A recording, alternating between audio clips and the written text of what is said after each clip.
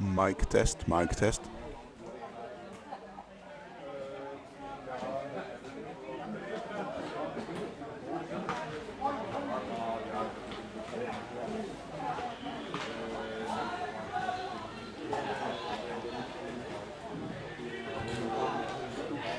Mic test, test, test.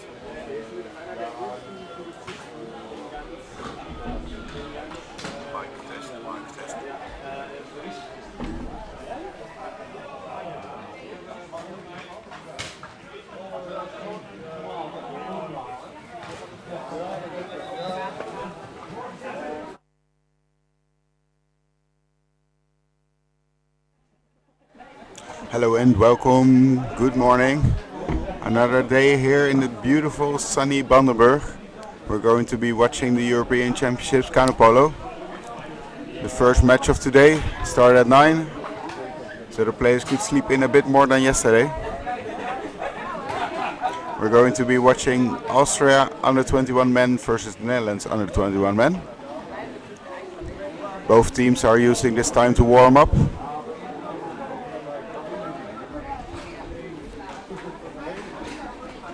On the left side of the pitch, with the black vests, we got Austria, with number 8 Fraas, number 1 Becker, number 3 Hartischkau, number 2 Lettner, number 4 Kuhler, number 7 Kögler, number 6 Haas, and with the coach Felix Kutscha-Lessenberg.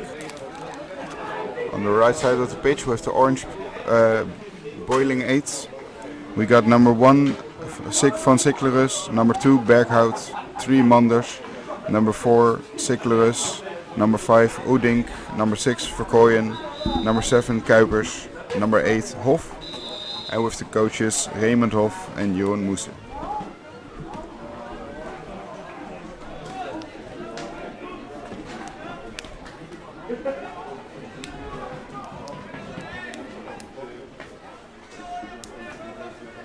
I am at the same distance as you, so the numbers on the right side of the pitch, hopefully I can tell them in the second half, but for now I don't.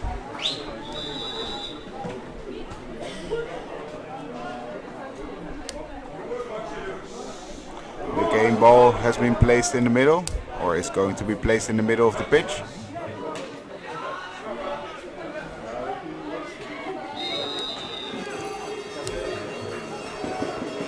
So both of the teams are now going to the coaches to get some last minute feedback,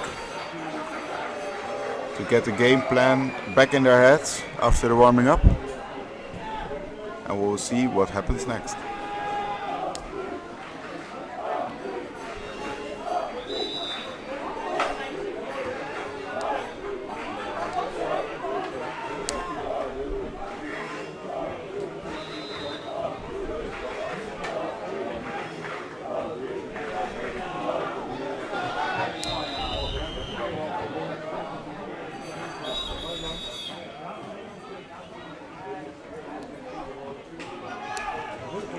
Both of the captains now exchange gifts.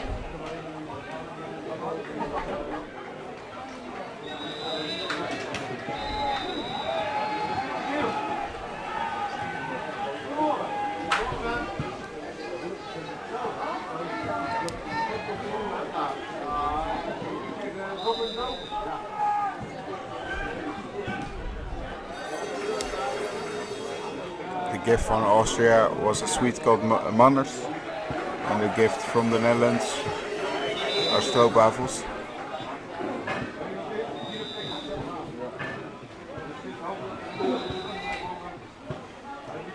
Looks like number 7 from Austria, Kögler, doing the sprint.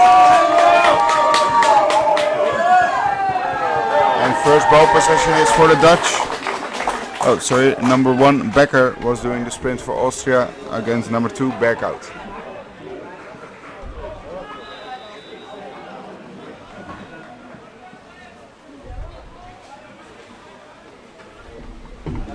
Austrian men are using a 1-3-1 defense, and that ensures that you, as a defender, You really block off the sides of the attacking team.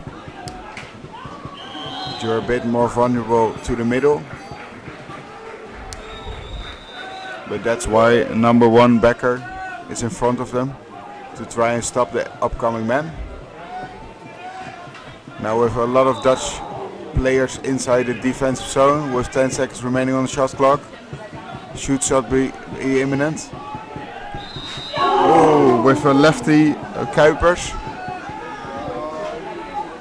But found the top of the bar.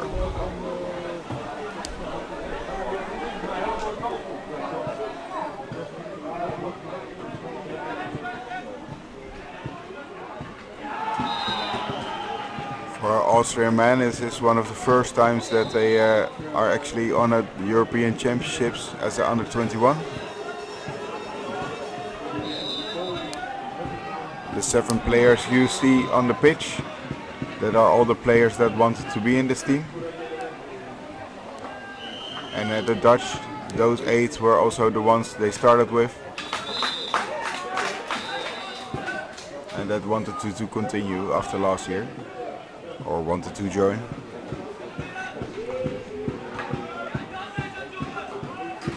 So both in comparison, a bit of smaller countries in the canoe polo sport. Now we see a lot of pressure from the Dutch on the defense, a bit of room on the right. Oh, that was a risky pass. They were vulnerable for a fast break. And now the Dutch put even more pressure on them. But if the pass would have reached number 1, he would have been really 1-to-1 against the goalie.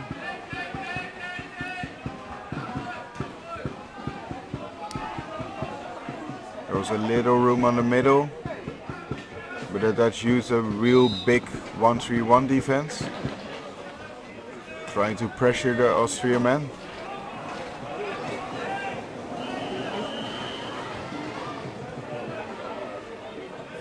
Some bit of a fumbles, but the Austrian men are still in ball possession, and there was a shot because of the shot clock. Timeout's been given because the ball left the pitch for a sec. But now we can continue.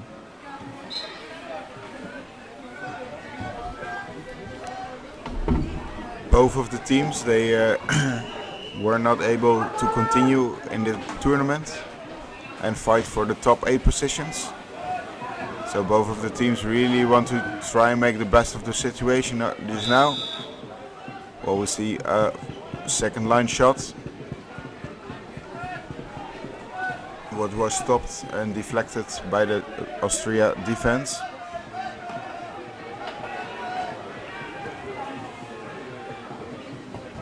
Quick pass. Ooh, there's also a bit of room on the left. But a quick shot from Uding is stopped by the goalie, number 4, Cooler.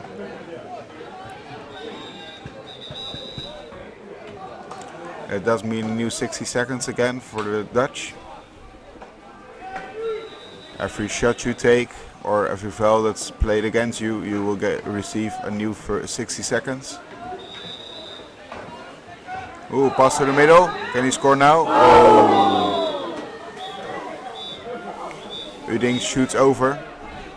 Well, it was deflected a bit, but there were also 3 pedals in front of him.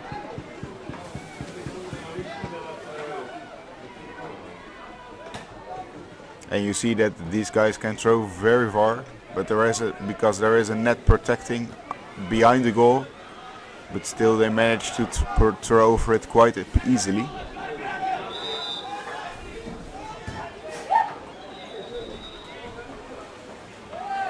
Quick fan action from the left to the right. Bit of a faulty pass on the right side of the pitch. Now for Koyen, trying to enter the Austria defense. Pass to the middle with a bit of faulty one. Still in Dutch ball possession. And Manner shoots and is stopped by Kuhler again.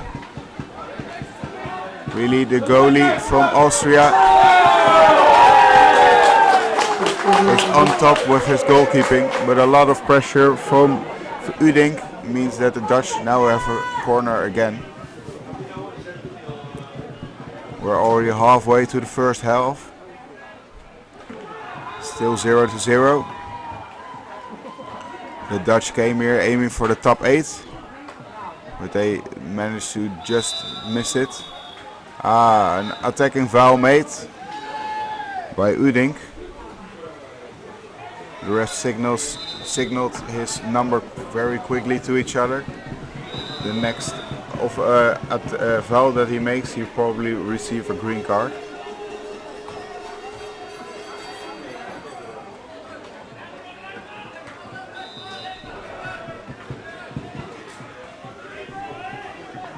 As a fun fact for the Austria man, number 8 actually first played on the senior team and then he went back to the under 21 team. So it was really impressive that he made the men's team before. Also a quick shot and deflected, so it's now a corner for the Austria man. It's really a young team for the Austria. From Austria, just an average age of 17 compared to about 18-19 from the Dutch. So both teams can grow pretty far still in this coming next years, because it is the first time for the Austria men here on the 21. They were seeing what happens, aiming as high as possible, maybe 5th, 6th they said. But now both of the teams are fighting to reach top 9. They are both in the same pool, of course. They are joined with Sweden and Belgium. And later today those games will be played as well.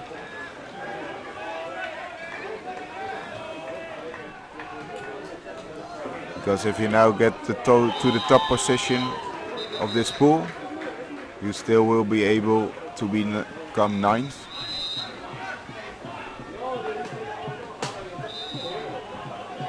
Oh, with a bit of a pass,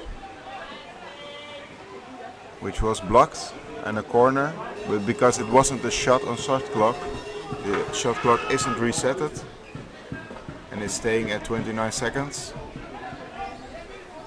So there's a little bit more pressure for the Austrian man. Oh, and shoots and scores! From, I think it's number 6. It should be a Haas. That was a quick, hard shot from second line. Timeout's been given because there is a second ball on the pitch.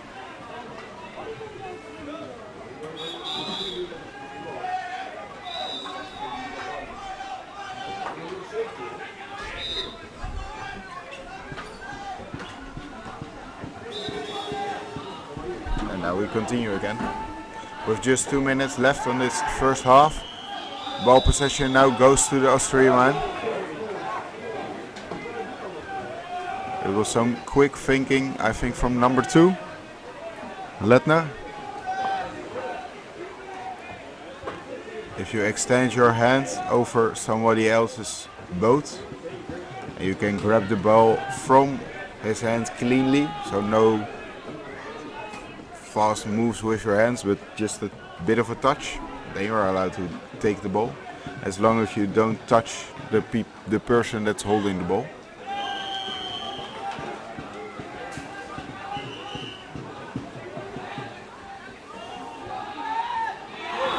And another goal from Austria.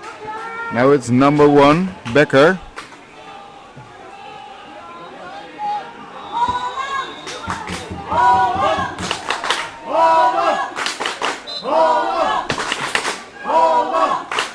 Well, the Dutch supporters here are trying to activate the Dutch on the pitch.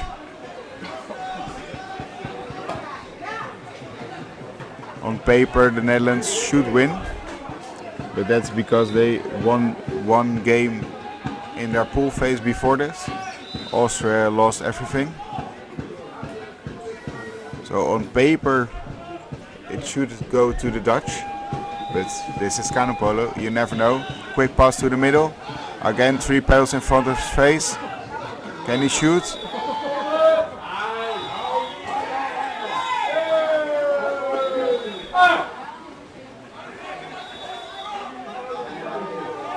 ref called for 5 seconds.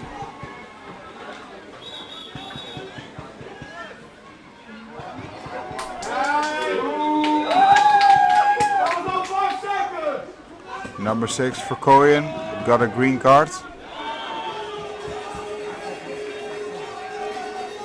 Sorry, Berghout, sorry.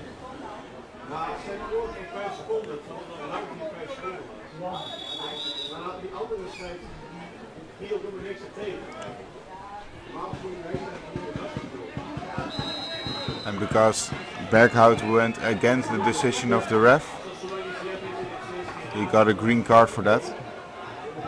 You are not allowed to speak like that to a ref. So now the Dutch are with 4 because a green card means the ball possession. But because there is a goal scored,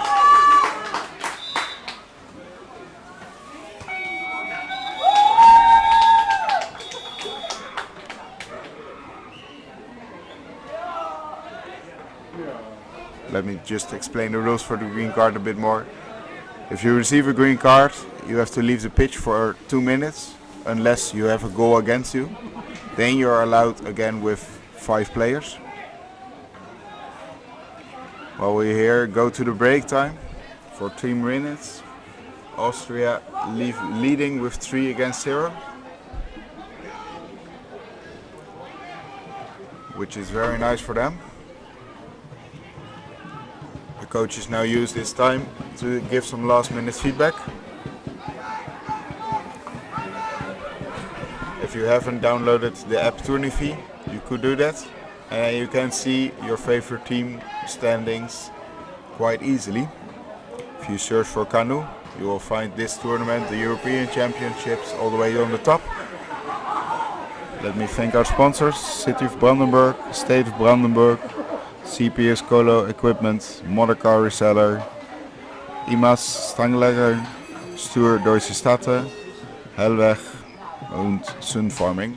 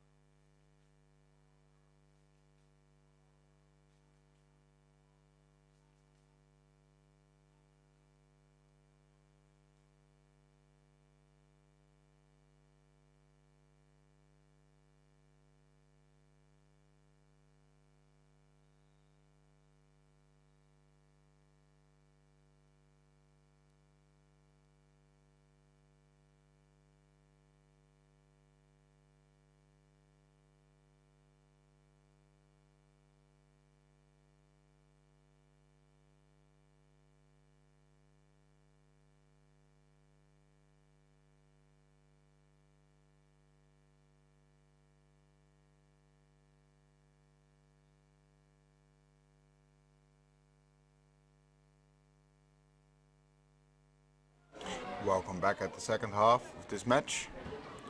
Looks like Manders is sprinting against number 5 from Austria.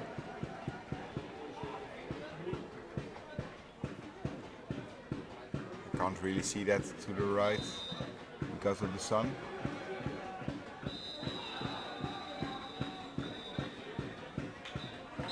Two players are correct and we're off.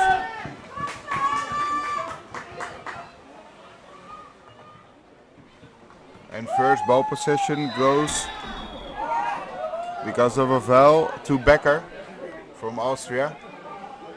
It was really close as Becker and Manders, but because there was a foul, Now the Austria men are in ball possession.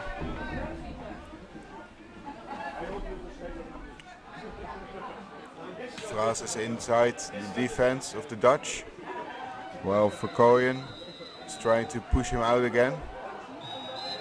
A lot of pressure from the Dutch. Now they switch to 1-2 defense. A little bit of room to the left if the ball can go to Becker. A bit too late to Becker, but that means that it's saved now.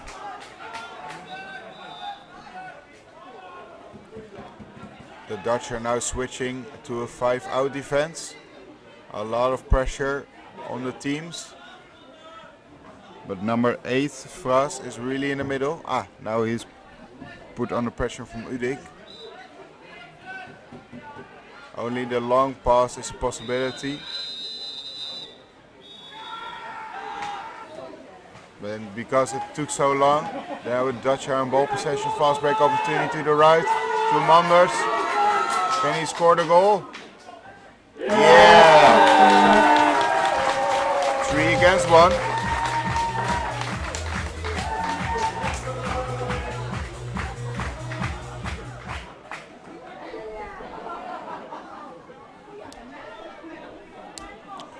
Dutch now switching to a 5-out defense, putting as much pressure on the Austrian man as possible. But if you look to your left, you see that the goal is still empty. So the passes has to go perfectly for the Austrian men, and then they are quite easily to the goal. And the Dutch really had to push a lot of pressure on the Austrian men. Long pass incoming to number 2 Letner, but that's a bit too long. So Verkooyen is now in ball possession. Dutch can't really use the fast break opportunity for that, but they are in ball possession with 8 minutes left in this half. Choosing to play it a bit safer, which is a good one.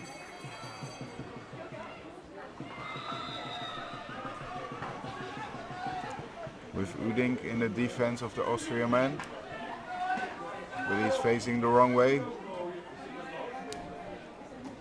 If the rest of the Dutch players can reach him, it can quickly become a 1-1 defense to the attacking.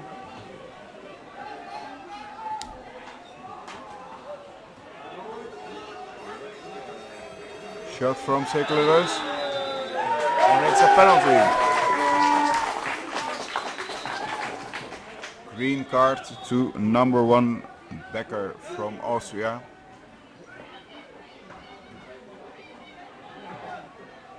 That means the Austrian men are with 4 players now.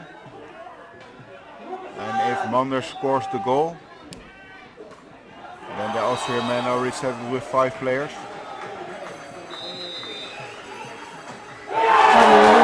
Which he does.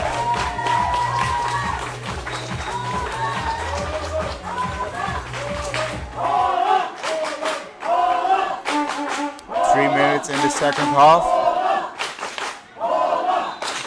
It's a different kind of match.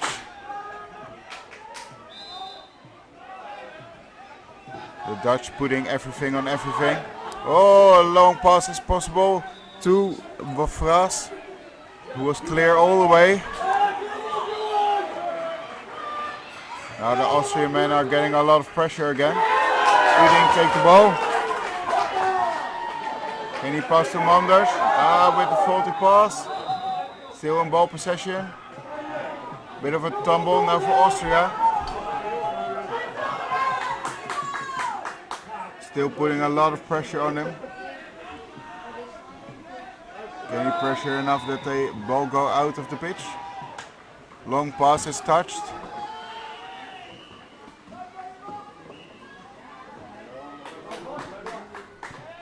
Quick passes.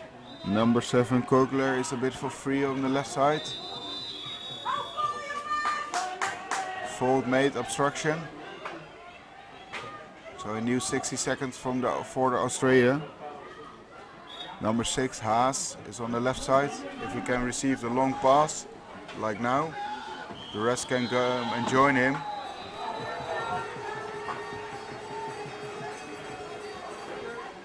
Manders versus Kugler.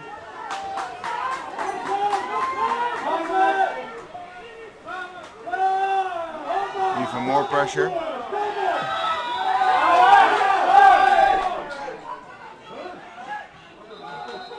But a fault was made for that ball possession.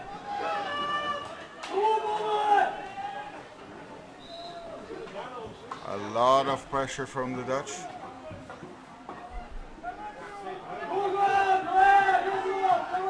Big push on the back means Manders is in ball possession. Fast break opportunity now. Manders is free for the goal. Can the pass come? Oh, it was just a bit too short. So the Austrian man, number 7, Kugler, is now in ball possession.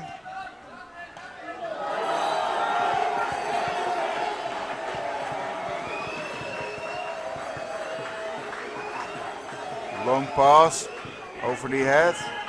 Still in Austria ball possession. New clock reset. The Dutch making a lot of fouls.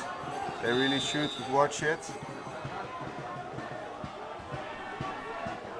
Otherwise, if that continues, the green card is imminent.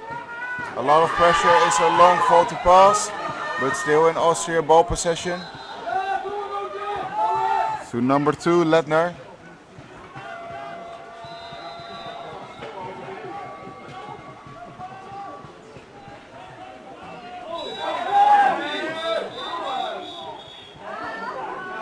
Yep, a green card. Now for number 6, I guess. Means the Dutch are now with 4 players with 4 minutes left on this pitch. A green card takes about 2 minutes. The Dutch now switching to the defense because defending 4 men out and the opponents have 5 players, that's not really an option. Because then there is always 1 player at least free.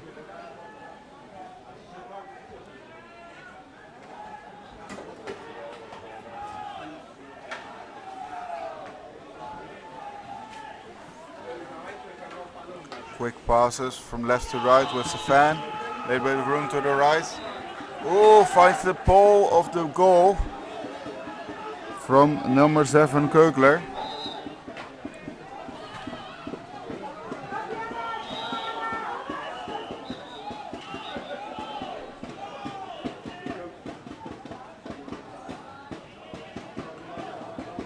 Austria man now trying to play out that 2 minutes of the green card. 1 minute is already gone. It's possible that the Dutch switch to a 5 out immediately afterwards. A lot of room on the left. Shot from number 2, Ledner, but it's saved by Siklerus.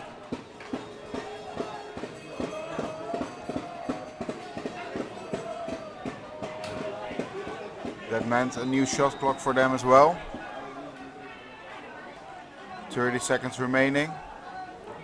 The Dutch should watch out when they go to the 5 out defense in half a minute, because that can mean that the goal is empty and the Austrian men are pretty close.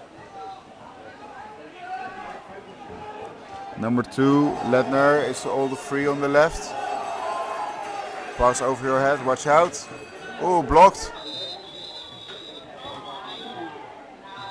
Another green card.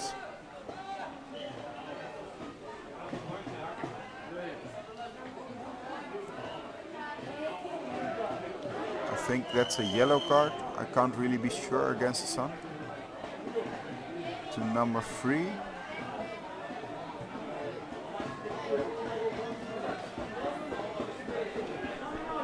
In about 5 seconds time, the Dutch will be at least with 4 again.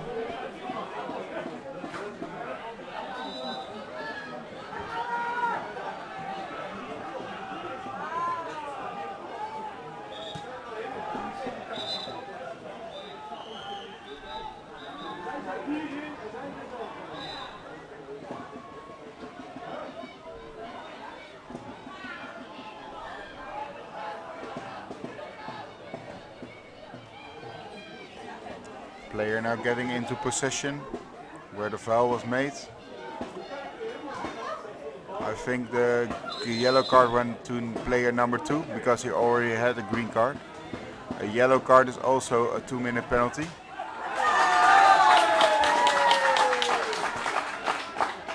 Dutch now back with 4 again.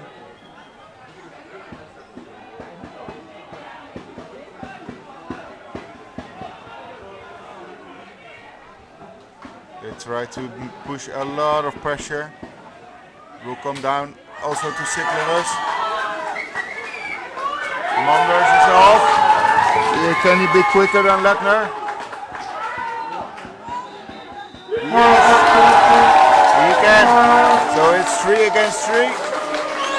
The Dutch score with 4 plays on the pitch, which is really impressive. So Austria made 3 goals in the first half, the Dutch now 3 in the second half. With 1 minute and 20 seconds remaining, with 4 plays for the Dutch, the Austrian men will try and win this match. But it will also depend on Siklerus. Yes! And he stopped the charge from the Austrian man. Sorry, I think it's number 5. But I can't see it on the front of their boiling aid. It's a bit of red and white and the number is really small. Another block. Another block.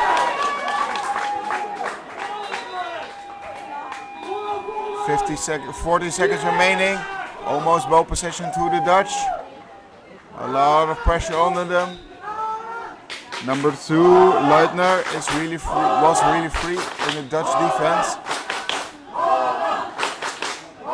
But tying up this game for the Dutch is already really impressive. It might feel a bit of a loss to the Austria. Austria now choosing to play it out to the left to 10 seconds. 1 shot imminent. With 5 players again. 1 second remaining. The end.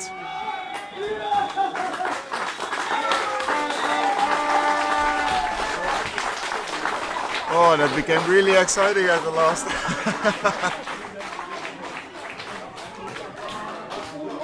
From 3-0 behind to 3-3. Sorry, I'm looking with a bit of orange glasses here. Both teams now get 1 point. With the pool with Belgium and Sweden, who they will face off later today. I thank you very much for watching. And tune in about 4 minutes. Then I will continue with Portugal versus Czech Republic. Thank you for watching and hear about you in a few minutes.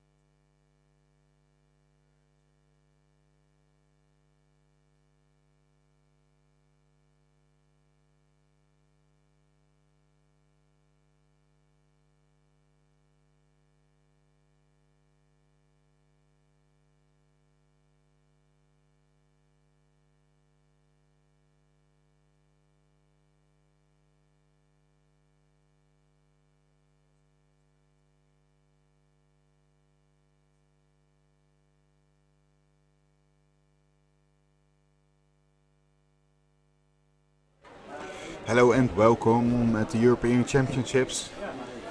Canoe Polo, of course, 2023, here in sunny Brandenburg. We're going to be watching the Czech Republic versus Portugal men in the under 21 men's class.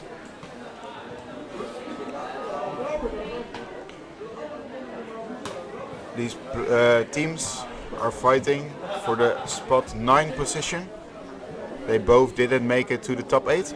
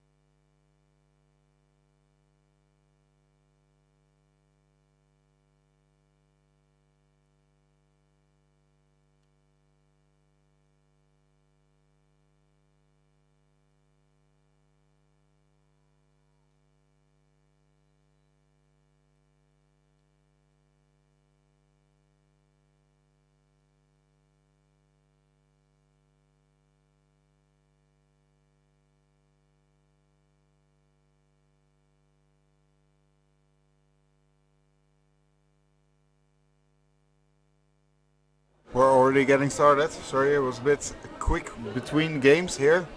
Between Portugal now versus the Czech. With a sprint from number 6, Damas, versus number 8, Jarbek.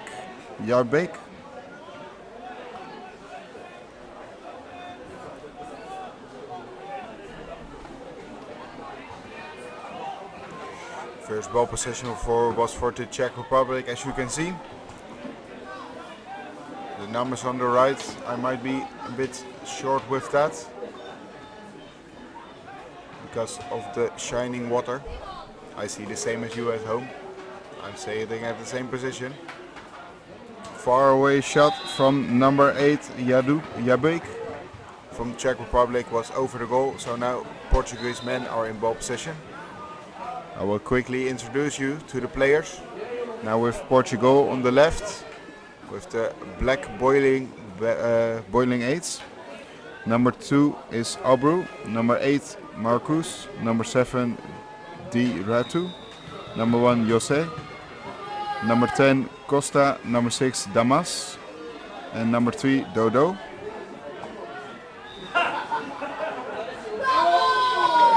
With a very hard shot just now from number 2, Abru. The Portuguese men are leading, with the Czech Republic now in ball possession after the goal. With number 7, Jabek, number 2, Kern Sernik, number 3, Samalas, number 1, Isolt, number 6, Menkak, number 4, Bartos, number 8, Jabek, number 5, Kutnik.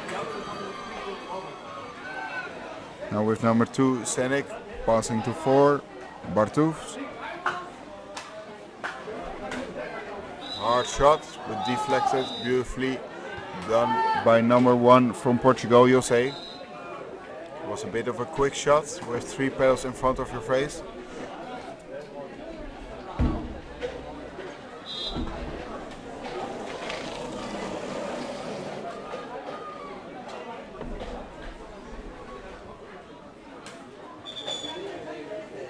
Some quick passes going from left to right. Right to left, sorry, and now to the left.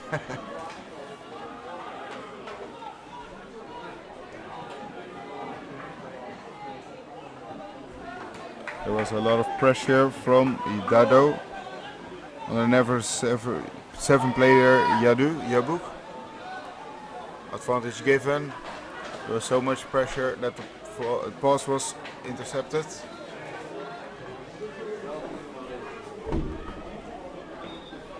Now with number 1, Jose was in the defense of the Czech. Now switching for Abru. And also Dado. Second line shot possible, but beautiful pass to the middle to number 8, whose name is Marcus, but he found the top of the bar.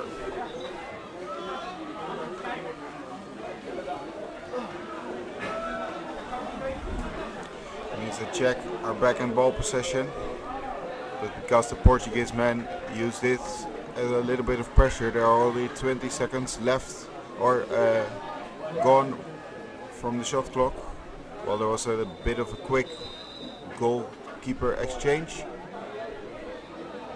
And now Costa is back under his goal where he wants to be.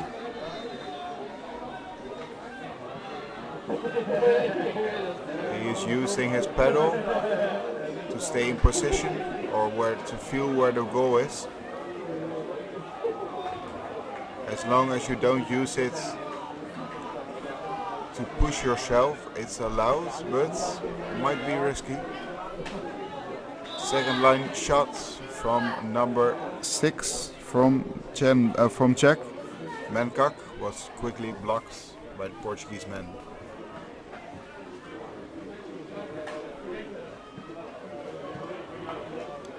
Portuguese goalie Costa is actually trying with the other side of his blade to be the goalie. You usually see that they switch 180 degrees, but that doesn't matter for him.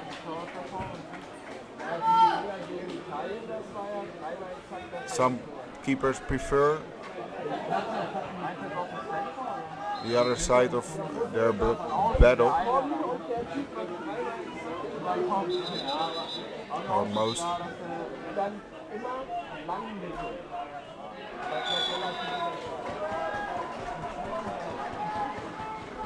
There's been a warning given. I think it was before because the player was still in motion, and you have to be laying still when you're taking the corner. Ooh, bit of a faulty, can the Portuguese? Oh wow, beautifully done by Jose, passing to Dodo. Fast break opportunity now. Advantage has been given. There's still no goalie on the Czech Republic.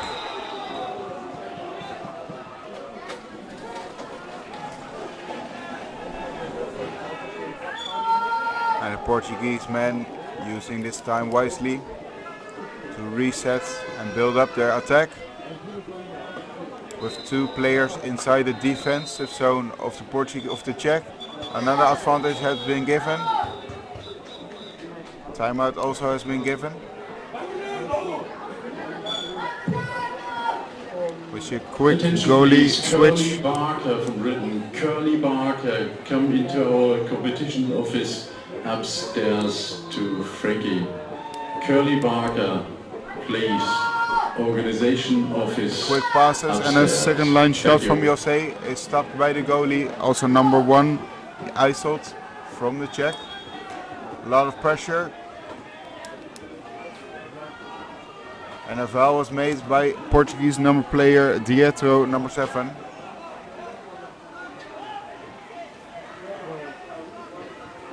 It's the Czech are back in ball possession. Like I was saying, these teams can only make it to the 9th position in this pool, this second pool phase. They're joined with Ireland and Lithuania. The Czech in the previous pool managed to draw against Sweden. And the Portuguese were third in their first pool phase because they won against Belgium. Fast break option is not really because it's 2 against 1, which is switch for the goalie. Now again Isolt is under his goal. With a lot of power from the Portuguese on 21, with a bit of faulty pass, means that the shot clock doesn't reset. If it's a corner because it was a shot and goal or a foul, then the shot clock is reset. But with a pass, it wasn't a shot, as easy as that. Ooh, a bit of a long pass. Number 2 player from Czech, Cernik, was on the water, but in the advantage that has Dietro scored the goal.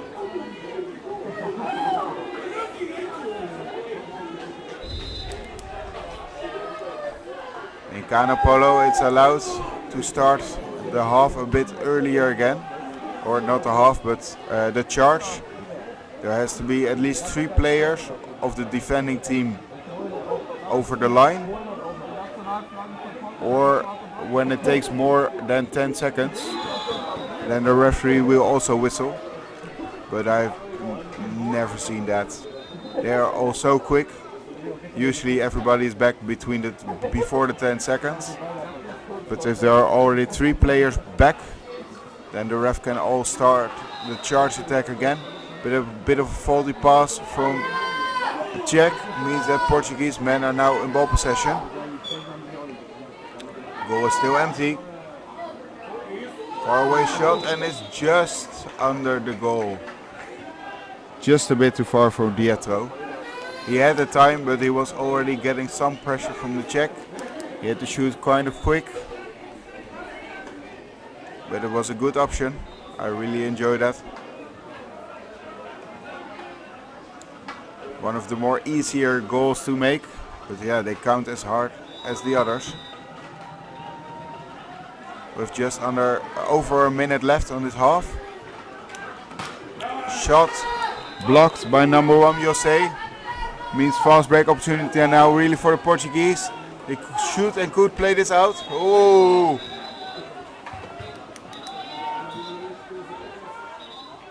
Number 5 is penalized with a green card for that foul with his paddle.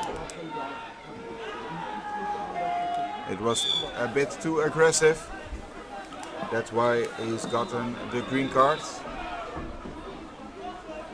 Oh, sorry. I've seen it wrong. I thought it was a green card for Portuguese, but it's a green card for Czech.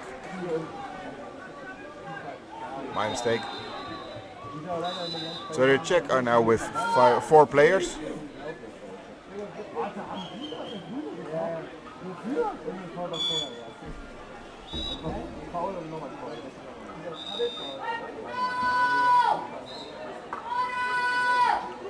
So the Czech now having a disadvantage of 2 minutes, and because there's only 1 minute left in this half, but because they made an attacking foul, the Czech now have the possibility for a fast break, but they don't seem to be using it. Portuguese really trying to pressure the Czechs, even with that there are only 4 players of the Portuguese, over 4 players of the Czech, with 6 seconds remaining. Timeout's been given.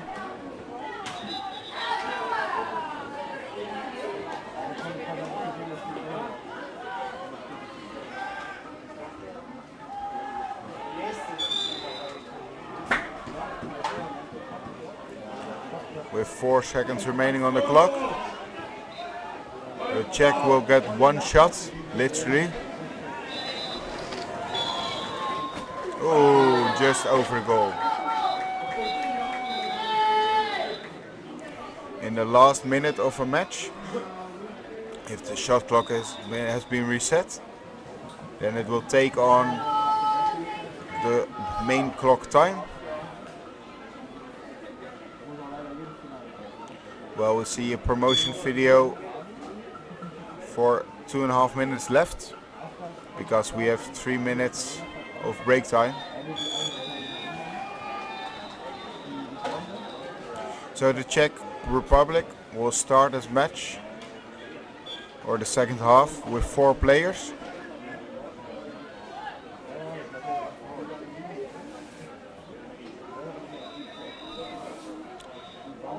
And if the Portuguese men score a goal, then they are restored to the 5 players.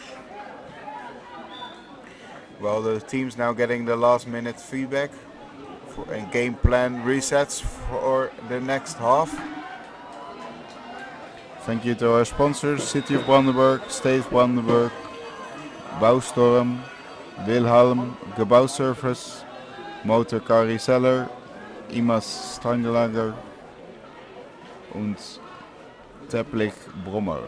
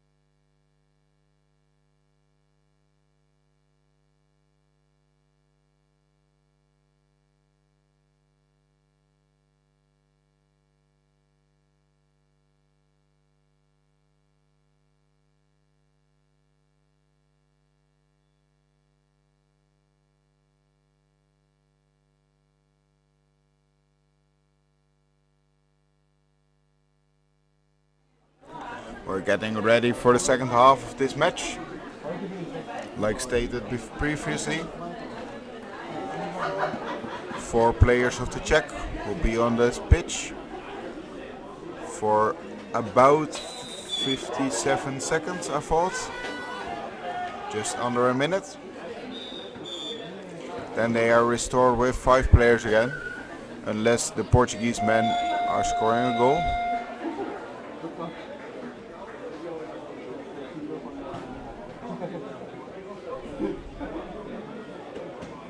The Czech are with 5 players. I think one of them has to leave, or did the Portuguese men score in the last minute?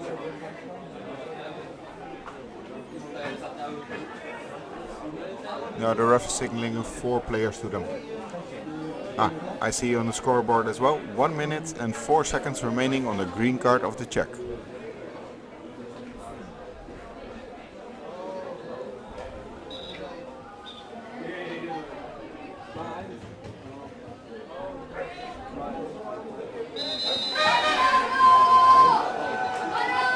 Number 7 from the Czech, Jaduk, versus number 7 from Dietro from Portuguese.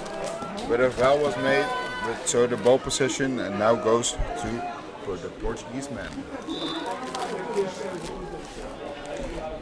Both of the teams have a really low average on age. As in the Czechs have an average of 17, which is really low. So they can grow as a team for many more years. Quick pass to the middle, and the back of the net is found by number 8, Marcus from Portuguese men. The Czech will now be able to play with 5 players again.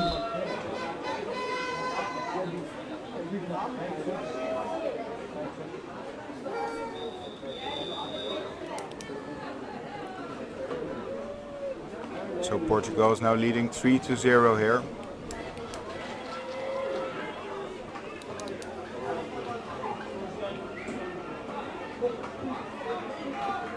Long waiting, a lot of pedals in the air, so the goalie is allowed to be moved a bit because the defenders are not stopping the attackers.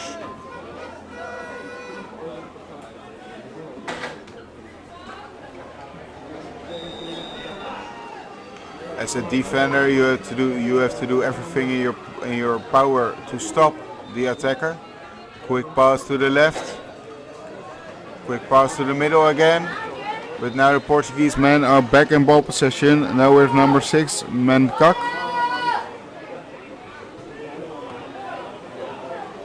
Option. Oh, that is really interesting moves here. They try to change for the goalie at the last possible second. But the goalie went over the player. And number 1 from Portugal, Jose, kept his cool and found the back of the net. Those were really awesome moves.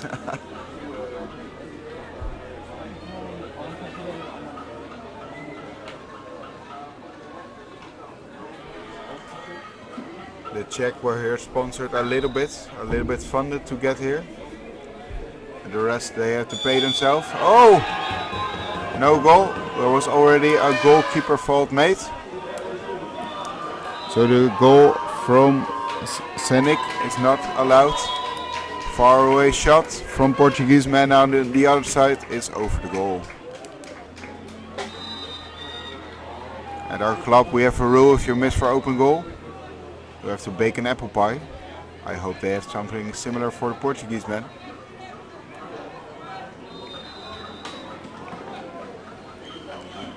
As I was saying, the Czech are a little bit supported and the rest they paid themselves. The Portuguese men were funded, but by a crowdfunding. Oh, with a nice interception from Jose.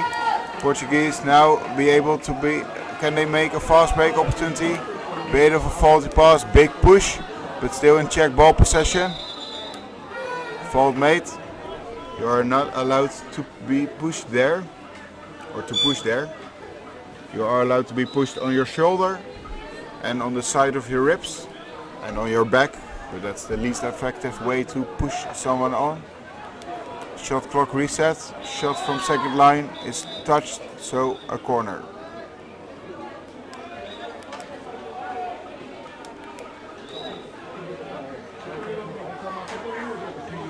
Thank you everybody who helped to get to Portugal under 21 here with the crowdfunding. Second line shot from number 7 Jakub is blocked with a pedal foul by number 6 from Portugal, Damas.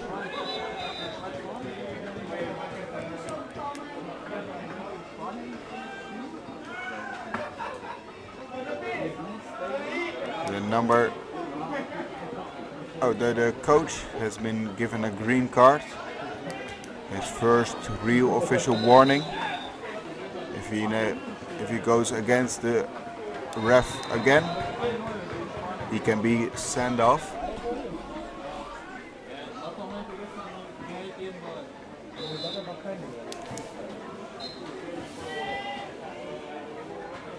Oh, second line shot from number 4 Bartos is stopped by the goalie. Nicely done by Costa. But this is a real fast break opportunity now for Jose. Should be a goal here, and it is. Number 2 from Czech, Senik, could not get over the wave of the boat of the player in front of him, from Jose. You have to be really fast and good with your boat to be able to do that. And a bit of lucky. With 5 against 0, the Portuguese men now have a comfortable lead.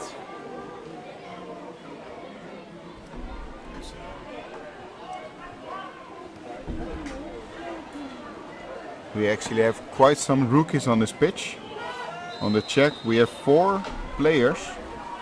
Number 1 Isolt, number 3 Semas, number 4 Bartos, and number 8 Jabik. On the Portuguese side we have 2 new additions, number 7 Dietro and number 10 the goalie Costa.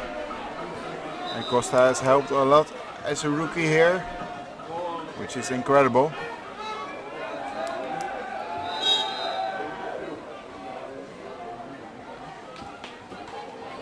The Czech now using a 5-out defense, trying to put as much pressure as possible. One other rule with the pushing. You have to have the ball, of course, you know that. You know where you can be pushed. But the pushing has to be free. And by free I mean that you can go to the Eskimo rule. Oh, beautifully done at the combination of number 3 Dadu to number 1 Jose.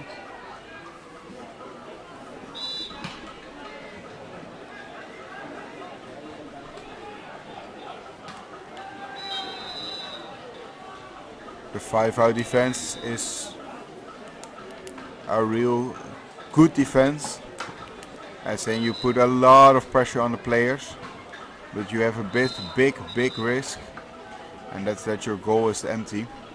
So if the pass is good, then you can score very easily. Quick pass to the middle, and they seem to score a goal. It's 1 against 1-ish, with a bit of a fumble. Now to Jose. Advantage has been given because the player was pushed while he was not holding the ball. And a goal from Dietro.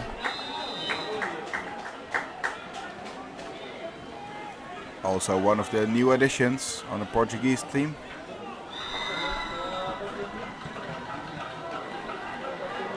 You have to be back at your own pitch half before you're allowed to start the match again.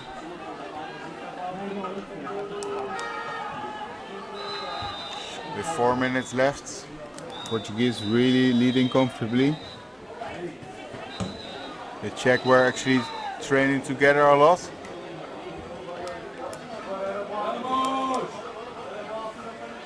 Another fast break opportunity for Portuguese, now to the left. A lot of room from number 2, but Dietro scores the goal as well. He could have passed to Albrecht, but the goal was empty for him as well.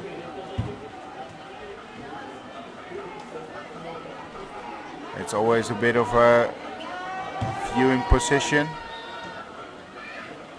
when there are 4 players that want to change on the Czech plus side. That's an indication that you don't really like it anymore as a team. But yeah, I can understand them. 8-0. Oh, faulty pass means another Portuguese fast break option. Can they make this one? There's a bit of room to the left. Ooh, number 8, if he could play to the front. Like that. It's now 3 against 3. Quick and nicely done by number 2, Abro, who scored from a meter of 10.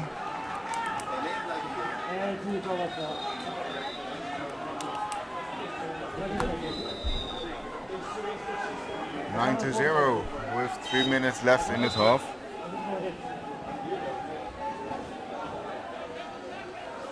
We actually have some brothers on the team for Czech, I see. Number 2 and number 8.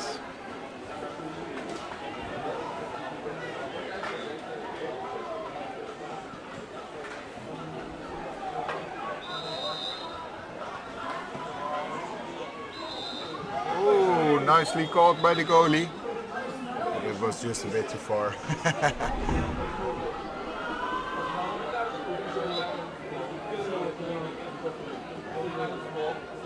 He really had to stretch his arms all the way to the back, and that's why it was a corner.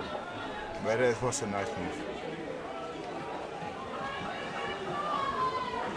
Quick passes, but with a bit of faulty one. Can they make another fast break opportunity? A lot of pressure from the Czech.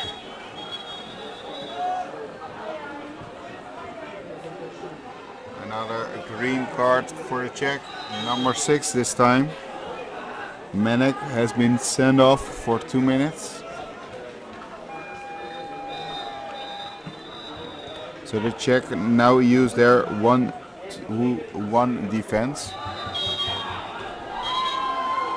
But also trying to pressure them.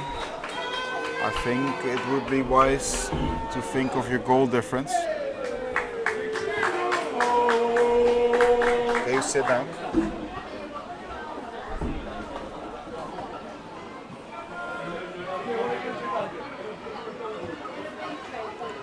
Quick pass to the left. Shot and finds the back of the goal by number 6, Menkak. 10-0 for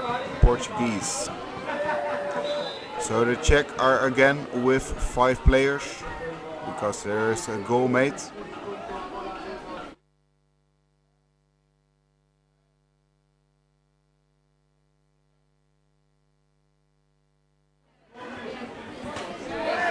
Another block, another save, another fast break opportunity. It's a bit of the same again. I think we can see a lot of growth potential in the Czechs. Back to Dietro from our goalie, number 10 Costa. Was an option, but not enough ball control. And number 2, Abru, found the back of the net again. Number 7 is penalized with a green card. You see a lot of stress in the team of the Czechs. This is a good experience for them.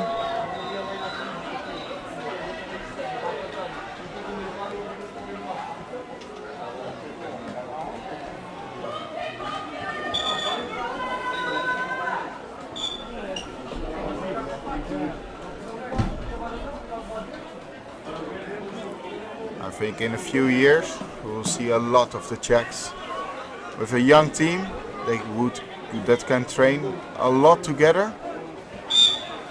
I think they can really grow. But at some point you have to think, okay, we're back with our back against the wall with 5-goal difference. In my opinion, you should just pass the ball along. I really enjoy the fact that they still want to charge and want to attack, but yeah, looking back it's always easy. Then you should have said, stop attacking, just go to play out the shot clock as much as possible.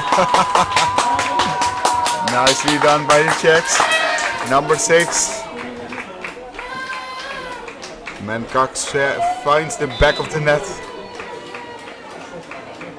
And this is, I like this more actually. At least 1 goal. It's so much better than that there is a 0. With 14 seconds remaining.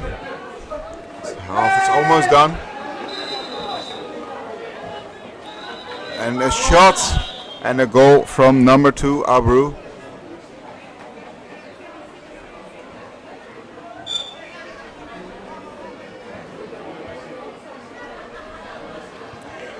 After each goal, the clock is timed out with 5 seconds. Can it shoot from so far? Yeah, it was just a few meters too far. So in the end, Portuguese men won quite fairly and very fast. They will continue to go for the 9th position. Congrats to them, and I'm excited to see the Czech in a few years. Next up on this pitch is the women under 21, Poland versus Sweden, and will be presented for you by Lim. I hope you enjoy, and goodbye.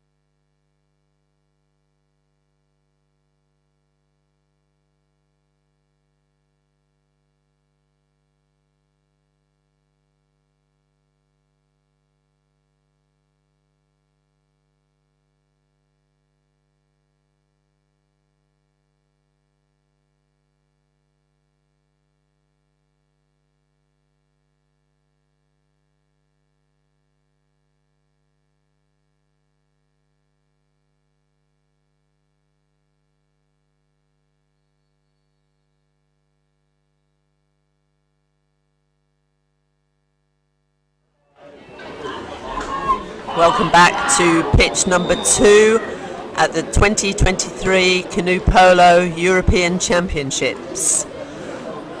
Next game on pitch 2 is a women's under-21 Group B game between Sweden and Poland.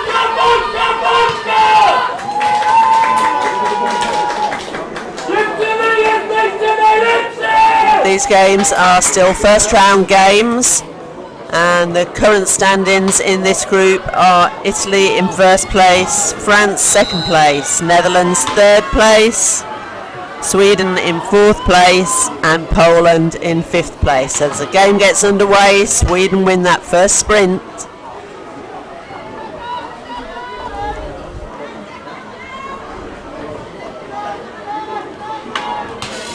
There are 1 or 2 games left in this group for each of the teams, so we will know more slightly later on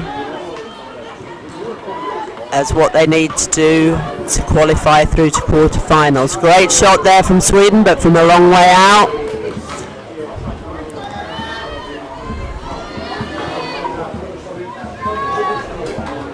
Sweden regaining possession on that loose ball, but being tapped from both sides by Poland, and that's a holding foul. Poland with the ball.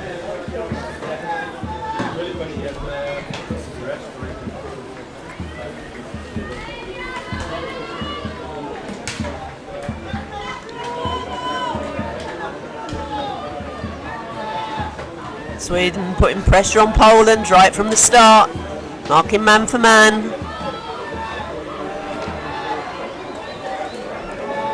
Poland still hanging on to that ball, looking for the free players.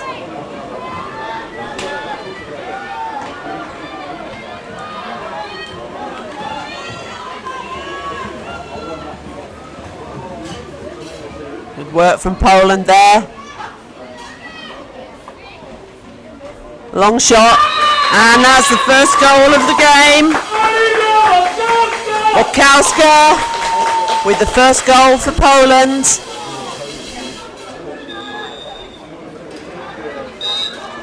As Sweden take the restart.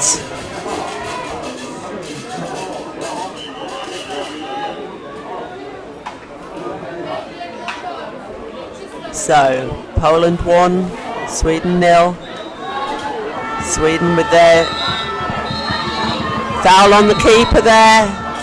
So once again Poland have possession. Mistakes being made.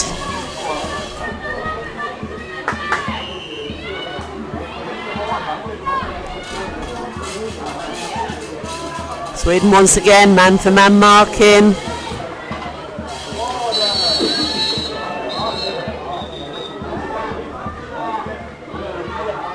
Illegal kayak tackle, Poland possession.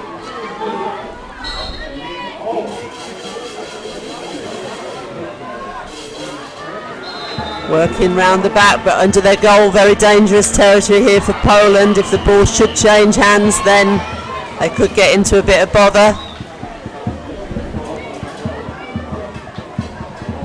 Players looking for that next pass.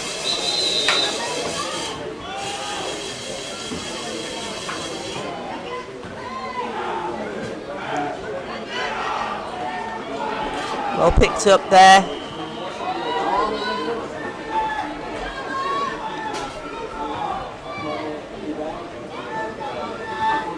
Pressure still on from Sweden.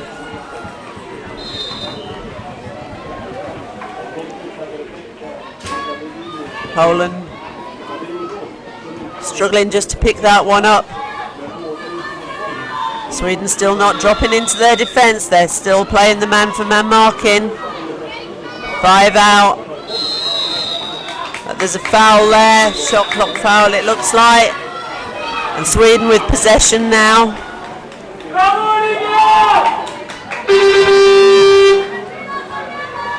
Poland have the ball back.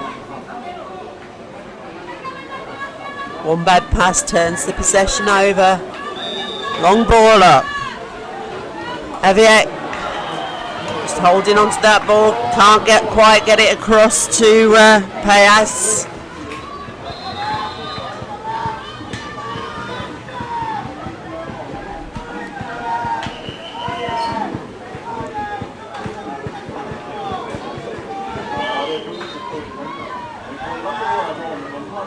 Sweden now being pressured by Poland.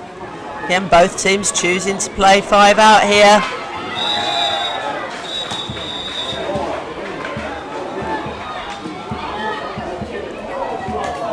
Good push over the back deck there. Make the ball safe.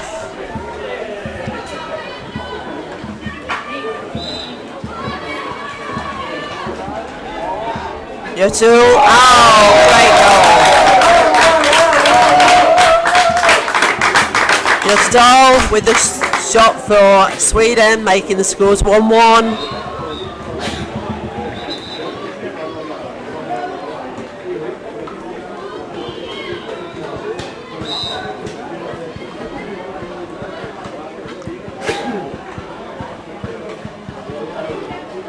Sweden now drop back into their defence.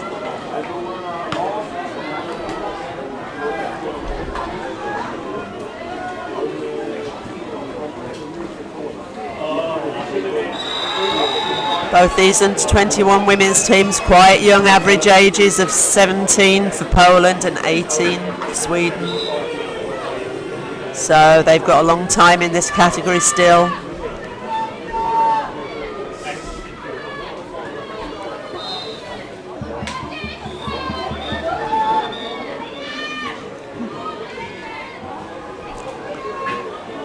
"15 seconds left on the shot clock."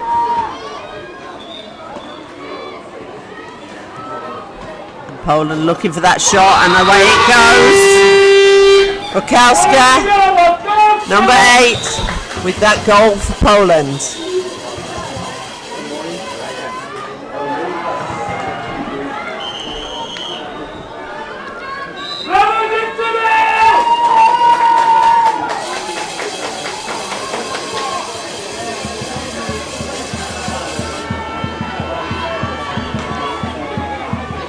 Poland just waiting here for the Sweden attack. Holding foul there against Sweden, so Poland now have the ball. Can they get players away?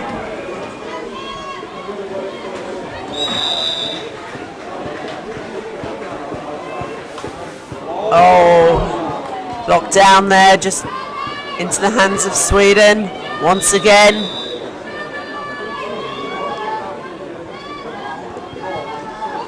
Poland straight to 5 out.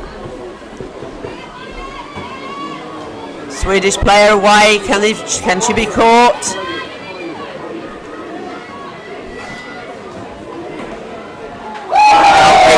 Back, but not enough to stop that.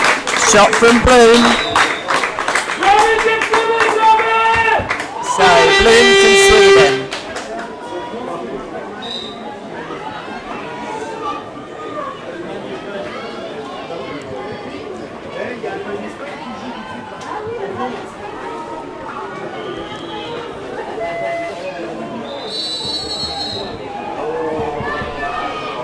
Turnover there, illegal tackle.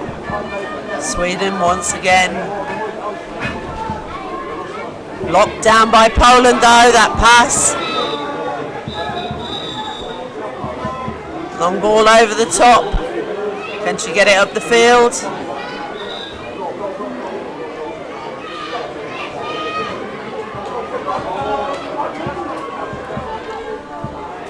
Great work there, nice movement. Payas with that shot from Poland.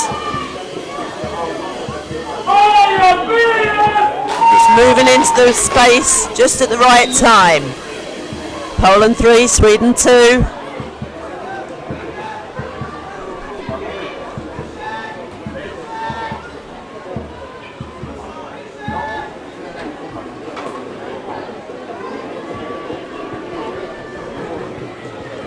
Swedish team, all new players this year.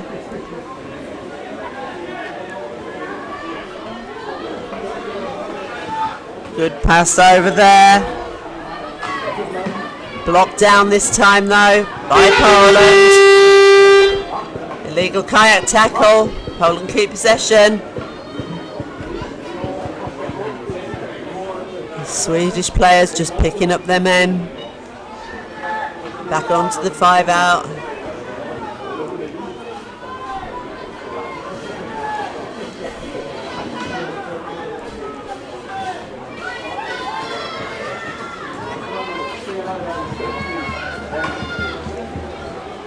Dropping it back, looking for that next pass and the support from the players.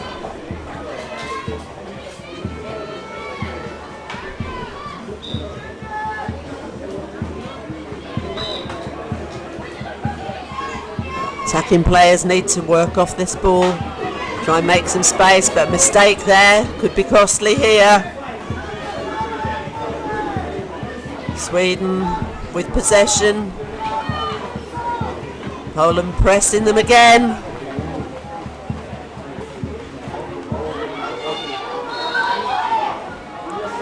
Long ball, bounces off the top of the bar and out of play though.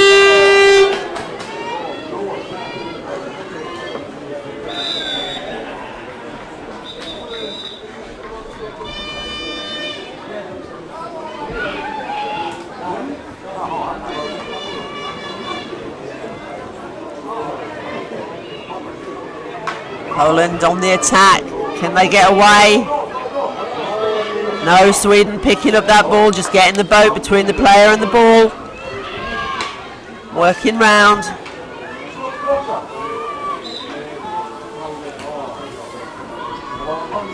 But being pressed into the last quarter of the pitch here. Poland gain possession again and Balush this time just taking that opportunity of the missed pass.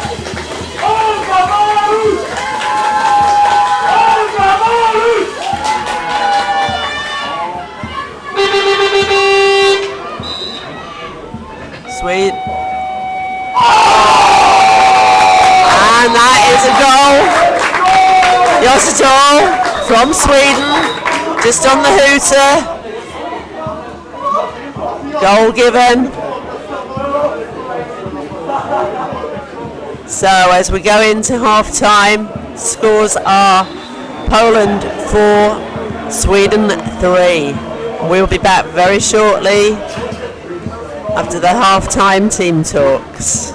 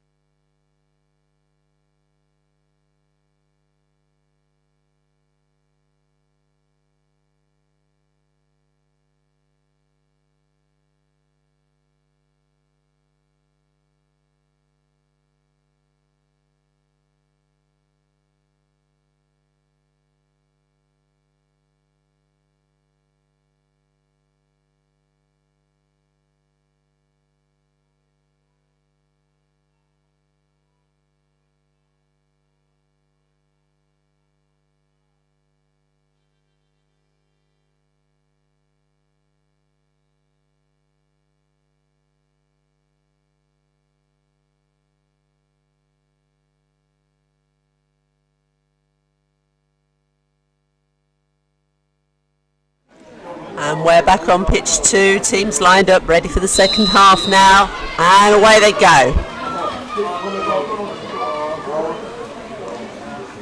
Sweden once again coming away with that sprint.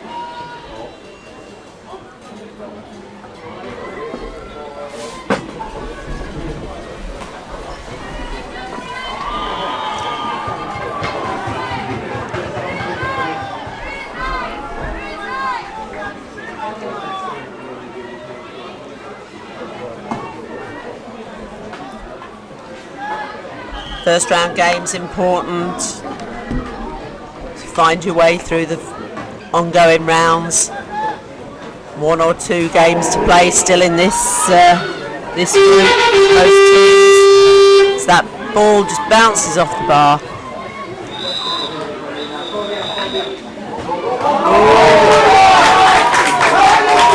Sweden retrieving that ball.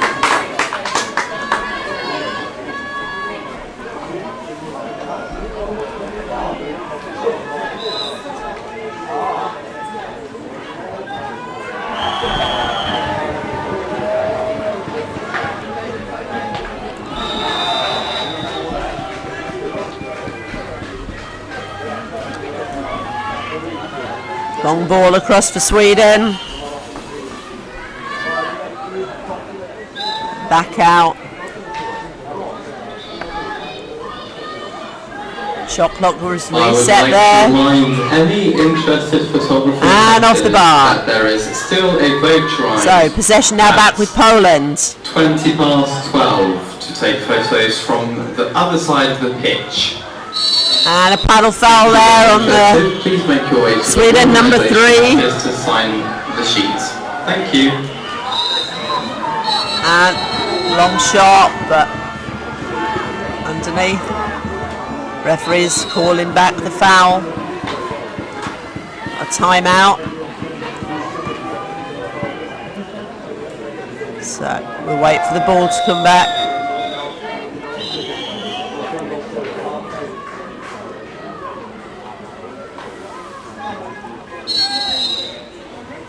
And Sweden get another chance here.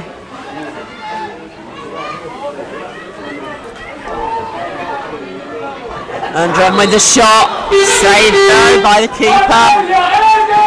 Out for a corner.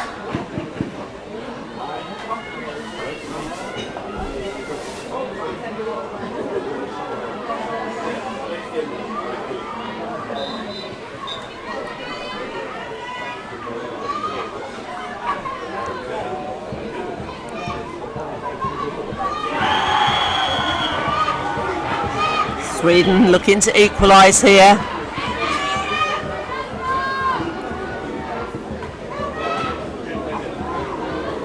Ball just dropped there but picked up again.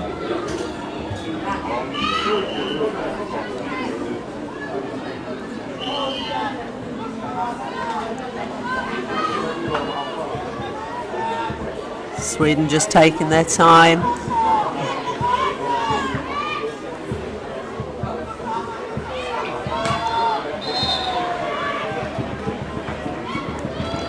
Ten seconds left on the shot clock. Long ball goes up, but that's wide. So possession turned over.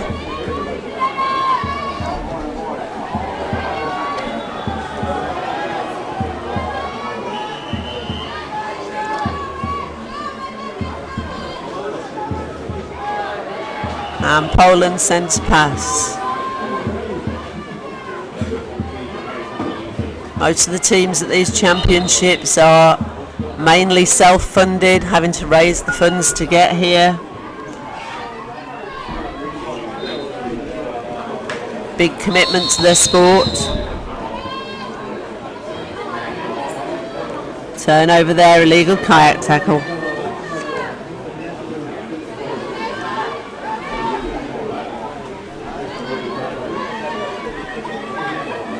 Poland once again trying to press the players, but they have dropped a goalkeeper back this time. So chasing the ball down.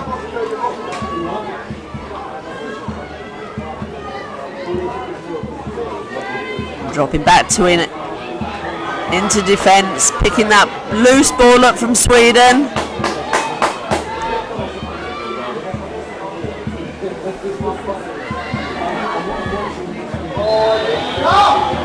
Oh, mistake there.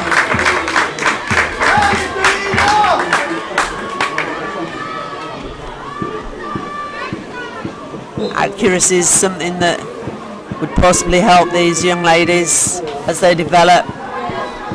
Some wild passes going off. Just mistakes. They will learn as they grow older.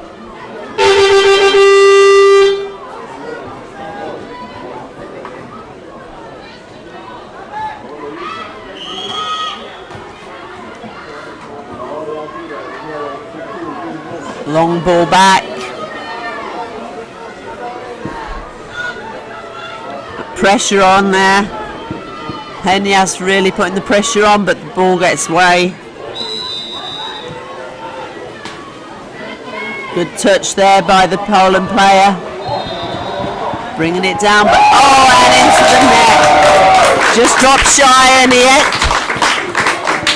scores for Sweden, bringing the scores level once again.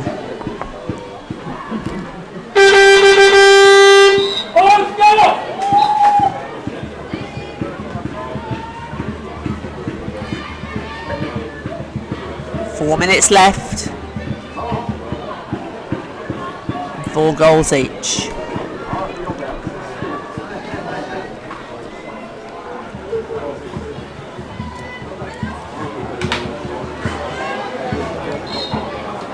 Poland tight in under the goal, but the ball's just missed there. Bounces off the boat.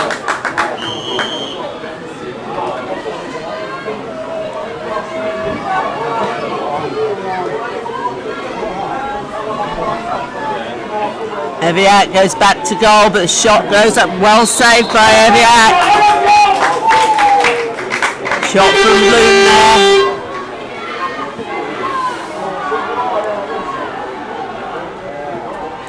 So Sweden corner.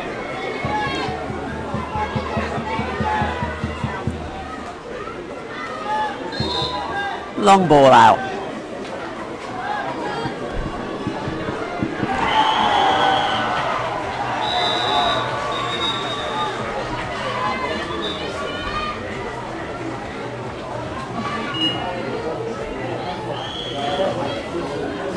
Ball's just really not sure there.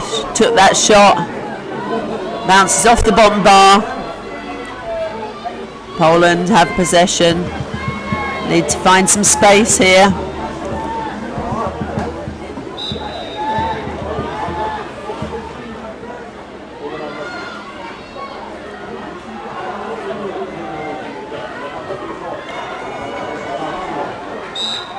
Ball goes out of play off the sideline. Small mistake costing both of these teams their possession.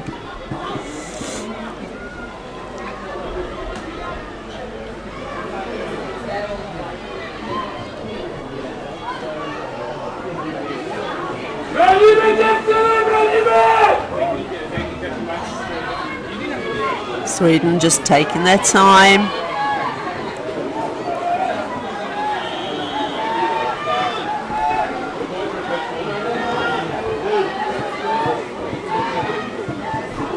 Ball just missed there. Retrieved again. Recycled out to the back.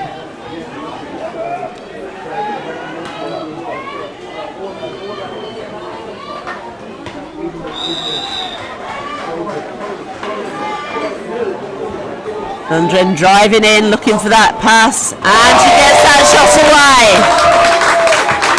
Found herself some space in the middle of that zone there, and the shot goes in. So Sweden 5, Poland 4, just over a minute to play.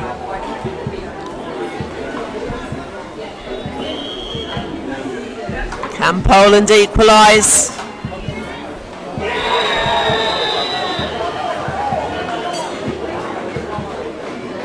Sweden now chasing out, putting pressure on the players at the back.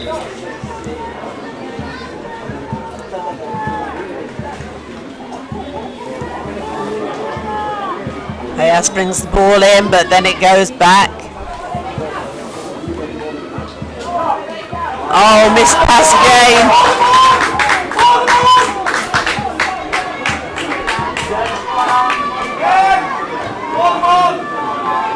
Yotadol just getting that away from their back line, but illegal tackle there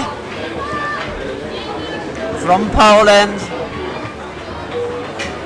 So Poland pressing 5 out once again, and that's ball didn't go a metre there, so Poland possession right in front of the Swedish goal, but it is time, and Sweden take the win here, 5 goals to 4. So, well done Sweden. The next game on pitch 2 will be an under-21 men's game between Switzerland and Denmark, and Vlad will be here with you for that game. We'll speak to you later. Goodbye.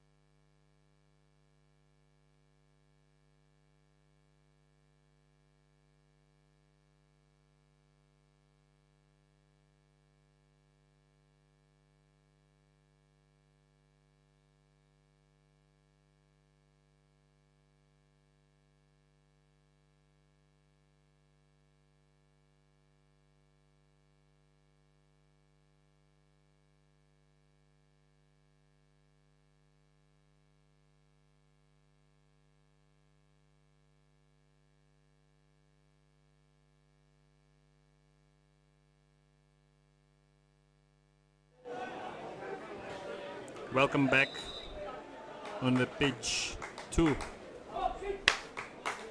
European Championship 2023 in Brandenburg. Next game on pitch 2 is in under 21 man class between Denmark and Switzerland. So Denmark still warming up. Switzerland is changing their vests now. So it's the second group stage and it's top 8 group. So yesterday these teams already went through the first group stage successfully and now they secured their place in top 8. Group E consists of Great Britain, Denmark, Switzerland and Germany. So it's the first game in the second group stage.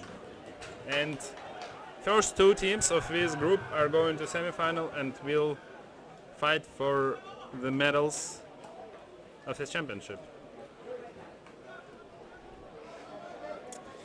So, Team Switzerland consists of number 1, Kübler, number 2, Wanderle, number 3, Wislosil, number 4, Kühne, number 10, Schneider, number 6, Büsser, number 7, Move, number 8, Raschel und number 9, Wislosil. Coach Nika Kunze und Sandra Nussler. The matches that are about to start are as follows. On pitch Denmark number 1, we Christensen. have 3, Great Helge Britain Dorby West facing Hansen. Germany. Number 4, Viggo Willemsen. Number 5, Refereeing this Seligman. match, we Number have 6, Virginie and Hai Sissi. Schmidt. Number 7, On pitch number 2 Serger. for the men's Number under 21 9, division, Jorgensen. Number 10, another Jorgensen. Switzerland will face Denmark. Coach This Oscar match Brandt. will be refereed by Luis Badiola and Marta Bugay. Swiss crowd is getting On loud pitch already. number 3 for the men's division, Sweden will face the Netherlands. This match will be refereed by Mark Thomas and Maj-Britt Sonberg. And finally on pitch number 4 for the women's division, Denmark Switzerland won all will games face yesterday. Sweden. This match And will be they refereed went through the by group C Ellen with, Winter and Danny Boyes. 9 points. Switzerland was second in their group with 6 points. Team of Switzerland lost to Spain. Anyway, they managed to win other 2 games against Ireland and Austria and went to the group stage. In the group with Denmark there was Poland, Netherlands and Lithuania. So yeah, Denmark didn't have any real problems to win each of these games. We'll see how it goes today. So referees are already on their positions. Teams are also almost lined up. Charge start is about to happen.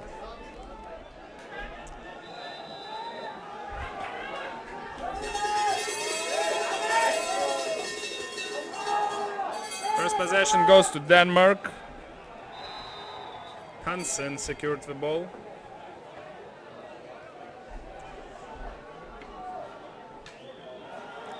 Yeah, 2 guys are sent inside of Swiss defense. Let's see if they will manage to make some decent block. They're both working on the left side of attack, but the shot goes from the right side. Good first attempt, but the goalkeeper managed to block that.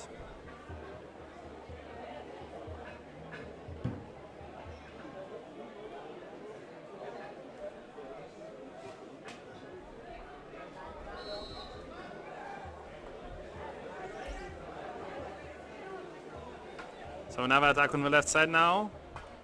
3 paddles in front of him. Off the post. And ball goes to Switzerland.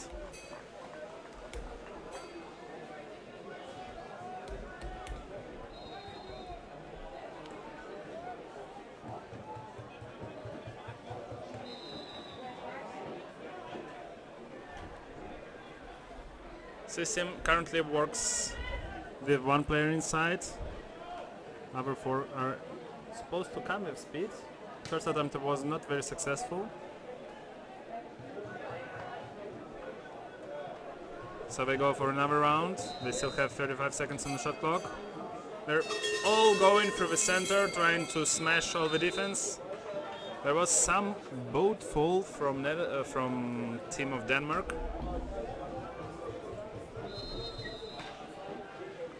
Number 10 from Switzerland, Schneider, works really close to goalkeeper. Might be dangerous to make a goalkeeper attack. You cannot move goalkeeper for those who are unfamiliar with rules. So you shouldn't touch him, you shouldn't move him from his position.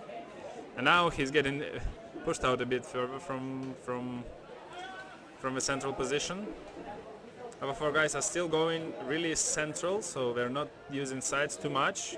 They're trying to go through the center with speed, just to go over all of the Danish boats.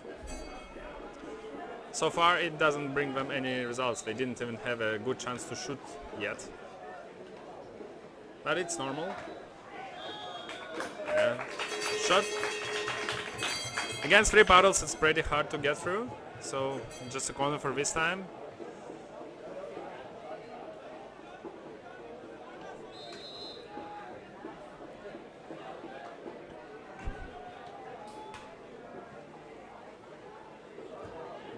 The Danish team does a little bit of pressing on the corner, but not too much pressing, I would say, so the ball went easily to the back line of Swiss attack. And now we're again going with all 4 guys, really sprinting near the center of the pitch. I don't know why don't they use sides, because like Danish team is also paddling hard against them, so they don't really get a good one-on-one chances against the goalkeeper, but maybe it's their tactics. So they brought the ball to the center. The number 10 very close. Danish team, Swiss team thinks that it was definitely a paddle fall, but referees didn't show anything like that. I think it was also really close to hand, but not sure if it was a fall.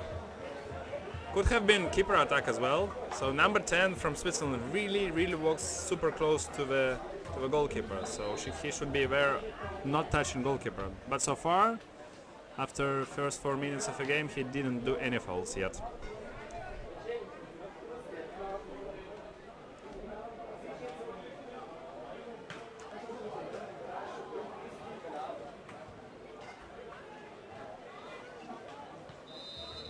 Yeah, all the items of Swiss team look kind of the same. They line up on the back line with all 4 guys, and then they all go with speed.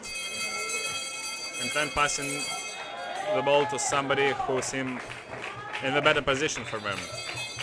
Another corner for Switzerland. Now it was a bit better chance, but still 2 paddles in front of Swiss attacker.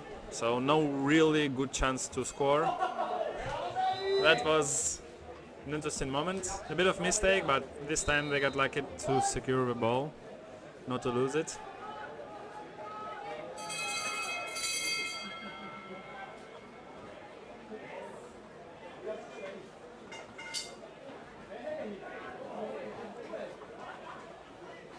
The ball is on the right side.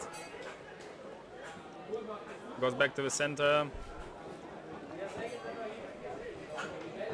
It seems that the system does a little mistakes on ball controlling, but so far there are no big problems. Let's see how it goes further. Another corner. So they managed to do hard shots at the end of their attacks. So far it's corners, but one time the block might get back on the pitch or in Danish hands, and when the possession will be lost.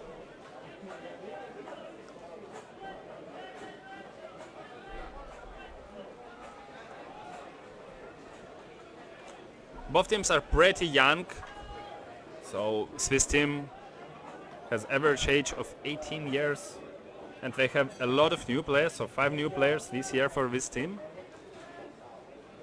The last Europeans, they were 10th, but the one European Championship before, they managed to secure the 3rd place, and all of these under 21 guys are now playing in the men team, I guess, almost all of them. So this is a new generation of Swiss team, and they're building up a new team, and we see like a lot of new guys this year in this team. Also there are some guys who played in 2021. 3 of them have already two serious championship experience in 2021 and 2022.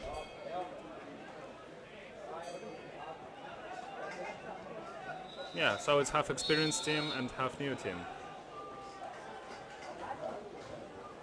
So the ball is now at the possession of Danish team.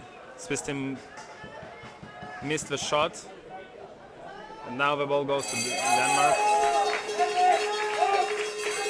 The shot goes wide now from number 6 of Team Denmark, Kai Schmidt. So they lost possession pretty fast. Let's see if Swiss team... Oh, it seems that there is some injury of number 1 of Switzerland, if I get it properly or not. Yeah. He doesn't feel very good, but I think there is no huge problem yet. So after around 5 minutes of possession of Switzerland, Denmark had a ball but lost it directly after first attempt. That's interesting. Switzerland again goes with the speed, and the Swiss crowd goes really loud. I'm not sure if you hear that.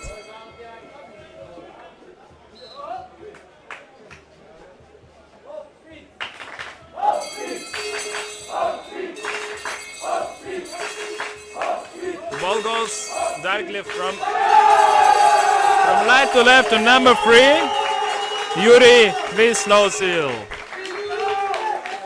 He got a bit lucky with his shot, but anyway, it was a strong shot, so it was not easy to deflect for goalkeeper, and that's why he failed a bit. So 1-0 for Switzerland, and Swiss crowd is very happy about it. Danish team sends 2 guys inside. They play with 3 guys outside. Ball goes to the right side. Quite a good position. Will there be center pass? Yes, and it's successful.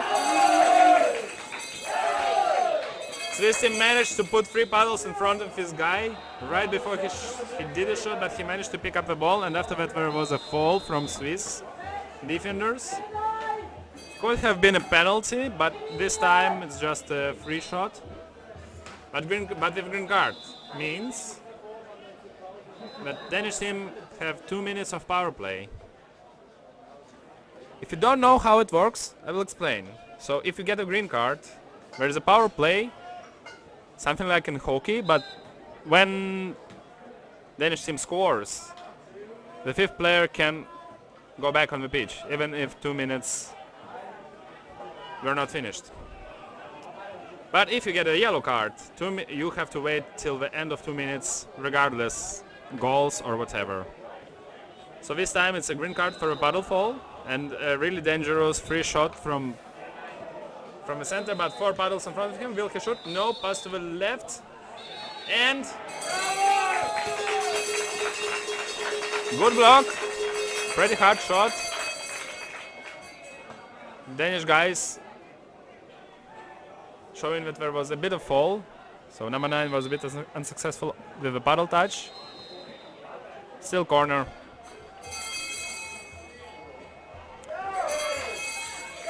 Mistaken pass, and really a long pass. Long pass, but bad pass. So even though a guy could have been a bit earlier, he would be blocked. So probably the pass was not the best decision. So probably somebody got a bit too excited to score, and that's when he made mistakes. Another corner for Team Denmark. I have to remind you that the Swiss team still plays with 4 guys on the pitch, so it probably was not the worst decision to try to use this counter-attack opportunity, because otherwise you will get 5 out, meaning 1 goalkeeper would stay and other guys will just take each other, so there wouldn't be any opportunity to shoot, and you might lose the ball in this situation. So sometimes it's better just to stay in defense and to block the shots. What they successfully do right now. So it's almost the end. Only 30 seconds left for power play, and still no goals from Team Denmark. So they didn't really manage to use successfully these 2 minutes. Quick substitution from Team Switzerland on the left side of the defense. Last 10 seconds. Will there be a goal? Yes, there is.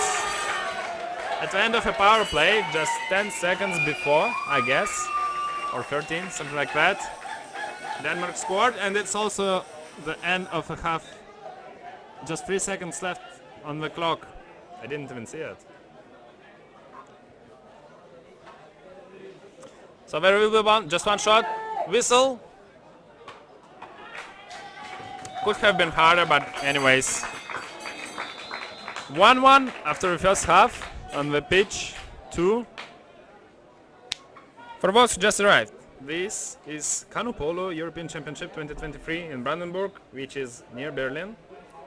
It's under 21 man class, second group round in top 8, so this team are fighting for the golden medal now. First 2 teams out of a group of 4 are going to semifinals, so every game is really important right now. You can't lose any goal or any point. If you want to check the latest results or schedule or the links to the live stream, please visit canoepolo-tournaments.eu. Attention, .eu, not com, not there, not any other thing, EU, and where you can find all necessary links and all information to be up to date at every moment of a tournament.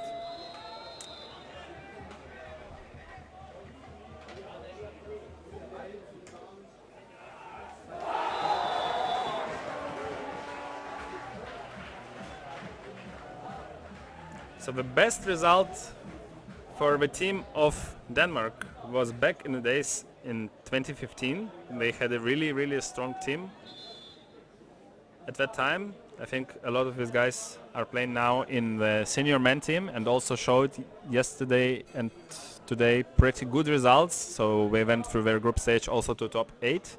They managed to be second at the World Championship in 2014 and European Championship in 2015.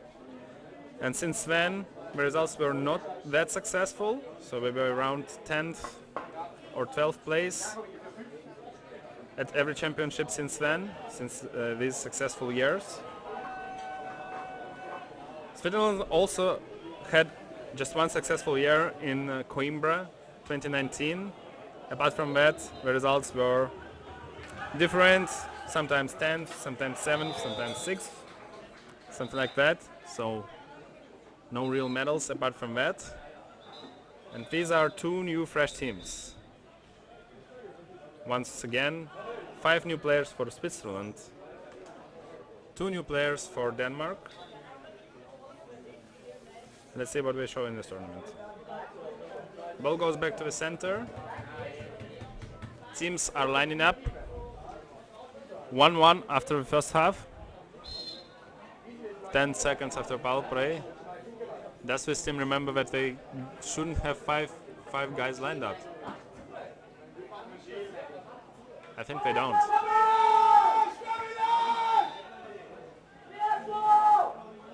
I don't know why are there 5 Swiss guys on the pitch. Nobody noticed it except for me, so whatever. It was 10 seconds anyway. Who cares? Swiss teams means, oh no, I think they noticed.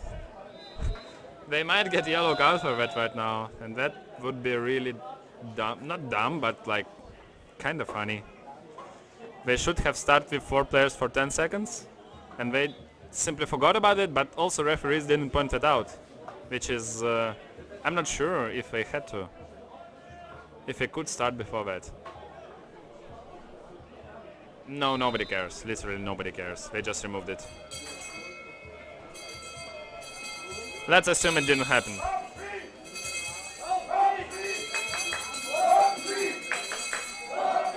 Swiss team that didn't change their tactic. They again going with 4 guys inside with speed, mostly through the center, so they don't use sides that much. So they're trying to fly over the boats and maybe shoot or maybe bring the ball to the center. And the ball is in the center, but I think every time they bring a ball, their Danish team successfully push everybody out. So they just paddle hard and push everything out of the goal as far as they can. And therefore there were no good opportunities. So the shot now made was a bit of delay with picking up the ball, but he managed to pick it up in the end. I mean the goalkeeper from Danish team. Let's see what we do now in the attack. They're also lining up the 4. Nope, the 3 another guys sent inside. And this team seems they play 2-2. I'm not sure if they play 2-2, but it looks kind of like that. And that brought the ball to the center. I think they switched their different tactics and that got them into tricky situation. The ball was delivered to the center and it was quite dangerous. And yeah, 2-hand shot from Danish central player didn't bring any success yet, but anyway, the deliver to the center was successful and next time he might do it better. Corner and the Swiss team does 5 out. They don't even have a goalkeeper. I don't know why. Did they decide to do it? Yes, they still keep doing 5 out? No? Now they're coming back? Maybe it's their corner tactic to do complete 5 out. That might be dangerous, but it's their decision. So this time they managed to make Danish team lose around 30 seconds. But they're also not staying really well in the defense now, so let's see how it goes. A shot from a distance. That was a really strong shot and really precise. Number 1 from Denmark, Malte Christensen, brings the lead to the team of Denmark. It was a really, really good shot. So far, the switch of the different tactics doesn't look very good for Switzerland. Let's see what they do further. But now, yeah, they have chance to get back with their attack.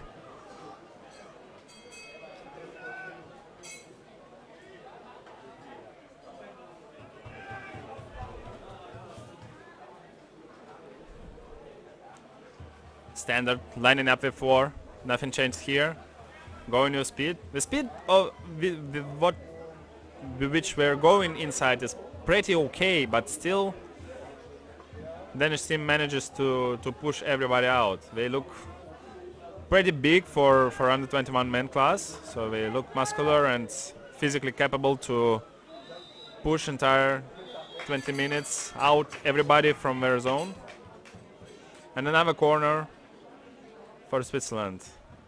I think almost all the tries from Switzerland are shots from the distance, sometimes against 2 or 3 paddles, so not really dangerous, but still that also might go in if the shot will be precise enough.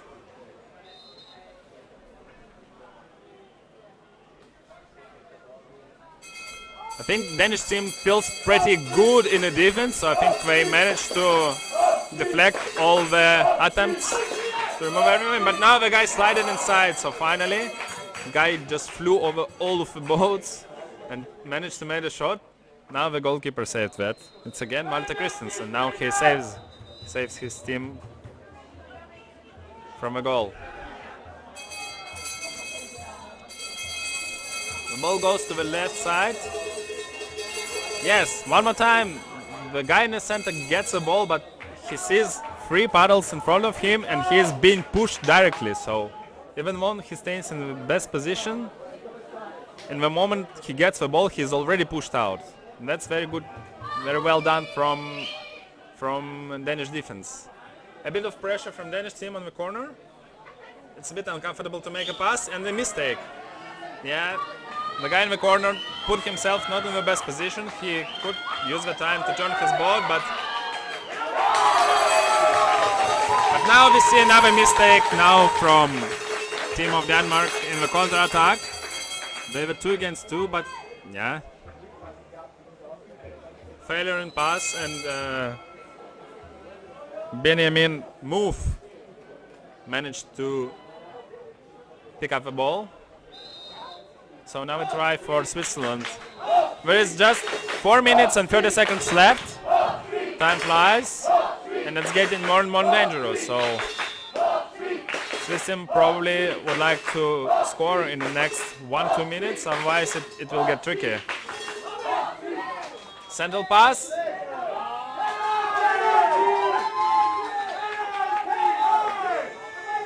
Jan Schneider asks for penalty, and referees decide to discuss it.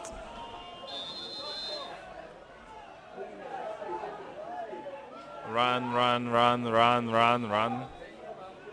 Why didn't they meet in the middle? I don't know.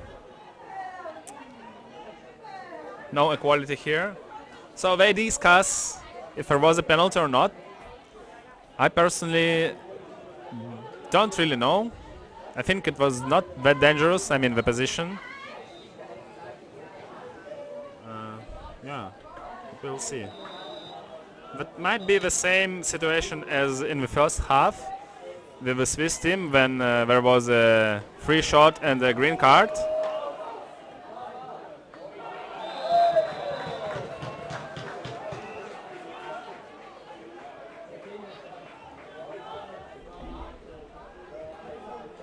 Swiss team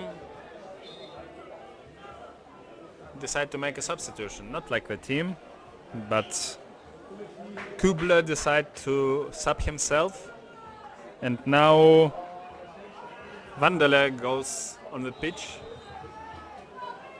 Yes, it's a paddle fall and no card. I don't see even a card. So this time no card. Don't know why. So a lot of paddles, shoot in the paddle. Classic. That was a bad fall. Referees didn't show it as a fall. They didn't reset 60 seconds. Nice pass into the center, and it was a really dangerous shot. Lucky for Denmark this time. And now, quasi chance for Denmark. Will they manage to score it?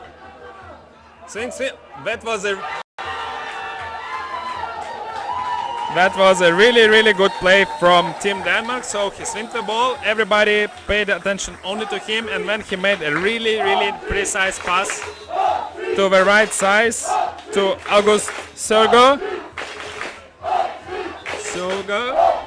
Sorry for pronunciation. And he finished it successfully in the back of the net of Team Switzerland.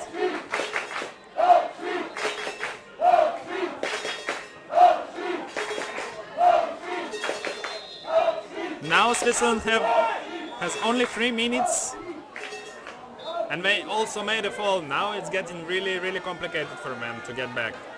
They're probably gonna go 5 out right now. Yes, they go 5 out. So 5 out is tactics when you take each player personally and follow him everywhere on the pitch. Why would you do it? Because there is not much time left, and Danish team can just save the ball for last 2-3 minutes of the game, not allowing you to get it. If you don't get the ball, you cannot score, and we see that this tactics brings the ball this time to Swiss pretty fast, so I think it was like around 20 seconds to get the ball back.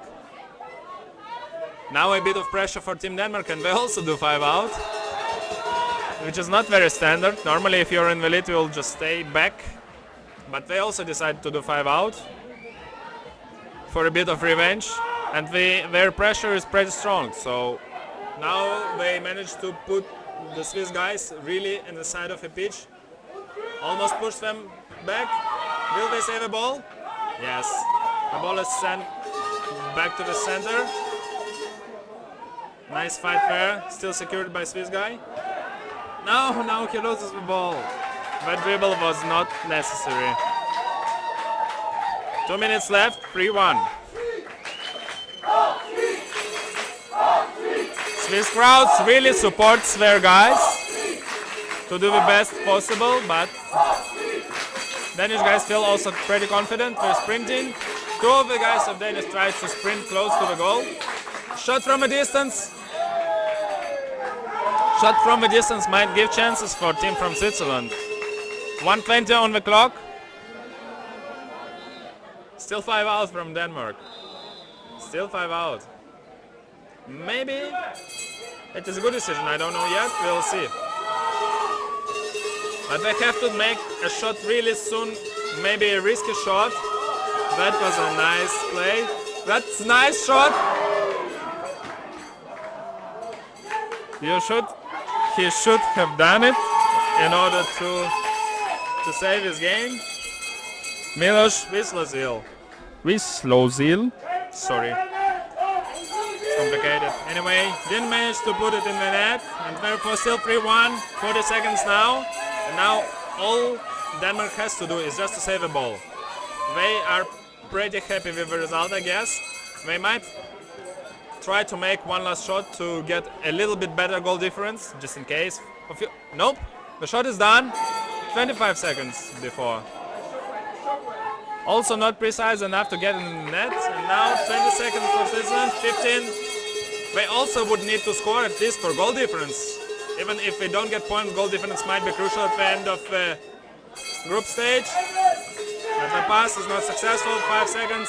It seems that there will be nothing. Not really a shot. So the first game in the second group stage is finished with a result of 3-1 for Denmark. It was a very exciting game, as for me.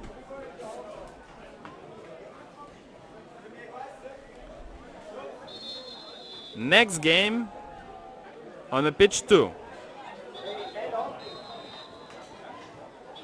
At least according to timetable, because I see the other team on the pitch.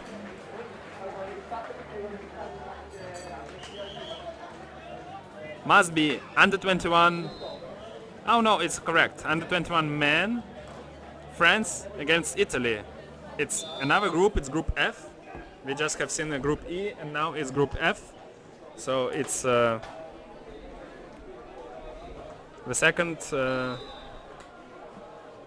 second group who managed to get through the first group stage, which consists of Spain, Italy, France and Poland. And they will also compete for the places in the top 8 of this championship. The game must start just in 5 minutes, so feel free to come back soon and yeah, have fun. Ciao ciao.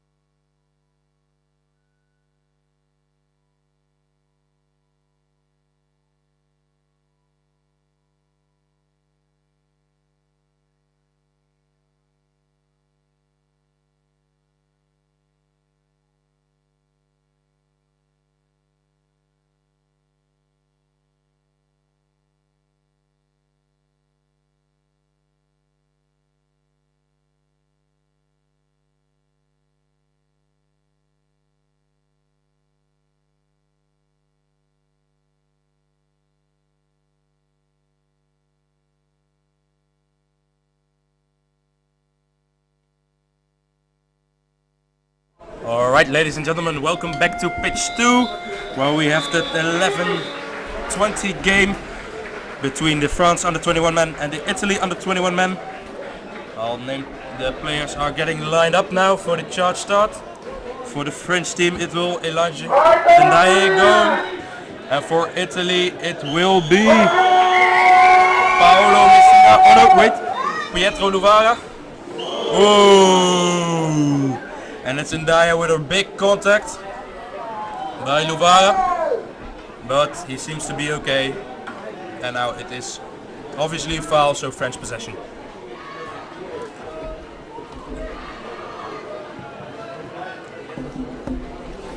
France going with one man in the zone. Oh, and a bit of a miscontrolled pass by Mati Odo. Passing it to Richer. Passing it back to Odo, who throws him up for himself. To Richer. Looking for something. Taking the shot from quite a distance. And ball is going out. But it was a foul before that. So now it is Italian ball. Ball with Lampo.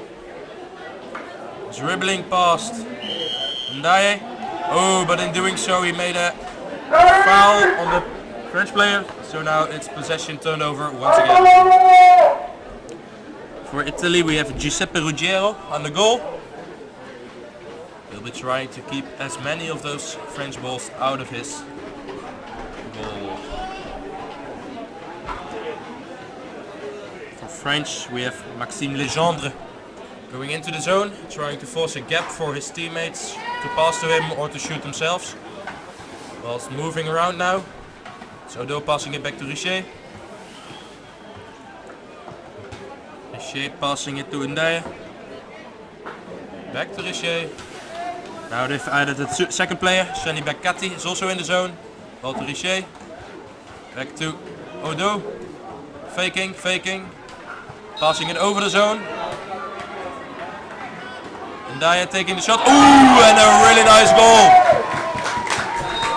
It was a low, hard shot in the right corner. A really nice goal by Elijah Ndaye. And now Italy can go for their first setup attack again. For Italy we have Tommaso Lampo and Paolo Messina going into the zone.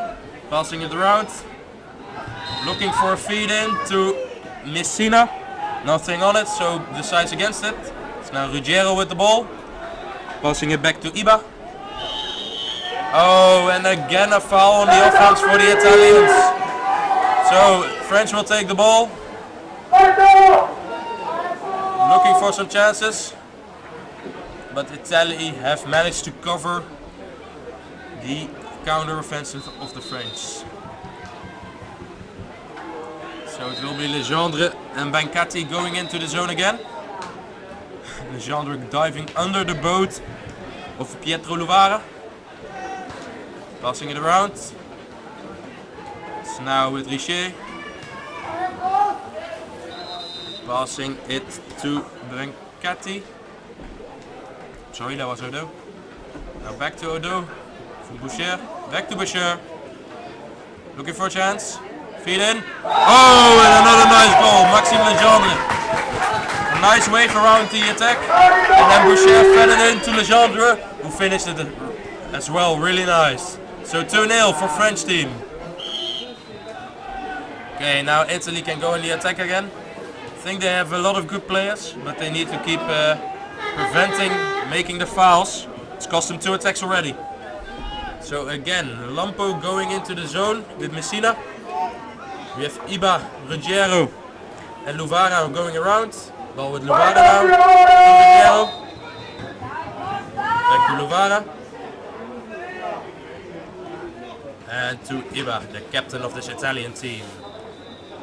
Ball with Ruggiero, taking a dribble for himself.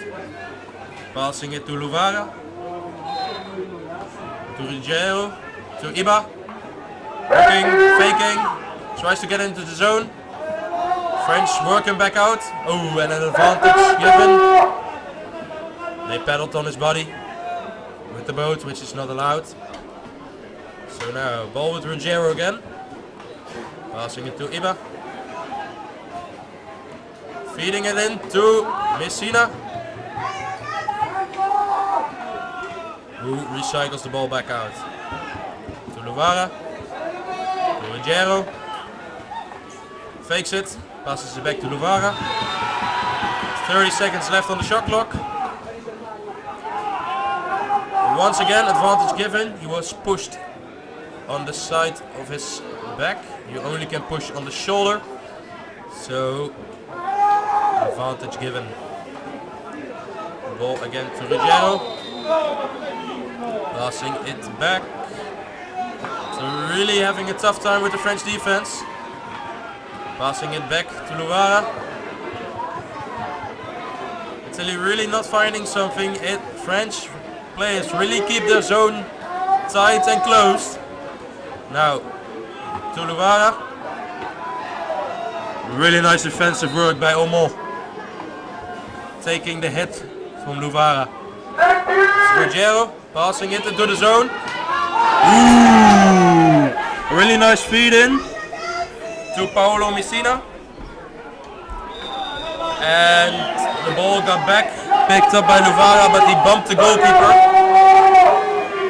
So now the French team can go on the counter and attack. Ball is with Richer. Oh, and it was a really hard pass to Boucher, but it was too hard. He couldn't catch it. So now Italy is on the offensive. The ball to Messina. Looking. He's getting taken on by Ndiaye. Oh, and a penalty foul made on Lampo. Italian crowd looking for a penalty. Messina wanting to feed it in.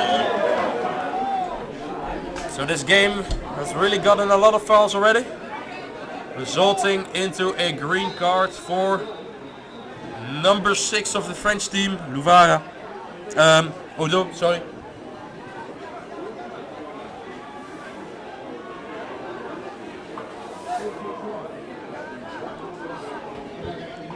It's a bit of confusion for the players. The French do get to keep the ball. Italy going 4 out now, because you have the insurance of a goalkeeper still laying on goal, and you can put on a lot of pressure now. They feed the ball back to Richard. Now the ball is with Magra, passing it back. French playing it around. Italy really applying the pressure now. Ball with Magra. Oh, Richard is away. Richard is away. Let's see if he can finish. Passing it over the top to Benkati. Not too happy with the chance he has, so he decides against it. Plays it out to Magra. Oh, that's a really nice turn away from Lampo. But then a bit of a nonchalant pass to his teammate. And then it's Giuseppe Ruggiero racing down the pitch.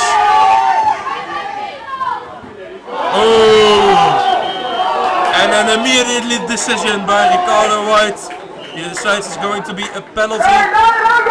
Richard defending the goal, but in doing so, get the pedal too close to the shot of Ruggiero. And now, because of that, he couldn't take the shot, and it will be a penalty. So French with 2 calls already, need to watch out now, because if the penalty isn't scored, and they need to continue a play with 3. They can't get 1 more card, because then the game will be suspended.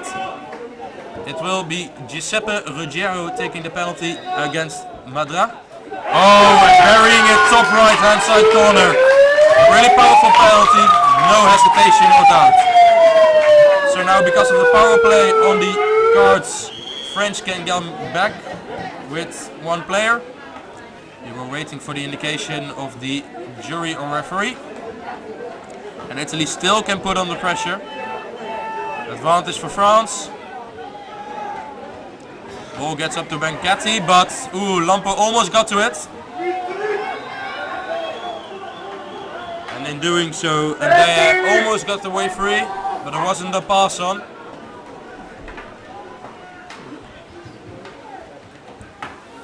Italy really applying the pressure.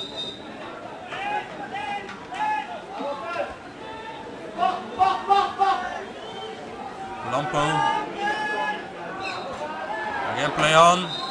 Number 10, Tommaso Lampo, getting a hand signal warning, so he needs to be on his toes now.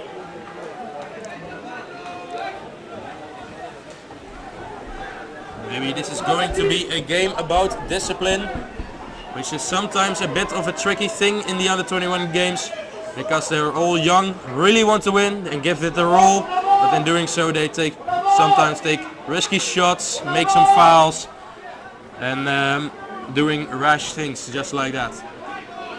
Ball up now to Brancati, looking for something. Ooh, the pass was miscontrolled, but the French player got his hand to it and the Italian player with his pedal, so they need to watch out. Luvara also getting the warning from the ref for the pedal foul. So now ball back to Odo. You see now applying some pressure. Luvara on Legendre. Legendre passing it back to Andai, who's put under pressure by Ciano. Passing it up to Odo. Ooh, who almost escapes his man.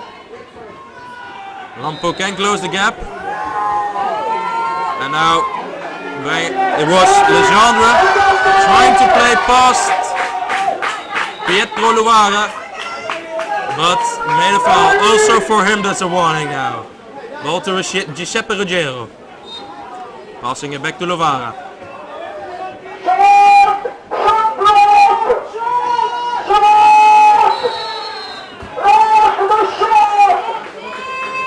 There seems to be something with the shot clock.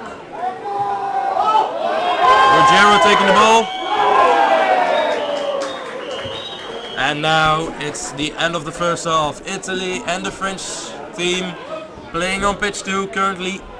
France have taken a 2-1 lead. I think the coaches will have a nice halftime chat. I think it will be something along the line of keep your heads cool, guys. We don't need to make so many fouls. It's gonna cost us the game maybe. So then again, I'll see you in a couple of minutes when we start the second half.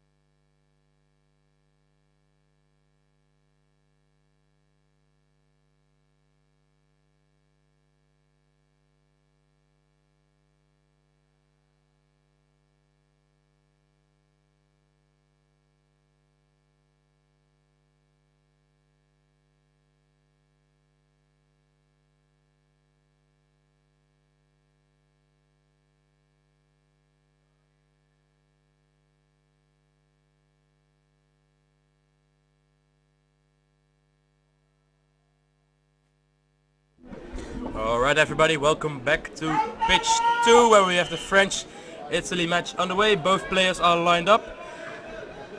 It will be Boucher against Fani. And Boucher takes the sprint. So these are the games in Group F, with the Spain-Poland game currently also underway, in which Spain take a 2-1 lead, last time I checked. So both teams will be looking for a win here, considering Spain is one of the favorites to win it. Both teams also have the goal of playing in the final and getting a first place for this tournament, so it will be quite a challenge. Now the French players attacking again. And a nice save by Giuseppe Ruggiero. Going out for a corner.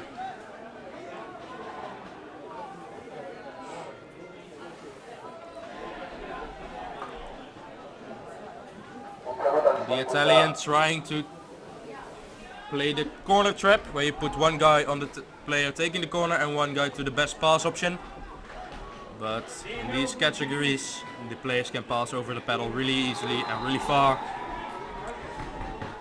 So it usually leads to nothing. Ball with Richard. Dribbling in to Boucher. Oh, another save by Giuseppe Ruggiero. Really stepping up as the goalkeeper here now. And now it will be Sonny Boucher taking the corner. He is the captain of this French team. Italy once again playing the corner trap. Oh, but it's a really far pass.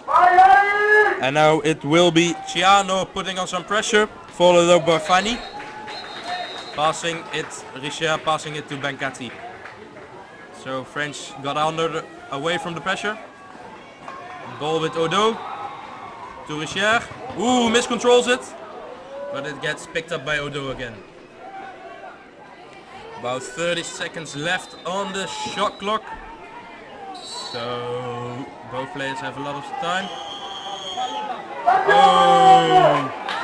And it was a foul with trying to get a player into the zone. Now it's Ruggiero to Messina. Messina looking for something. I think he miscontrolled it, but maybe he was looking at the refs for something. Now the French on the counter attack again. Richard passing it back to Odo. To Mada, passing it to Boucher. Tries the slow ball, but it gets deflected by Lampo, so it is an easy save for Ruggiero. Now back passing the ball to Lampo. And Lampo passing to Iba. Iba trying to take the heat out of the game by keeping possession. Ball up to Lampo. For the Italians you have Fani and Paolo Messina going in. Iba with the ball now. Oh, driving forward, looking for something. Ball to Messina. Recycling it back to Ruggiero. Only 20 seconds left on the shot clock, so they will be looking for a goal now. Ruggiero taking a dribble, passing it to Lampo. Ooh, tries a really nice backhand, but it gets saved by the French keeper Odo. And a pedal foul by the Italians. Now the French can go ahead, try to counter-attack. Ball with Odo to Ndaye. Oh! A bit of a lucky goal because it got a full hit by Giuseppe Ruggiero, the goalkeeper, but it still ended up in the net. So now we're 3-1 ahead for the French team. Still 6 minutes left to play, so there are a lot of chances and opportunities for the Italians to get a draw or even maybe a win. But they will need to be looking to put on some pressure. The French really keeping a tight zone. I think they're even trying a 1-4, which is the most defensive zone you can have when you have 4 defenders. Yeah, because we have Benkati now going back. So the French really trying to hold on to this lead here. And now we have Ndaya going in front, so we're switching to a 1-3-1. Ooh, and a pedal foul called by the ref. Number 10 getting a green card. He had already some warnings. So, getting punished for it now. This is exactly not what Italy needs to be with 4 players.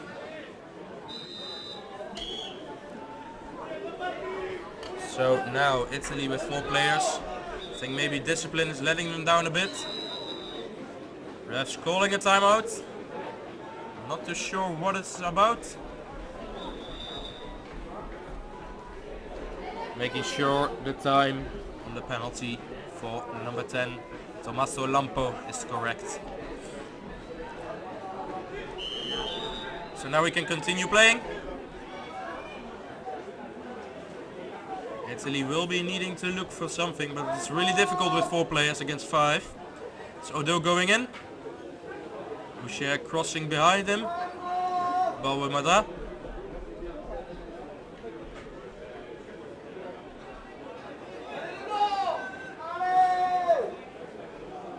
Passing it to Ndaye, to Magra. Ndaye making some fake throws, looking for a chance on goal. Deciding against it. French still have a lot of time on the shot clock. They don't need to take risky shots now. They have a 3-1 lead. So Magra with the ball. Passing it to Odo. Back to Ndaye. To Magra. Ooh, miscontrols it. Italy putting on some pressure on Luvara. But the French managed to keep it in possession. Now only 8-7. They need to be looking at a shot here. Ooh! And still managing to feed it into Legendre to work out a nice chance. But the Italians were paying attention, so it goes out for a corner. There are still about 40 seconds left on the card for Tommaso Lampo. And then they have about 3 minutes left to play.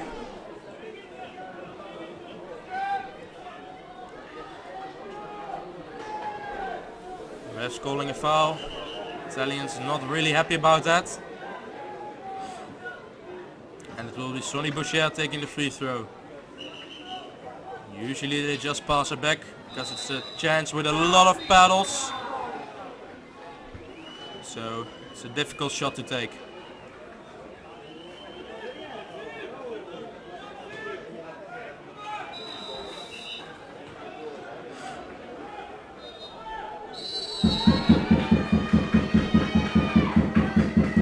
Ref's trying to get the player into the place, but the Italians didn't let him take it into place. So the ref was waiting for too long, punishing it with a penalty. Because when a player has a free throw, he needs to be taking the free throw in the area the referee wants. And if you don't let him take it, the refs will punish you with a penalty. So now it's Italy with 2 cards. And French have a prime opportunity to be making the 4-1. It will be Richard taking the penalty. He has a really nice powerful shot against Giuseppe Ruggiero, who has saved the Italians already many times this game. But it's too good of a shot. Nothing Ruggiero could do about it. And Italy can get back up to 4 players again. So 4-1. With still 2 minutes left on the punishment for Pietro Luvara. Lampo going into the zone.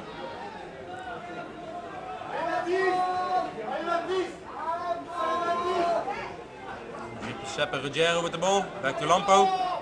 They have Paolo Messina working in the zone together with Ciano. Oh! And a really nice shot in the left bottom corner by Tommaso Lampo. It was a really hard shot from distance. So So now it will be the French taking all the time they need for an attack, because they have all the time. The Italians will be needing to change this game. Now it's 4-2. Let's see if they can get some goals. Ball with Odo into Richier. Oh, and the ball gets taken by Ciano. Looking for a pass, put on a lot of pressure. And now it is number 5, Shani Benkati, with the intercepted pass by Ciani, who can put it into an empty goal. So it will be 5-2 for the French. Italy up to 5 players now, so they can put on some pressure. I think they have to go 5 out, because it will be really difficult for them otherwise. Lampo going in, looking for a chance, decides against it, passes the ball back out to Luvara, back to Ruggiero, to Lampo, ball to Ruggiero. Oh! And a nice hard shot by Giuseppe Ruggiero, which was too hard for Matti Odo to keep it out of the goal. So now it is 5-3. So Italians getting some goals back now. Oh, number 9. He hadn't gotten to his own pitch yet, to the own half of his thing just yet. You only can attack a player when he is out of, when he's crossed the line. Paolo Messina really devastated by that card. So then again, I think it's really the Italian discipline which is costing them this game, because they were getting back into the game and then they got another green card. So now they're still choosing to put some pressure on them, because they have to chase this game. Ball up to Boucher.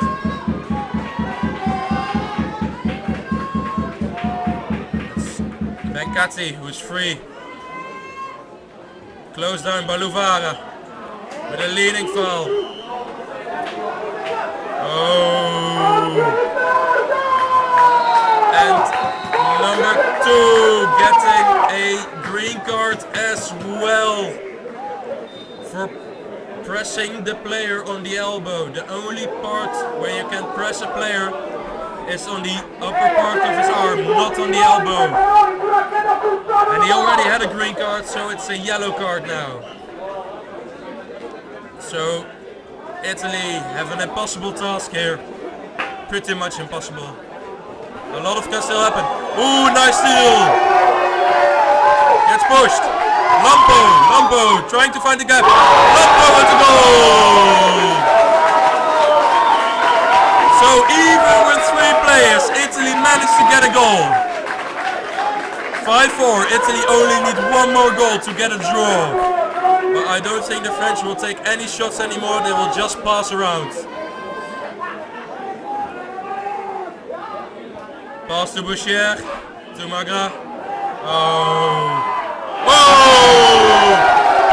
Oh no! Lampo putting the pedal behind Magra, which results in a yellow card as well. But it gets the game suspended because Italy had 3 yellow cards, which basically gives the French the win. As I said before, Italy really letting the discipline get the better of them and really losing the game. Italian players not too happy about it. Absolutely devastating for them.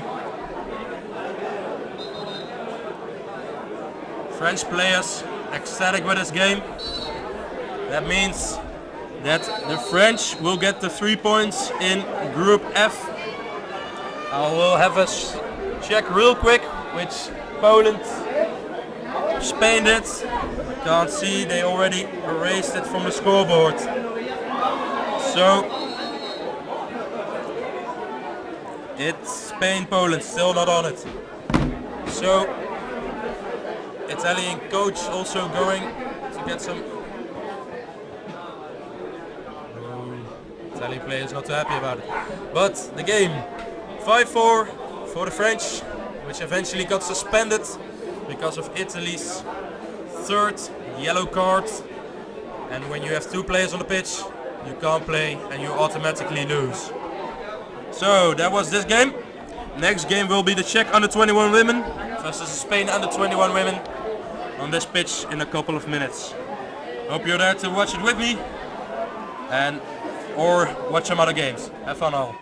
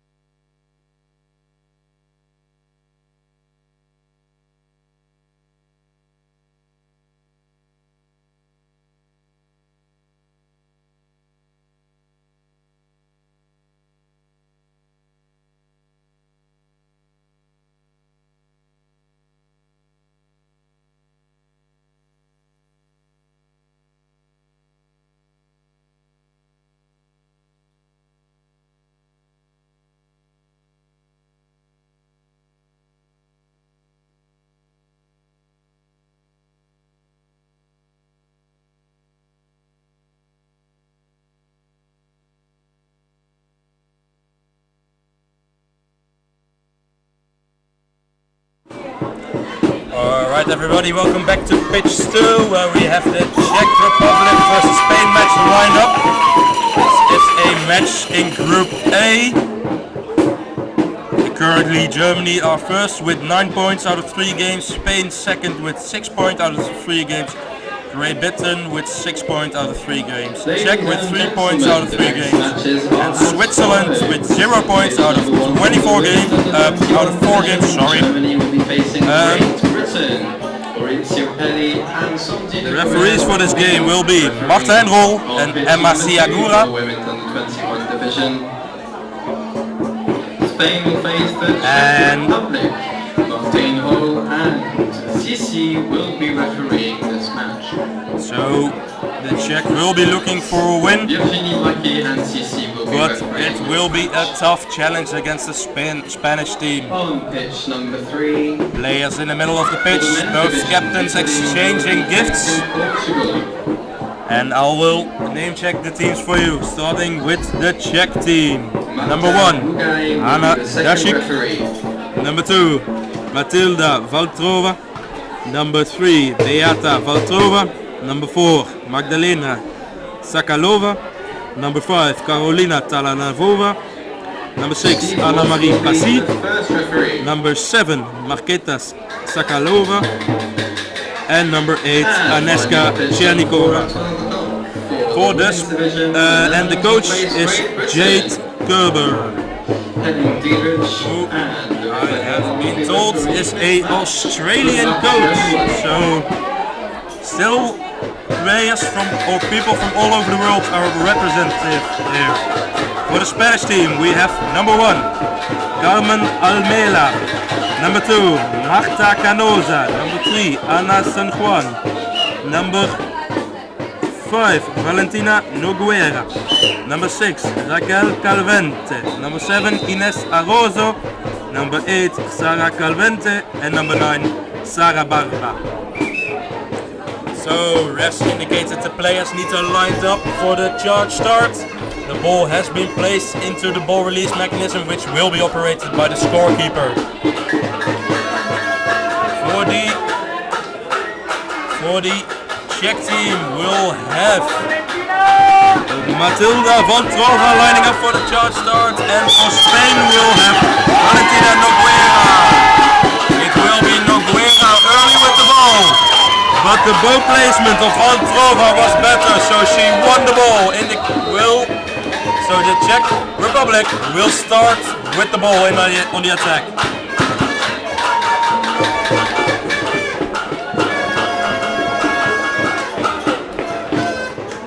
Czech going in with Valtrova. We have 2 and 3. They are sisters. Czech with a wave around it. Oh, that was a really weak pass. But it got managed to be picked up by Pachi.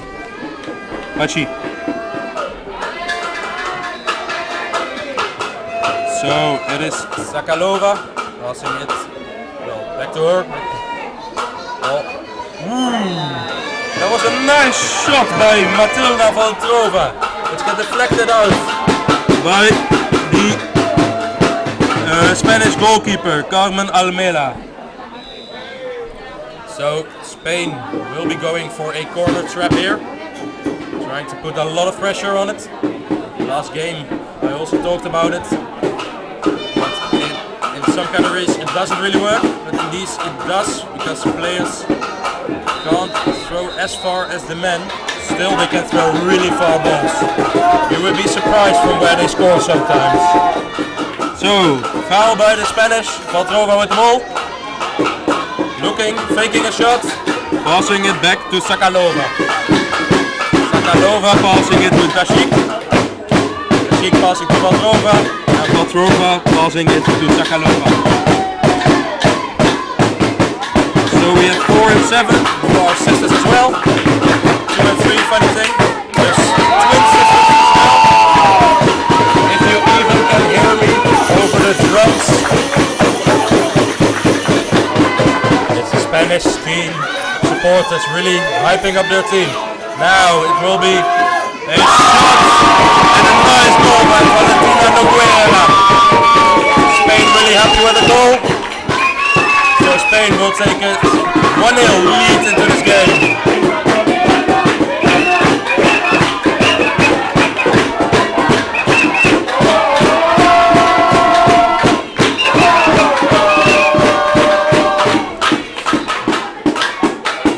Now Czech go for the attack. Sakalova will go into the zone, trying to force a gap into the zone here. Really working quite hard. Now Valtrova with the ball to her twin sister, Valtrova. Passing it to number 6, Pachi. Passing it around. Ooh, nothing on it. Ooh, pass into the center, which got intercepted by a Spanish player by Noguera. But in trying to intercept it, she made a foul. So now, bad pass by the Czech, but Valtrova managed to keep the ball in, passes it high over to Dashik. Who's been put under pressure. Spain going out for the press. Ball with Pachi, who passed it to Valtrova. To Valtrova again. Can she find a goal here? Ooh! Stopped decisively by Carmen Almela, the Spanish goalkeeper. And now Spain will go on the counter-attack. Almela going from goal. Ooh, number 6 is open. Number 6 is open. Passing it. 6. And that is Miguel Calvente with the goal. So Spain will get a 2-0 lead here now. With about 6 minutes left to be played in this half. A really nice counter. With a nice pass by number 1. Almela passing it to number 6, Calvente.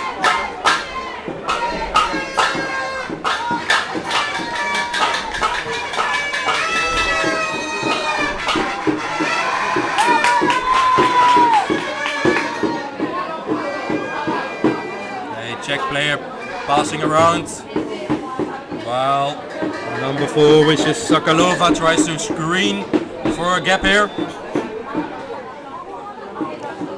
Valtrova getting the ball to Valtrova, shoots, was a nice hard shot. The impact caused the Spanish player to flip over. Oh, but then she recovered the ball but fumbled it. Passing it to Calvente. Oh, and now number 7 is going to be free. Oh, and nice defensive work by Valtrova, causing the Spanish player to lead on her boat. So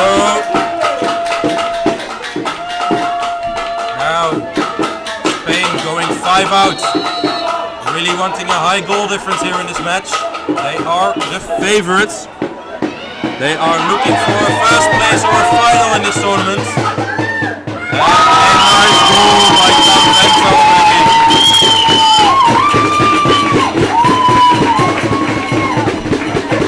So it's 3-0. Just like I said, Spain are looking for a first place on this tournament. So they will get as many goals in this group stage as possible to get a highest place. Which is unfortunate for a Czech team, which is first time they're here at the championship, and all players are new, 4 and 7, being Sakalova, the Sakalova sisters, even playing their first year of polo, not their first year of kayaking. They have been slaloming, so they should be comfortable with sitting in the boat. The Czech goal for this tournament was only getting experience. It's a bit unfortunate that you get against Spain, who are aiming for a first place. Ball with Sakalova, getting put under pressure by Aroso. Ball now coming up to the pitch with Almela.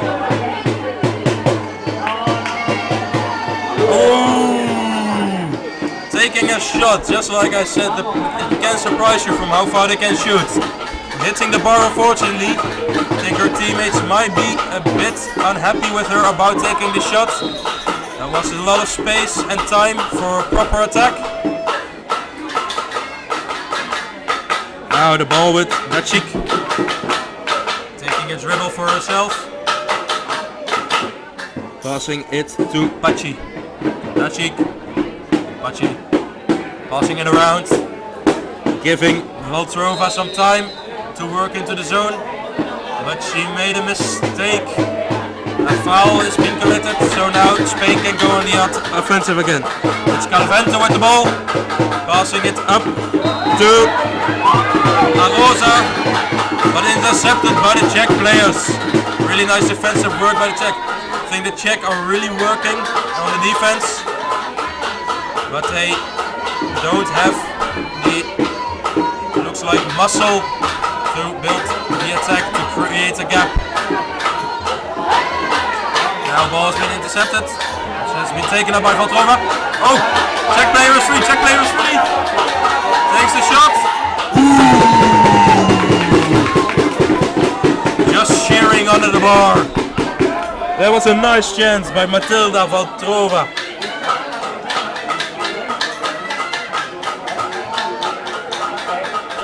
She has the longest experience in canoe polo. 4.5 years now. The Czech team doesn't have a lot of experience. This is why it's good to at tournaments like this to gain some. But now it's number 5, Noguera, scoring a nice goal, bouncing off the bottom bar into the goal. So it's a 4-0 lead for the Spanish team. But still 2 minutes to be played in this first half.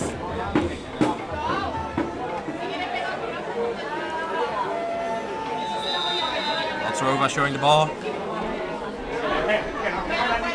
Passing it around. It will be Sakalova going into the zone, trying to create a gap. They've added a second player now, who is Sakalova, so the two sisters are trying to screen for the other two sisters to score a goal. And then we still also have Chernikova on the outside. Valtrova going in herself, creating a chance, a nice shot, but it gets saved by the Spanish defense. So now it's a corner ball. Spain will be playing the corner trap once again. Let's see if the Czech can find something against it. Corner again.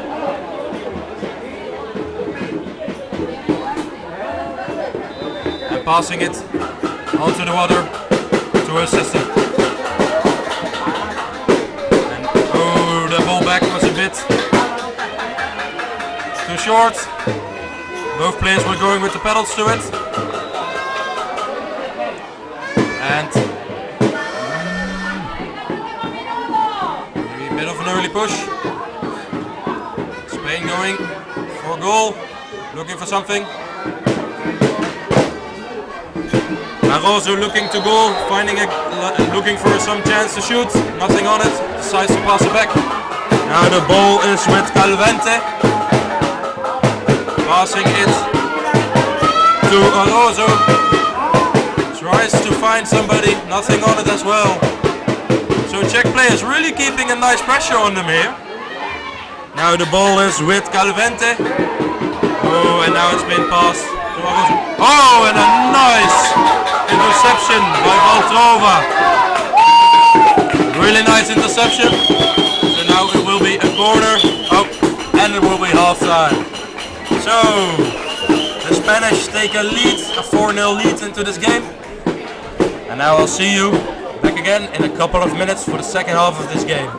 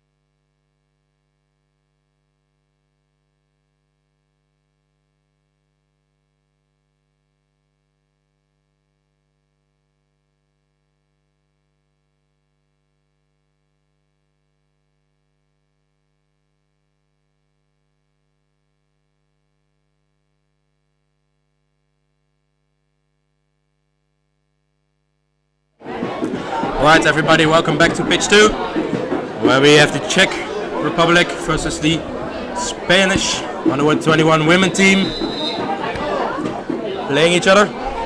Refs indicating the players need to be lining up for the charge start now. For the Czech Republic it will be Matilda Valtrova, number 2, taking the charge start again. And for Spain it will be Ines Arrozo taking the sprint, even if you can hear me. Spanish crowd absolutely going wild. So, Spanish team not lined up, Czech team lined up. Drifting a bit too far forward. Both teams lined up now. And let's see who wins the sprint. And Valtrova was there earlier. Also flying over the boat, getting a hold of the ball. So Spain will start.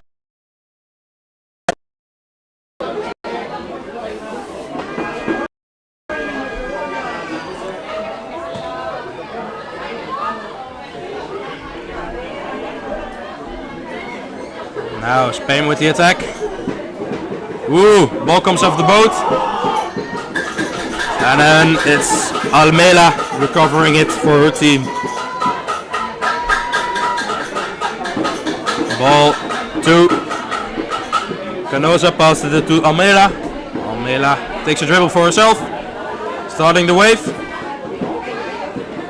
To Canosa, passing it to Arrozo, who takes a shot, but the shot flies over the bar, so Czech will get the ball now.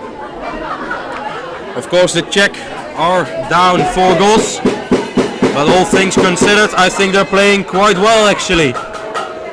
They have had some good chances, some nice shots on goal. I think only the Spanish defense is too strong to create a gap for the Czech players. So they will need to be figuring out something. Now it is Dachik throwing the ball for herself, looking for shot to Valtrova. Valtrova wanted to pass to Valtrova as well, but that Spanish player ruined that possibility. Now it's Dachik with the ball to Valtrova. Only 15 seconds left on the shot clock. They will need to take a shot close now. Ball goes around. Valtrova, I think she will take a shot. Ooh! And the shot got close to goal.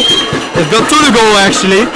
But it is the Spanish goalkeeper, Carmen Almela, keeping attention. So it's gone out for a corner. Czech playing the corner. Spain still using the corner trap. Czech players trying to throw the ball over the water, trying to give it a bounce, to throw it under the pedal. The defender trying to defend the corner. Now we'll have number 1 coming away. Oh, sorry. Anna Dachik passing it to Valtrova. Back to Valtrova again. So the 2 sisters, Valtrova really dictating the play for the Czech team. Really trying to be outside of the keep, making a lot of chances. Advantage given, so they have a reset of the shot clock.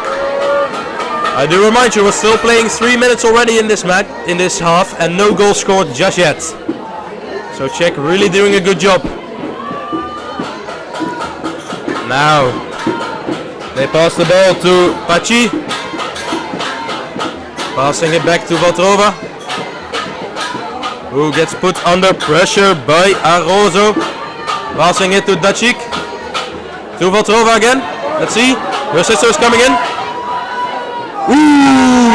And that was a really nice attack by the Czech players. Very nicely done.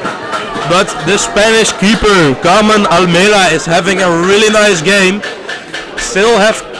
Czech still haven't scored, and she kept her goal clean. So she's really doing a really good job. Now they're applying full pressure on the corner, looking for something.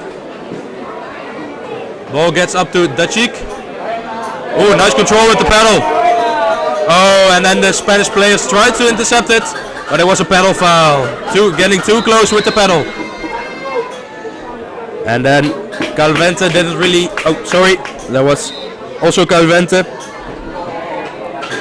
Didn't hear the whistle, so she was still applying pressure. And now we're on the way again.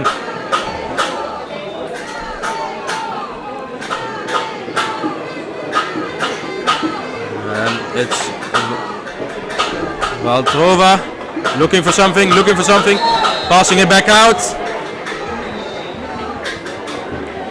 And now her sister will go in. Valtrova looking for something. Ooh, nice shot!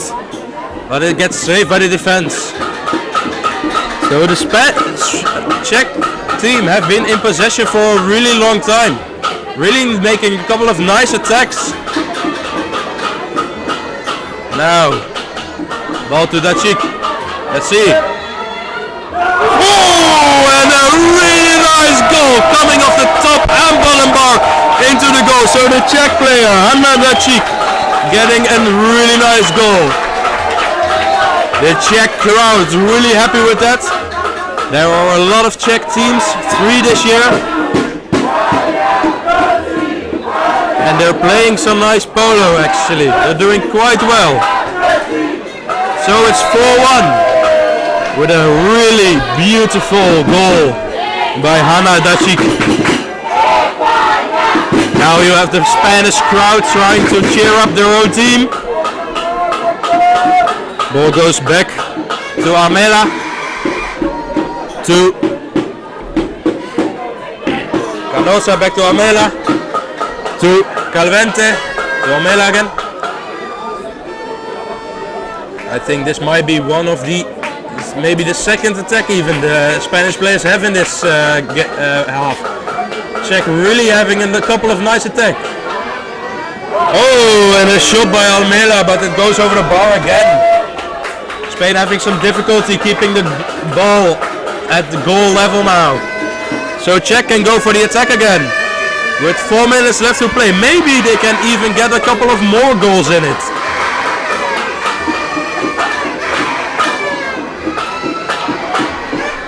Let's see, it will be Sakalova going into the zone, trying to find something of a gap. And it will be her sister joining in. Valtrova going in, passing it. Ooh! And a nice block by the Spanish player. It was Calvente with a nice block. I think if Chernikova just held on for the ball a few seconds, she would have sailed past the Spanish defender and had a clear chance at goal. But it was a nice attack, the gap was there. So Czech finding some spaces to throw the ball at goal sometimes.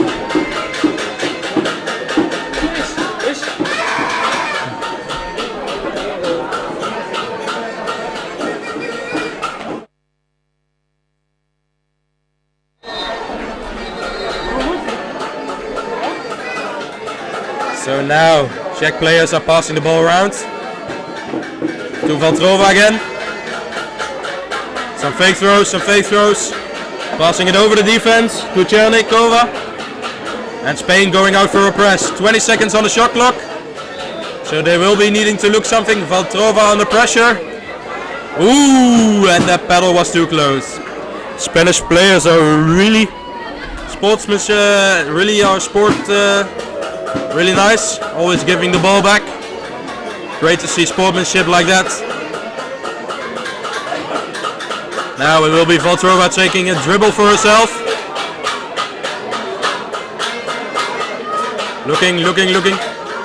Try to swing it around the paddle of Calvente, but hit the paddle and it got out.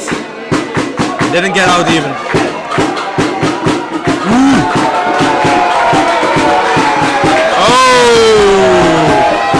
And the Spanish player getting her pedal, Sara Balba, getting her pedal a little bit too close.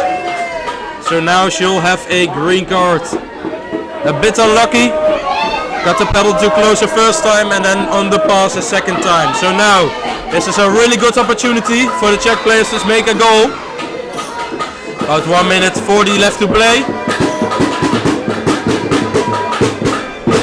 see what they can do here.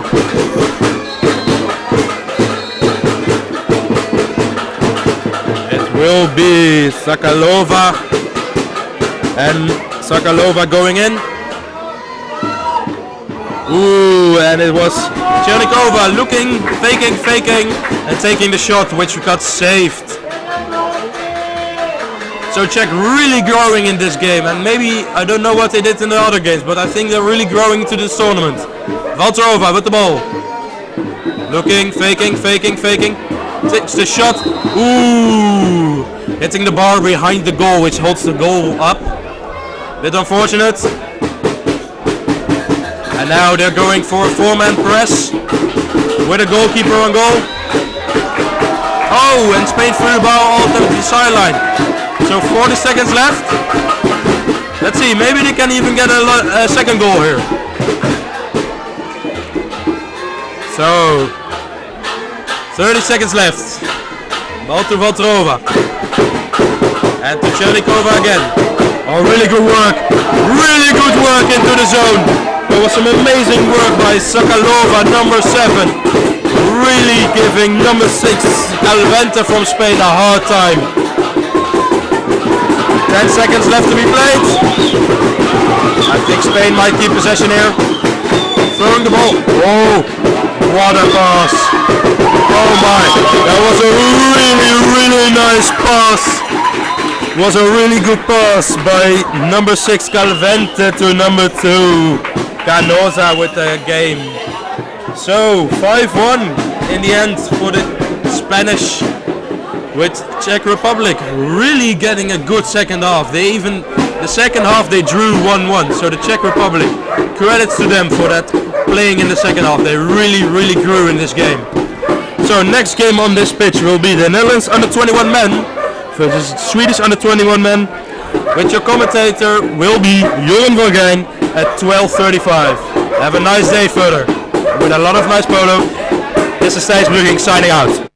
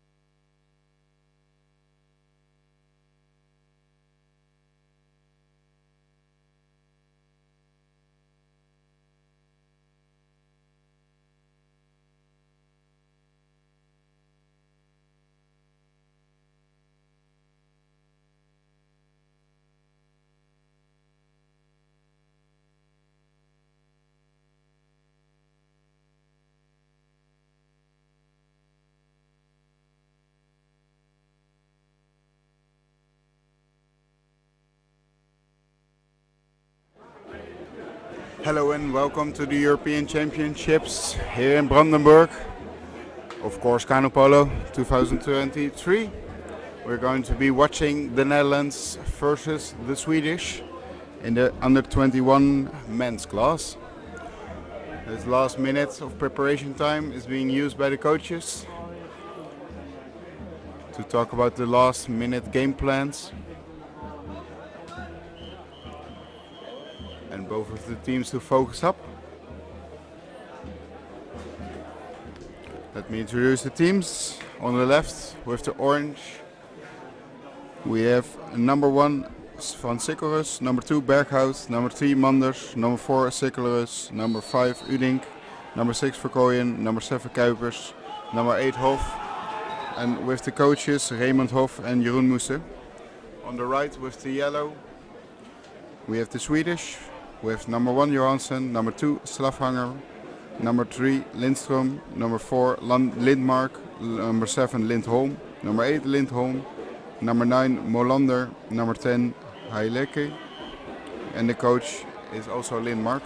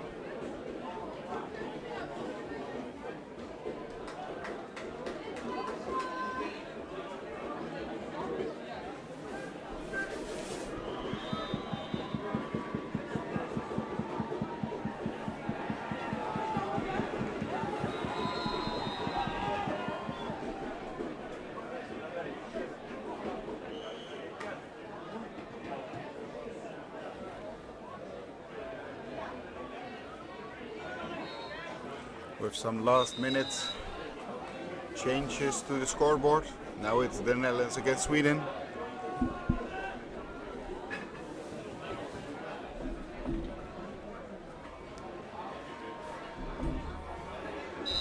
And we're off.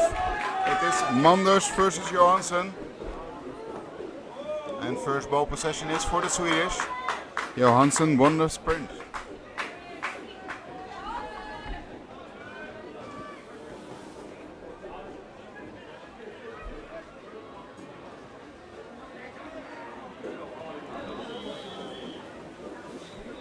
The Dutch using a kind of offensive 1-2-2. So there are 2 players in front of the game, or in front of the defense. Number 3 and number 2. Berghout and Manders are trying to pressure the incoming attackers. A little bit of room for Lindmark on the left. Quick pass at 20 seconds remaining on the shot clock. Ball will start, so Manders is going. Choosing to a 5-out defense, a lot of pressure from the Dutch. Means it's Dutch ball possession. Possibility for a fast break. To the left of the pitch. 1-on-1s against the keeper. But number 2 is Safhanger from Sweden was quick to react.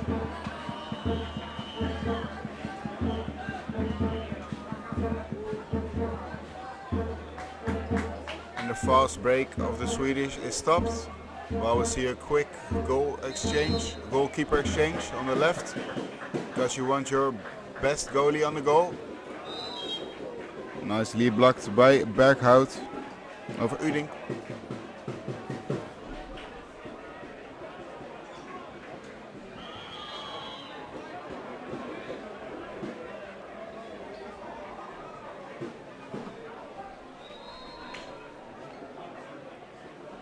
Dutch really trying to pressure the Swedish and making a faulty pass and gaining ball possession, but there is a lot of room on the left side. Now where Johansson is on the left.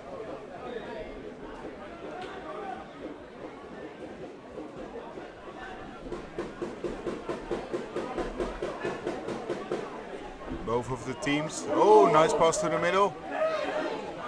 And a shot in front of the goal from Lindholm. That means Dutch ball possession. Fast break option was possible. It was number 4 against number 4, Secorus versus Lindmark. Still more Dutch players in the offense now. Can the Swedish defense stay it? With the lefty from Kuipers finds the back of the net.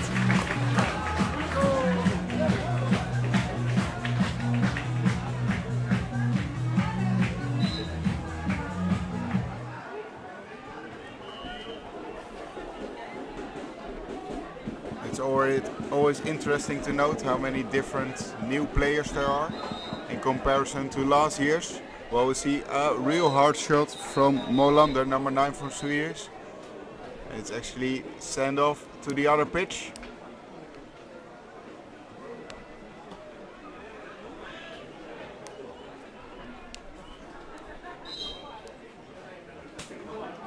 Both teams were not able to advance in the tournament to reach the top 8. So they are now in a kind of second pool phase. And only the top spot counts for this one. Because then you can get to the 9th or 10th place. The rest is going lower. And because the target for the Dutch was at least top 8. So they really want to reach top 9. For the Swedish it's a bit different because it's an all new team, which is really impressive, especially that you have 8 new players. Well, we see a quick shot from number 3 from Sweden, Lindström, being saved by Van Sekeros.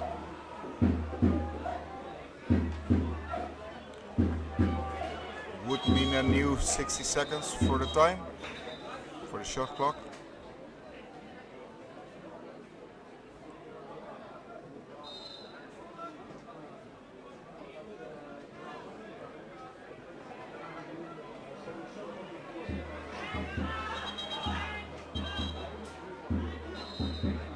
The ref called a timeout and he's saying, wait for my answer.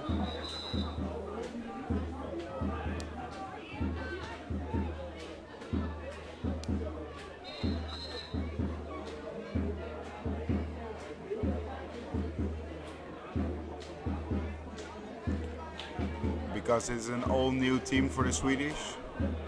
Their target was getting to the World Championships for next year.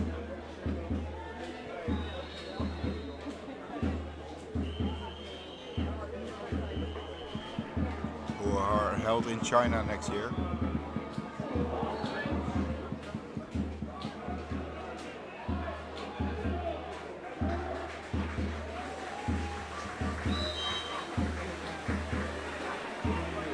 And we're off again. With 6 minutes left in this half. Quick pass to the left to number 9. Quick pass to the middle to Lindström. It was a bit of a false pass. Now a real fast break opportunity. The only option that the Swedish number 2 Safhanger has is going for the goal. And a goal from Berghout.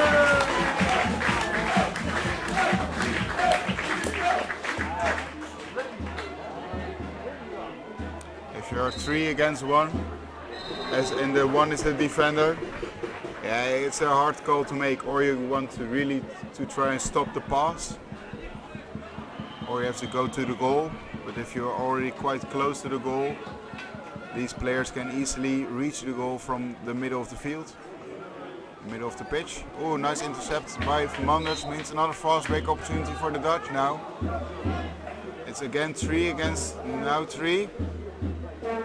But if they play their cards right, they should be able to get to the goal on a one-on-one situation. Long pass to Berghout.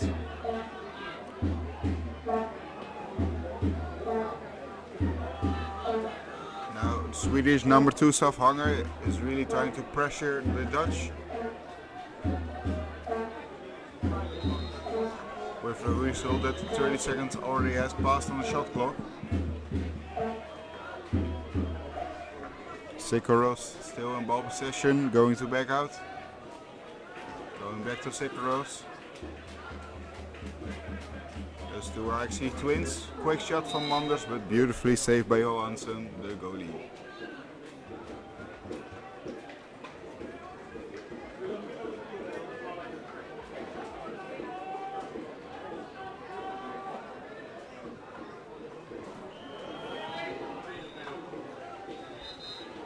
Dutch trying to breach to the Swedish defense.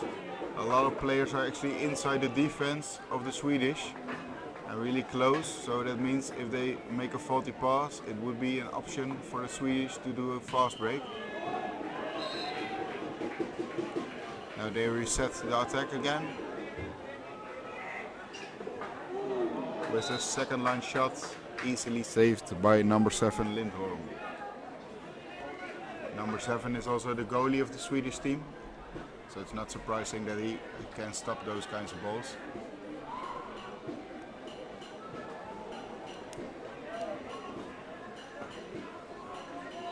The Dutch again with a lot of people trying to breach the defense, but there was already an obstruction fault made. And now the fast break is out of the option because of that action from number 2 back out. Now the Swedish have the time to reset their attack. Going from Lindholm to Lindstrom. Back to Lindholm. Trying to pass and breach the middle. It's a bit of room on the left side here. Is it enough for Lindstrom? Decides to pass it a bit safe, which I think is a good idea with still 30 seconds remaining on the shot clock.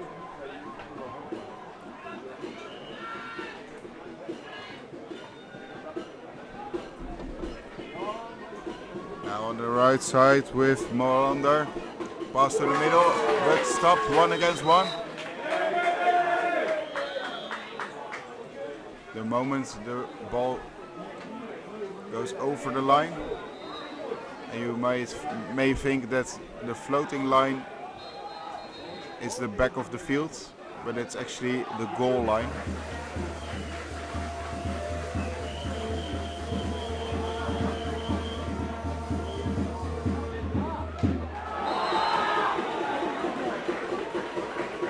With a lot of noise coming from the left of me, that's Spain versus Germany in the men's class. And those are 2 of the top contenders for the European Championships here. But on this pitch, it's Sweden against the Netherlands. Quick passes to the right, a bit of room there, but blocked. The shot from Salfhammer was blocked by Manders. With 1.5 minutes remaining, Dutch still 2 against 0. With a lot of room in the Dutch defense now, especially if they can get the ball to Heiheki or Lindstrom, number 3.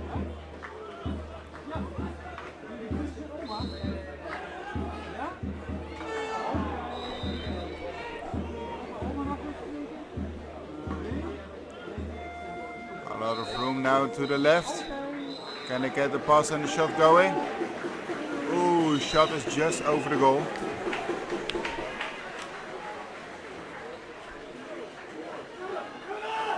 Fast break still a bit in progress. To the left there is more room. But Salfhammer has to choose. And he chose so that his goalie could take all the credits because Lindholm, number 8, stopped it. He's not the main goalie, but a lot of these players can stop the ball quite easily if it's not the best shot. Ooh, now 1 against 1. Lefty again, trying to breach the defense. A bit of a tumble. But already a foul scene, and the time has run out for this half.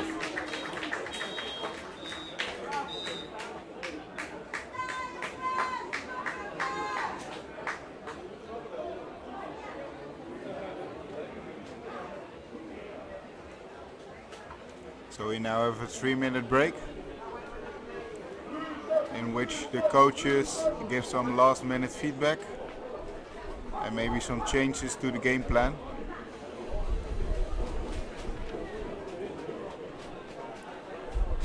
Here I want to thank the sponsors: City of Brandenburg, State of Brandenburg, Wilhelm Gebouwservice, CPS Polo Equipment, IMAS Stanghallanger, Helweg and Sun Farming.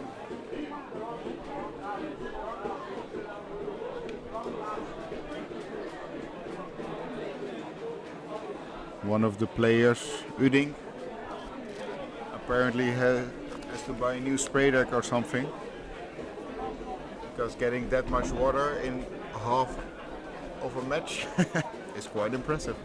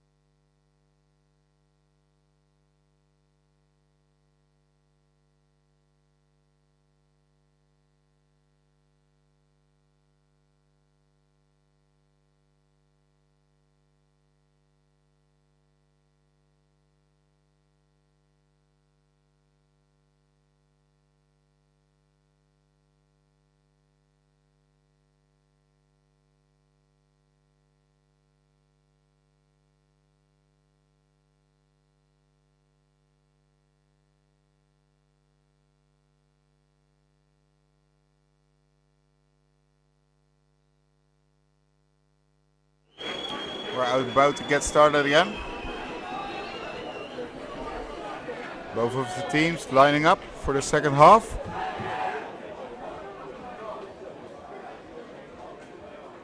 Looks like it will be a number 2 from the Netherlands, Berghout, versus number 1 Johansson from Swedish.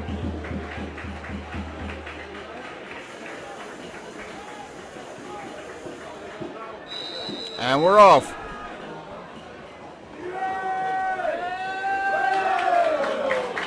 And the sprint is won by Berghout.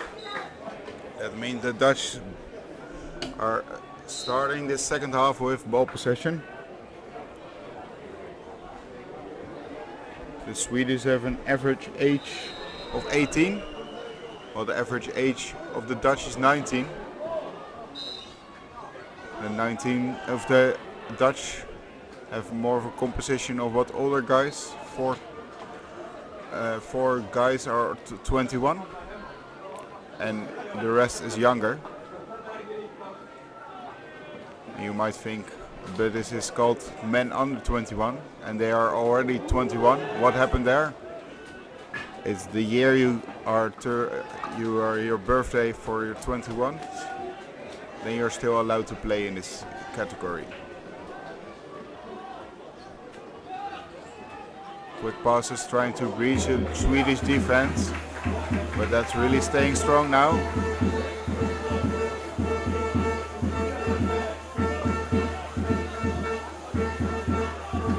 Some more differences between the two countries. For example, that Sweden is fully covered to go to the European Championships, while the Dutch had to pay themselves. The Swedish, they pay some contribution to the federation and afterwards the federation takes care of the players.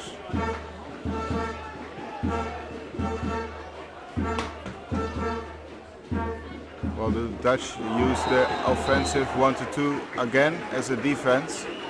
So that means there is a lot of room now for player number 8 Lindholm to the right. But the pass is intercepted, so now so fast break opportunities now for the Dutch. Going to Manders, will he shoot from afar or is Lindholm fast enough back? It's just under the goal.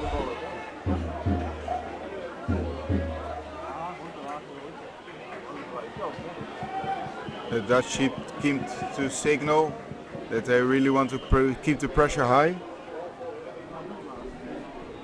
In the other pool, currently Portugal is leading against Lithuania. Both teams have won a match. And I'm telling you this because the top one of this pool will be playing against the top one of the other pool for the 9th and 10th place. So as it is currently standing, it will probably be Portugal or Lithuania. Ireland and Czech are also in that group.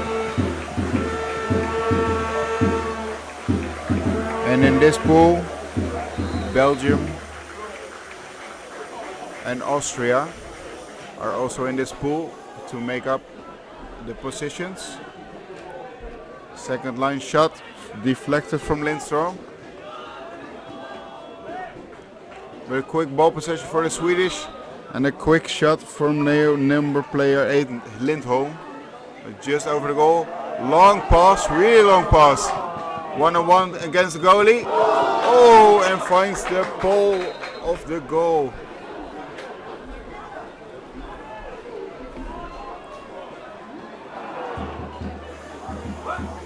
If you didn't believe me before that these guys can easily throw from the middle of the pitch, you just saw the example that they can.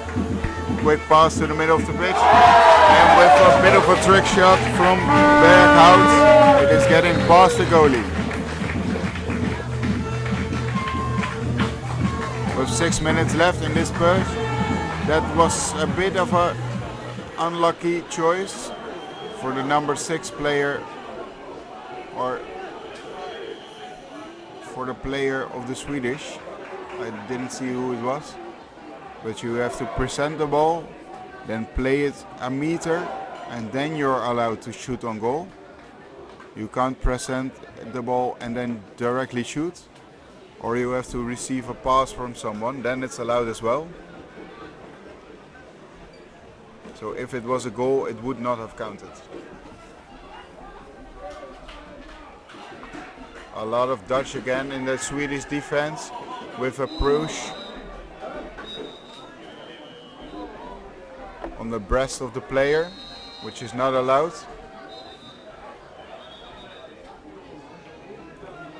The ref signal that I think it was number 8, Lindholm, that made the obstruction or the pushing fault.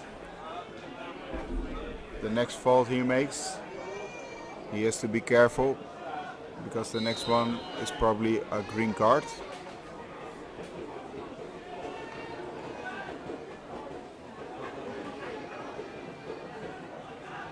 There are some more differences between the teams. For example, that the Swedish were able to train together 12 times with this team, because they are from 3 different clubs, so I had to organize a lot.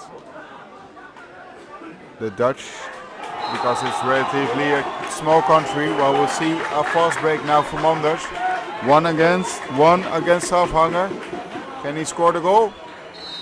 Also finding that the goal is a bit too small.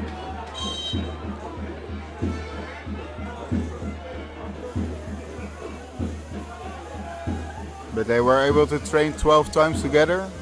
And for the Dutch, they trained together once a week. And they are from 5 different clubs.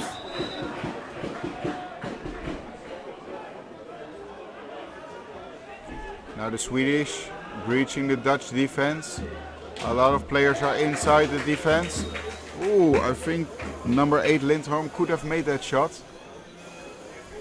He was floating backwards, but he was one-on-one with the goalie.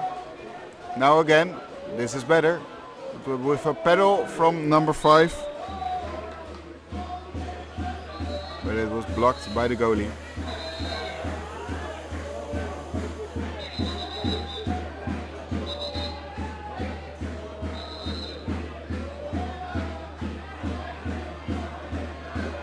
Quick pass to the middle, bit of a push on the burst. It all continues.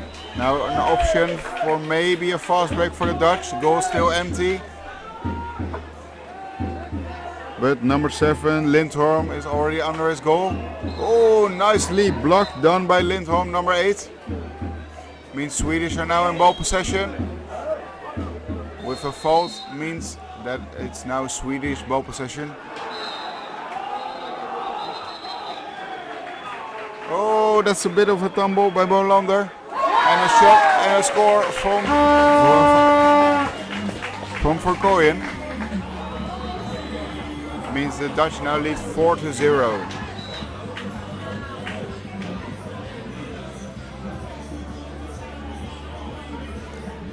There are some things that both teams have.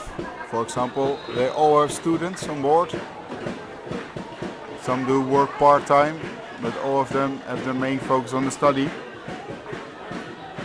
Well, we see a bit of a tumble, but still in Swedish ball possession. Now 1-on-1 against the goalie, and it's a goal from Lindström.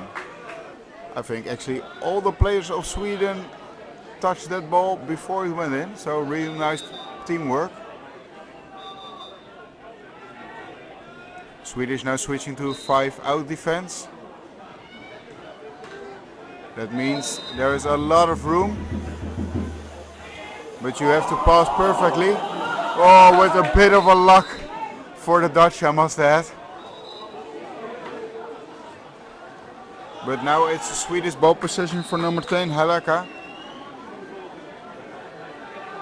The Dutch now also switching to a 5-out defense. Long shot. Oh, from number 3, Lindström. Was actually over the goal. From the middle of the pitch, shooting over. Impressive.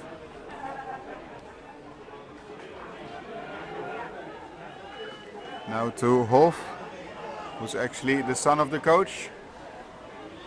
In the Swedish team we also have a son of a coach, but there it's number 4, Lindmark.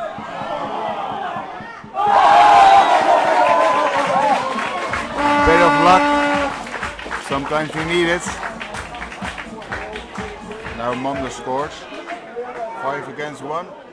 Switching now to the defensive zone again.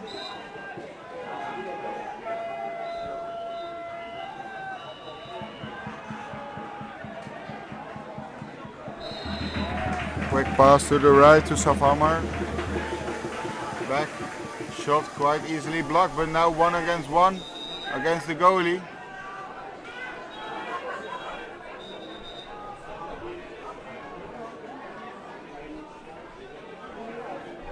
Green card is given to number 2, I think, and a penalty is being given. So that means that if the Swedish score,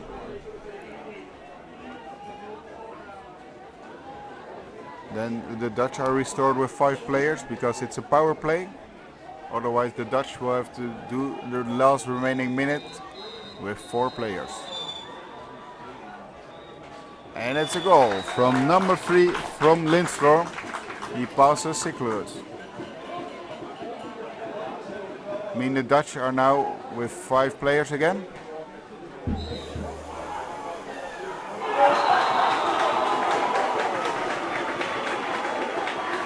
With 1 minute remaining, shot clock is also on the same time as the main clock.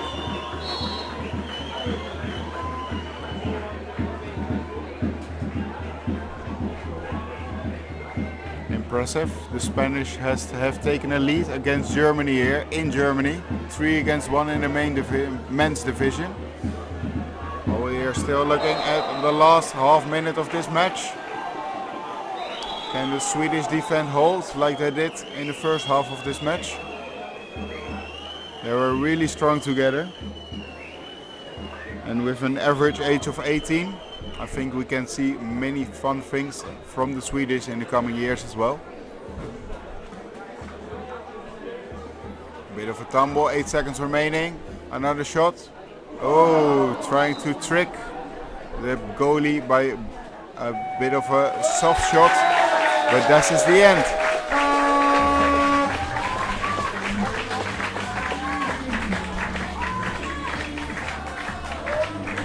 Congratulations to the Netherlands, and I will see the Swedish under 21 men very quickly again.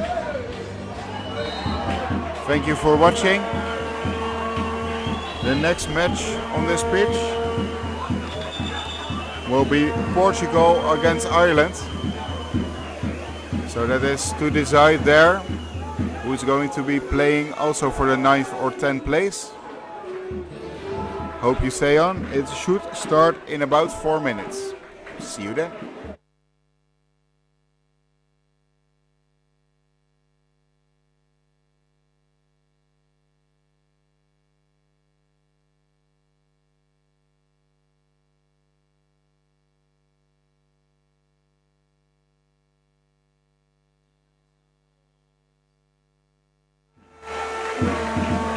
I would switch just for 30 seconds to pitch 3. Spain against Germany. With 30 seconds remaining, Germany just draws 2 against 2. After that, you switch back to here.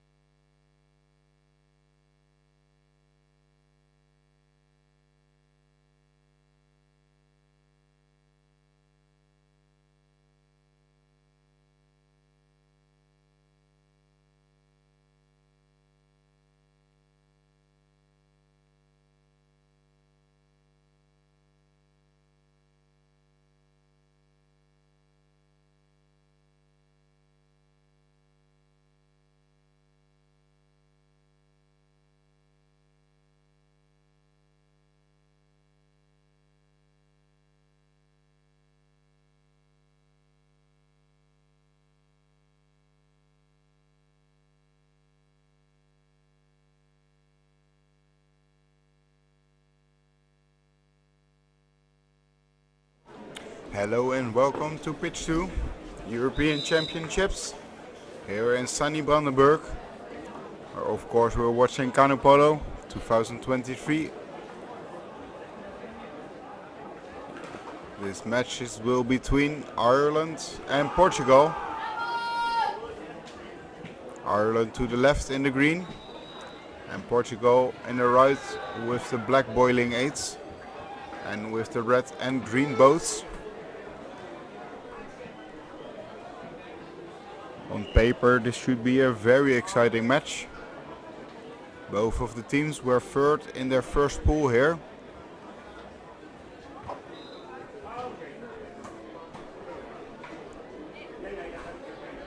Well, we see that the referee can also do some football.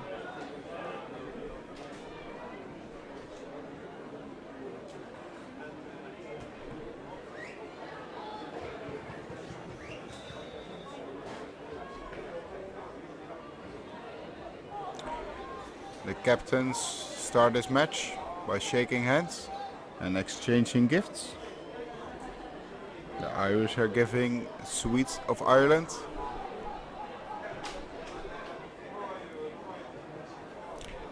On the left we have Ireland with 1 Jack across, number 2 MacDonald, number 3 Shield, number 4 Bracken, number 5 Buckley, number 6 Flaganen, number 8 Leiden, number 9 Skull. First we're gonna watch the sprint versus number 6 Damas. Made a little bit of a mistake, so it's Irish ball possession.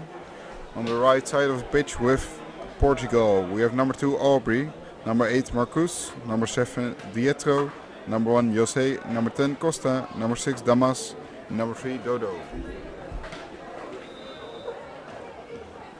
The Portuguese are here with 7 players, the Irish with 8. That might be a deciding factor at the end of the match, who has the most energy left. The Irish trying to breach this Portuguese defense with 2 players. And if the rest is joining in the attack. Oh! With a kind of a trick shot from cross. But it was not enough because the pole of the goal was there to stop his charge.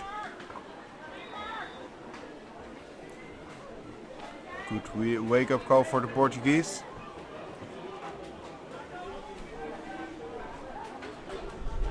Back to the middle. Shot from second line, quite easily deflected by player number 8 from Portugal, Marcus. Means that it's a corner for the Irish.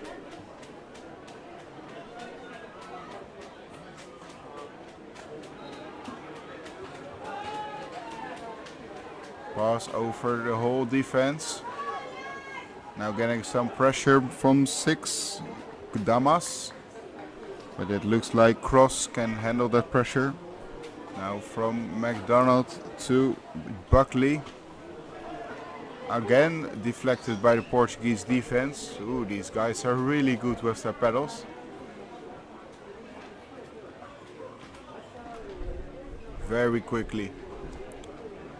I think if the Portuguese play their cards right, they should be able to play some fast breaks.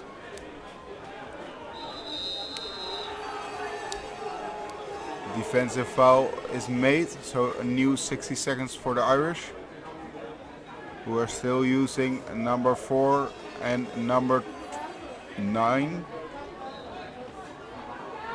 to breach the Portuguese.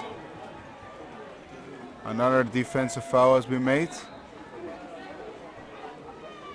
And now number 2 MacDonald and number 4 Bracken. Bracken is joined with Skoos. Bit of room on the left, but nicely done.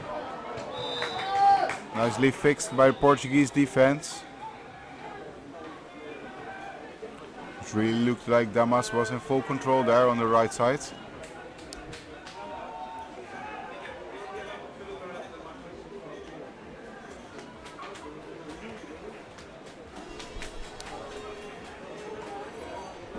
So both of these teams were third in their previous pools.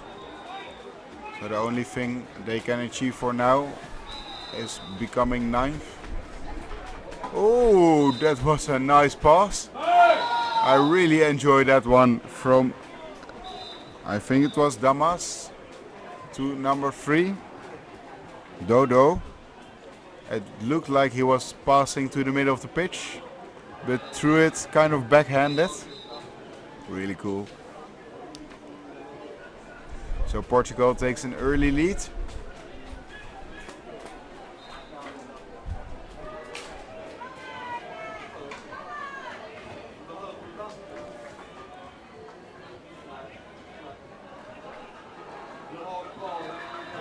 The Irish and Portuguese men both said to us that they wanted to reach at least the top 8.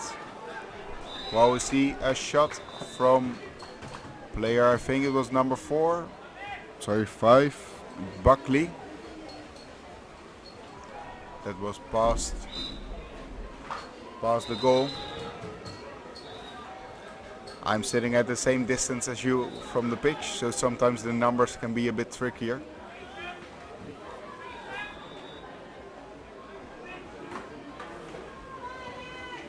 Both the Portuguese and the Irish used 2 players to breach the defense, and that was really beautifully done. Eventually ending up at Damas, who shoots and scores. Both of the teams were not able to go through this tournament, so they both will put everything on the line to reach that 9th place. And in this pool, we won't have a third pool after that. After this, only the first contender of this pool will be able to play for 9th or 10. Both of these teams actually won already today. While we see a corner getting for the Irish because Leiden shot against the goalkeeper's pedal. The Irish actually already won today. They lost today against Lithuania, but just with 2 goal difference.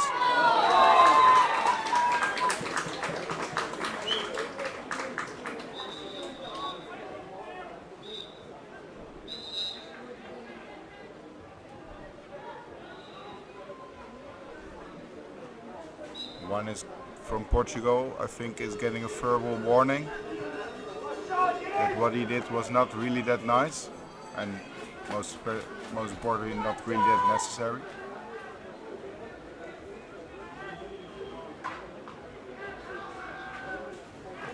Back to the right now for the Irish. Can they score a goal on their own? In this pool we also have Lithuania and Czech.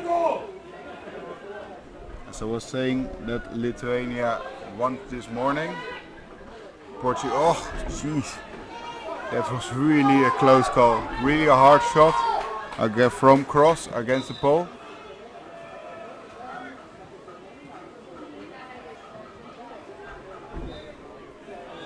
Fast break option is not available.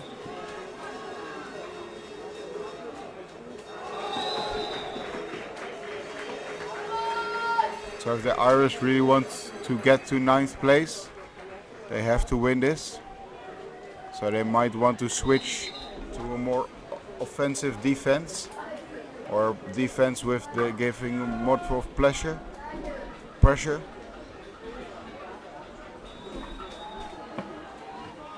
There was an advantage given, and the ref signals that number 2 player, McDonald, has a warning as well. So next time he can get a green card.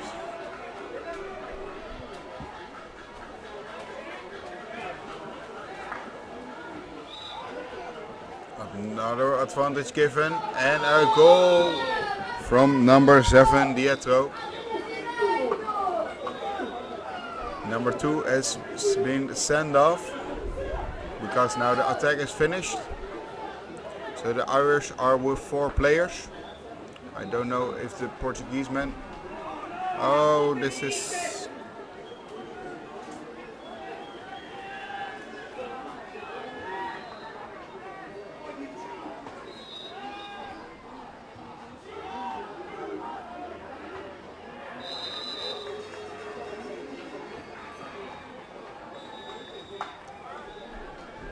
That's a bummer.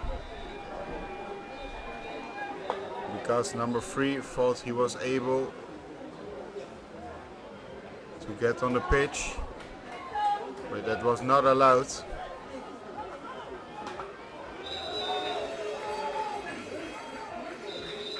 Means that the Irish are now down to 3. I think we will see a lot of pressure from the Portuguese on the Irish.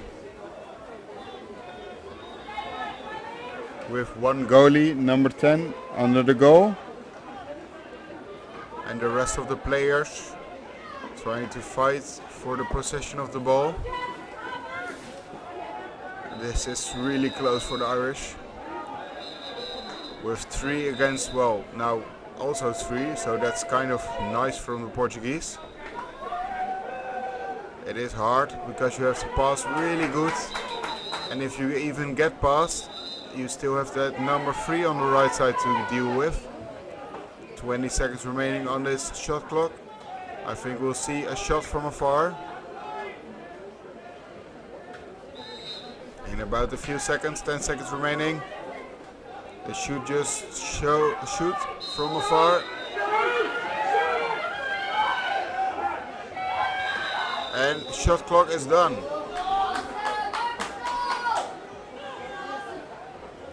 Number 9, go back. Scoos, come on.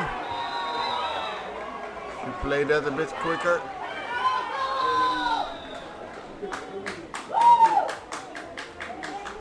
But that means that the Irish now are able to be with 4 players at least again for 40 seconds remaining.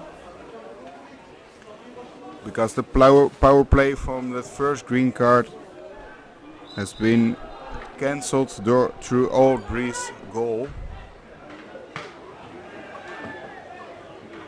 So still the Irish receiving a lot of pressure. Advantage has been given. So if they play their cards right for the next 30 seconds, they will be with 5 again for the last 30 seconds of the shot clock.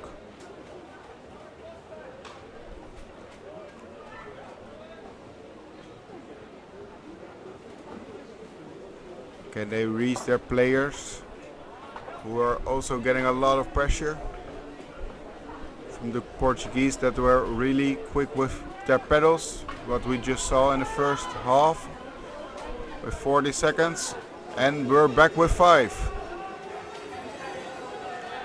with just 20 seconds remaining on the shot clock, 30 seconds on the remain clock. Hopefully Irish can use this at their advantage and make a goal of their own. But the Portuguese are resetting their defenses as well. 7 seconds, at least a shot. But Irish are still in ball possession with 15 seconds remaining.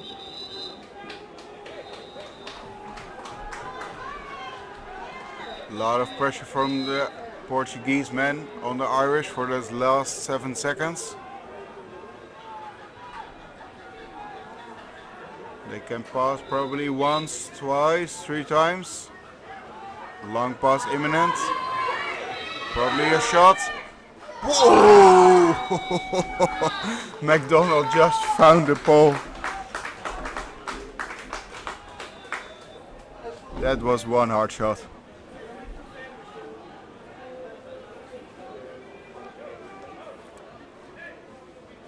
Even though the Portuguese are leading with 4 against 0, it's really an exciting match. The Irish keep on fighting. As a neutral supporter here, I would like to see some goals from the Irish. But I guess the Portuguese watching are not agreeing with me. Thanks to our sponsors, Bouwstorm, Wilhelm, Vic Heinsung, Helweg, and Teppelboom.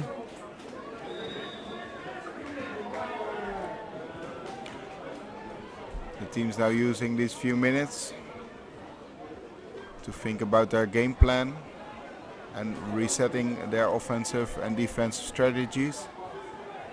I'll be back in 1 minute 50.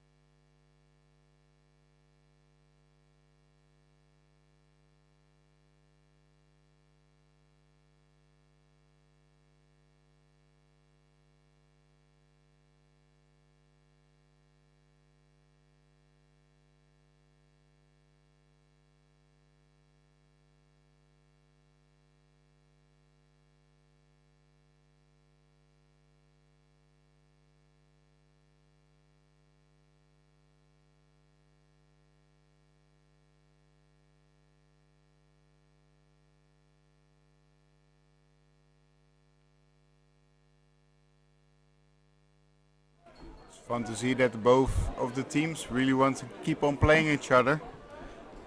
The resting period was still at 1 minute.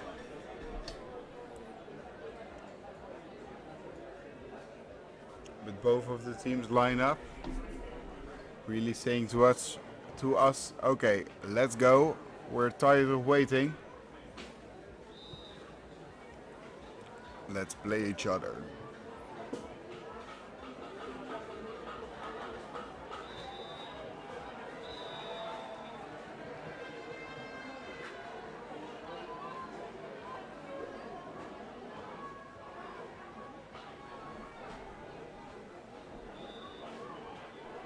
Portuguese trying to relax the muscles,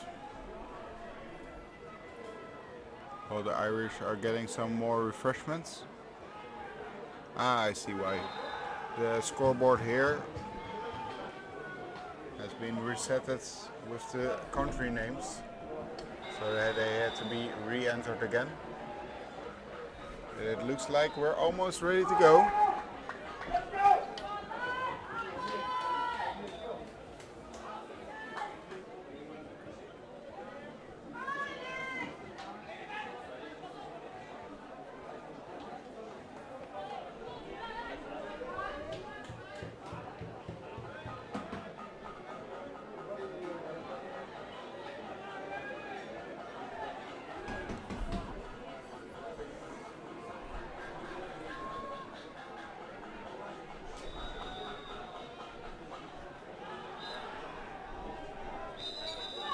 And we're off! The Portuguese actually sprinting with a lot of people, with the idea that they had the ball, but McDonald took the sprint from Damas.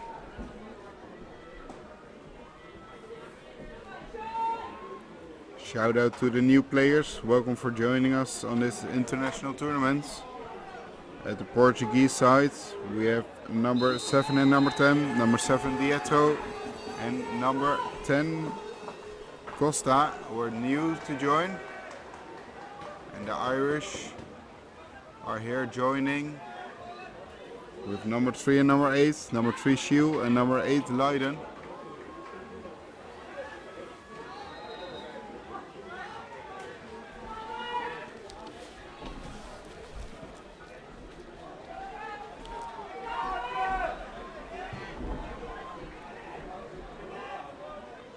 see an half of a fast break to the Irish, who are just lost ball possession now for Portugal favoring. Choose to play it a bit slower, which I think is the right call. Your 4 goals before. And if they continue like this, they will be at least for the fight for the 9th and 10th place.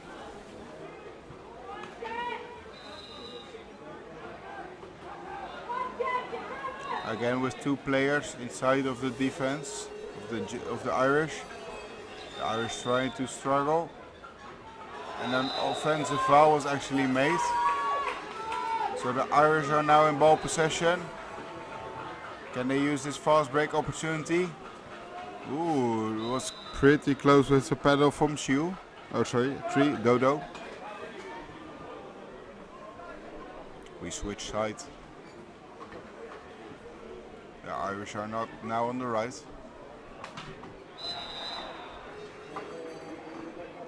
Trying to pass through the defense of the Portuguese man,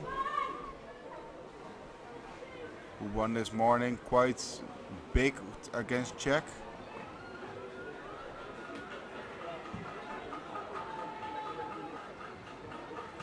The Portuguese were be able to train 5 times together and on some practice tournaments as well. And the Irish were able to be playing together at least one weekend every month, and also some more tournaments. Ooh, quick pass back, but that was a bit of a faulty one. So the Irish now, oh, that was one of the best opportunities for the Irish they had. I think if number 9, Skoos, would have been passing to his teammate, I think it's number 6, Flagan, was an option as well, to say the least.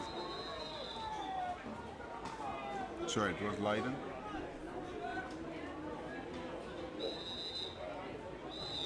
At the Irish we have 2 oldies, McDonald and Bracken. They've been with the Irish team the longest. Well, we still see a lot of action on the defense of the Irish, but the Irish players really keep on pressuring them. Oh, and puts it on the top of the goal. Beautifully done with the combination between the 2 players. Number 8, Marcus, and number 3, who eventually made the goal, Dado.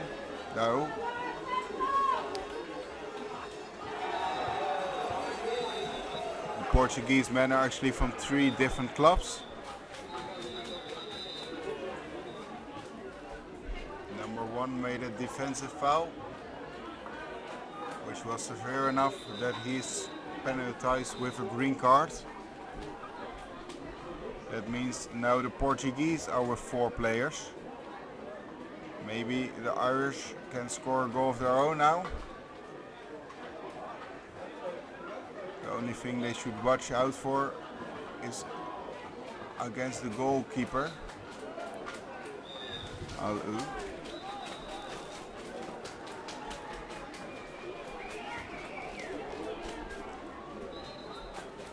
Sorry, the wind picked up here a bit. A big push against Bracken from number 8, Marcus. Ireland still with 5 players against 4 players for Portugal. The Irish are from 4 different clubs, so could train a lot together as well. But a shot over the goal means that it's now in Portuguese favor. I think if you're 5 against 0, or you're thinking about your goal difference, but otherwise you should really put a lot of pressure on these Portuguese. They are with 4.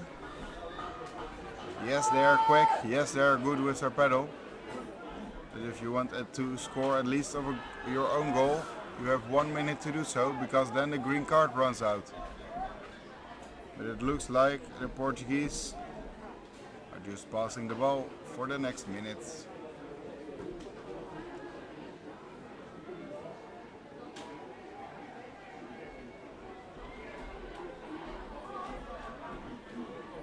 We're looking here actually at all students who are playing.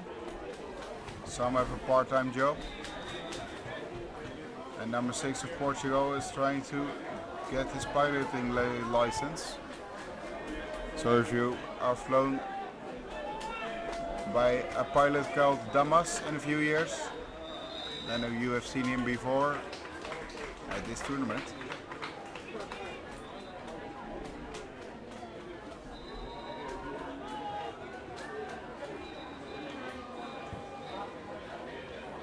Well, the Portuguese men did that really well, really professional, played out the clock, and now they're with 5 again. Waited to shoot that last shot just now, and the Irish couldn't take advantage of the fact that the Portuguese men were with 4 players. Quick pass to the middle. Oh, beautiful pass, beautiful shot by Abru.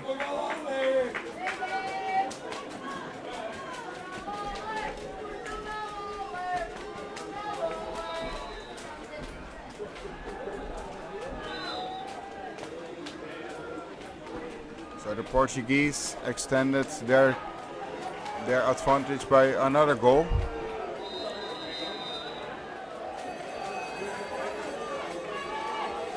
Quick passes now from the Irish with just under 4 minutes left. Quick pass. Oh, that would have been perfect if it would have reached Bracken. But then a defensive foul of an offensive foul is made. So now fast break opportunity for Portugal. Can they cross this pitch quite quickly? Number 1 cross is back at this goal. One of the goalies. Big push against the Portuguese man. Totally allowed. One of the fun things about Canoe Polo. Now fast break opportunity the other way around. Number 6, not the goalie from Portugal. Can they shoot from second line? Oh, and it was touched by number 3. Dao. It was the ref also saw it, but it was sportive of him to say, yes, I touched it.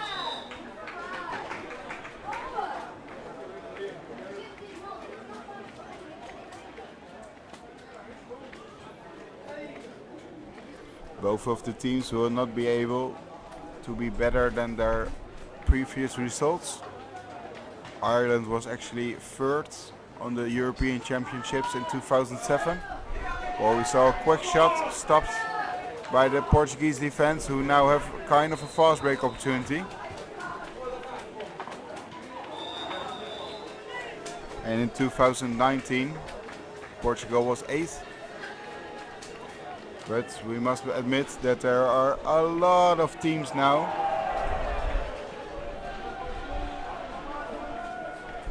more than ever, because the men's under 21 class, and I can say this with pride and with fun, because there are actually 16 teams, 16 different countries in this class, which is more than any other class. So the future is bright in Canoe Polo for the men's class, while we see a beautiful blocked by Cross, caught by Bracken. The next matches that are going to be taking place at 13:45 on pitch number 1 for the men's under 21 division. Quick pass to the wrestle right possible. Switzerland. Oh, shot and corner. Number 1 is getting a green card. For the men's under 21 division. Or a yellow card, sorry. Will face Great Britain. With the match refereed by for the action he did against the Irish. On pitch number 3 for the women's division, France will face Germany. This match is refereed by Mark Thomas and Danny Bowes. That does mean that if the Irish don't score, For the women's division, that Spain the will face Portuguese men are Switzerland. now finishing Match this game is with going 4 to be players. refereed by Alan Winter And and another Robin time White. that the pole of the goal is found, advantage has been given because of the pedal foul. Yep, and also this Portuguese man can do the Eskimo roll, but it took a bit too long. So it is 5 seconds ball possession.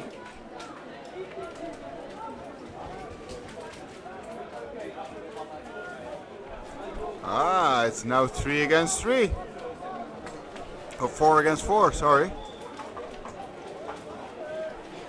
But the player still has to leave the field. Cross got a green card for a foul.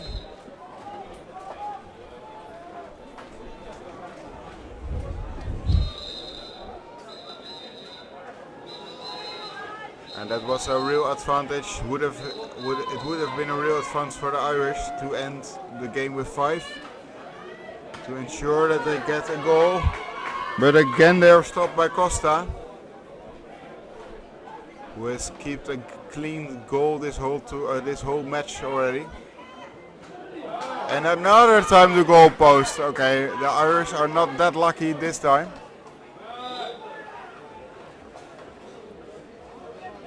"10 seconds, you should get that ball." Yeah, the Portuguese men are not gonna help you now.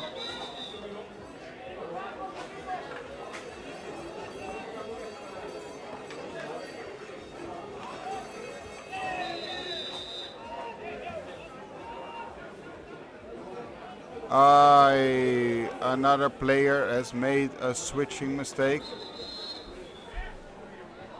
On the Irish side, I think.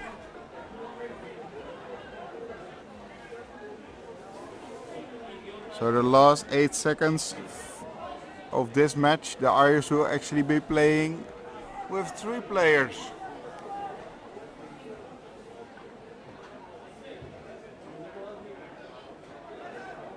That was unnecessary.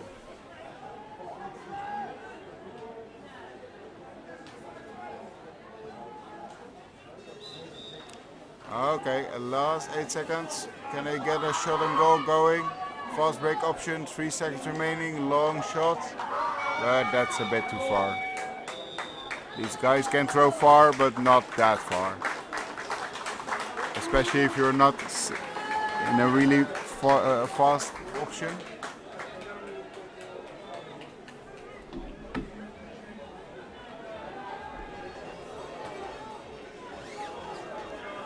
Looks like we'll continue with the men's under 21 class. We're going to be enjoying the Great Britain fighting against Denmark, who's going to be presented by Elmo. I wish her a lot of fun, and you as well. And I think you will have. I think this will be very close. Have fun, enjoy.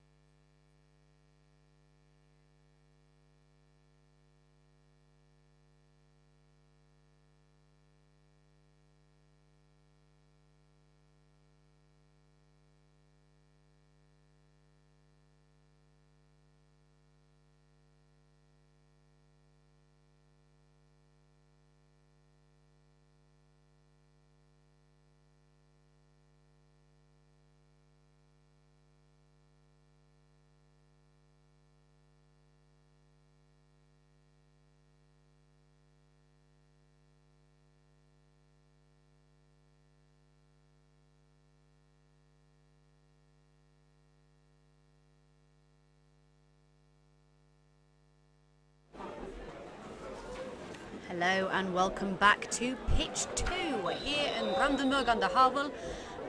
The local time is about 1:45. You join me here for this men's under-21 group stage game. This is the second group stage.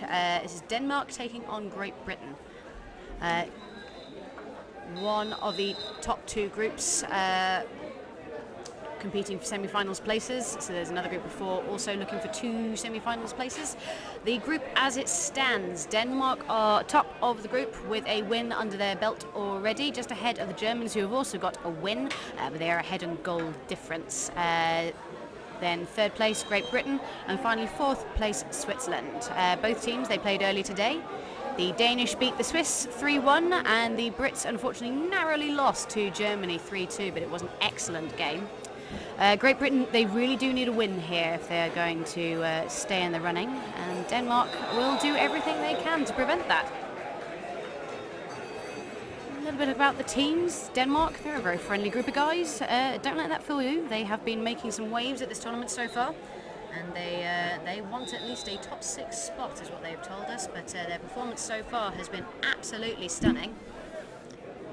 Great Britain aiming for a semi-final, they said ultimately a medal.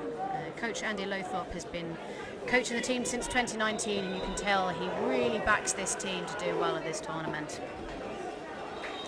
I suspect this game we have in front of us will set the tone for the rest of the day for both teams. Quickly run through the player lists to us while we're getting lined up. From Denmark, number 1 Christensen, number 2 number 3 Hansen, number 4 Willemsen, number 5 Seleman, number 6 Hey Schmidt, number 7 Sergo, number 9 Jørgensen, and number 10 also Jørgensen. And from Great Britain we've got number 2 Searle, number 3 Marlowe, number 4 Noble, number 5 Boyle, number 6 Hammond, number 7 McConvey, and number 8 the one, the only Tanner McCutcheon. Exchange of gifts there. The Danish have said they've brought licorice. We asked the Brits the same question. They said something nice, which is wonderful. They've understood the concept. Sprinting from Denmark, it's looking like it's going to be Jørgensen who is taking on number 3, Toby Marlowe. Jørgensen just pips into the post, slides over the boat, and Denmark will make the first attack of this first half. Skillfully done there. What a sprint.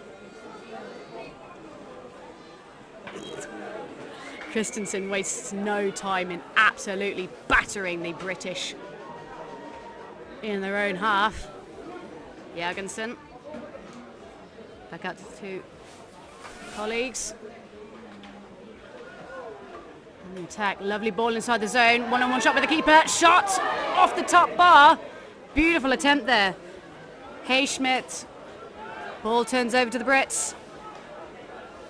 Man, not quite getting that ball away. That's clean off the pitch. Excellent pressure there from the Danes, who have absolutely come out of the gate swinging.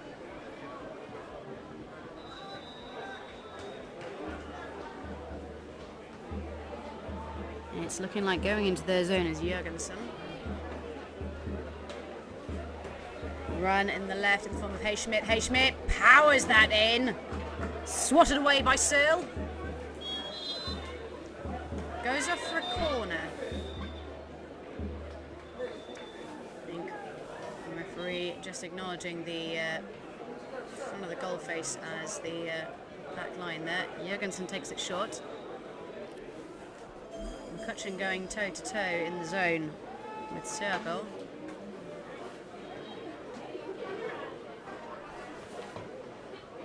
To Jørgensen. Brief pause while we remove a ball from the pitch. On a visitation from pitch 3. Long ball left to Hey Schmidt.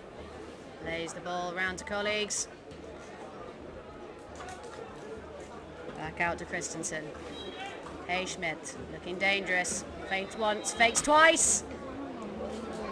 Falls into the hands of the Danish. Monster shot from Anders Jørgensen. Denmark are on the board. Massive cheer from the Danish delegation to my left. Denmark 1, Great Britain 0 with 7 minutes and 48 seconds left to go. Now this is the British showing what they've got in the first attack of the half. Ball goes on a quest.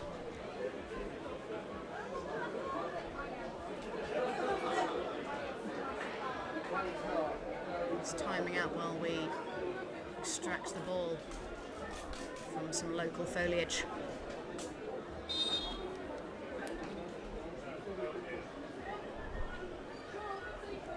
Into the zone goes Hansen, joined by Jørgensen. That's Jørgensen moving all the way around to Willemsen. Willemsen finds, oh, that was a beautiful pass in the zone, skillfully kept under control by Noble. Can they keep it on the pitch? Manages to find Boyle. Boyle getting battered, needs a friend. The Danish punching out with a four-man press, but I think just big calls from my right. I think they're being summoned back into their own half by their coach. Coach Oscar Brandt.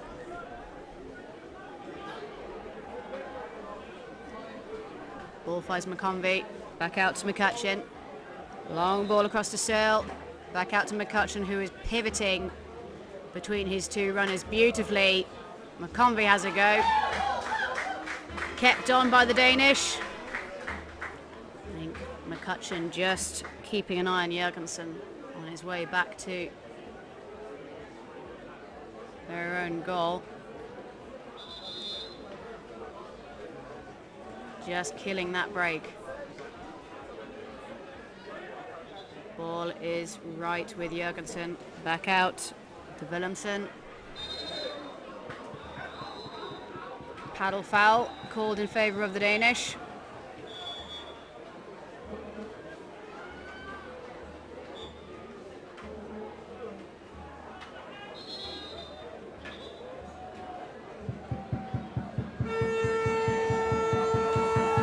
And again, wayward pass, finding pressure from McConvey, but big shot from Christensen.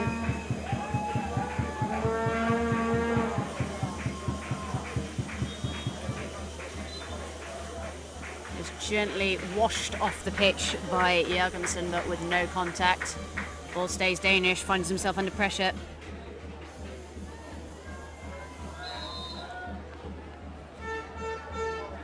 And the Danish looking to overload one side of the British zone. Trying to compress that zone right onto the keeper. Willemsen looks dangerous. Excuse the racket, Germany are playing on the other pitch, and it's getting spicy. Goal line throw for Britain. It will be Searle to take. Takes it to himself.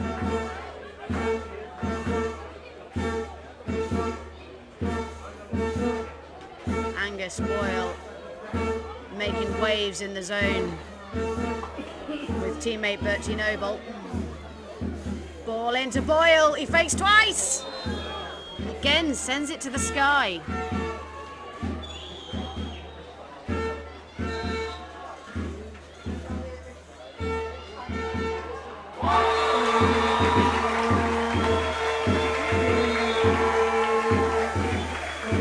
Danish goal line throw. Seleman to take.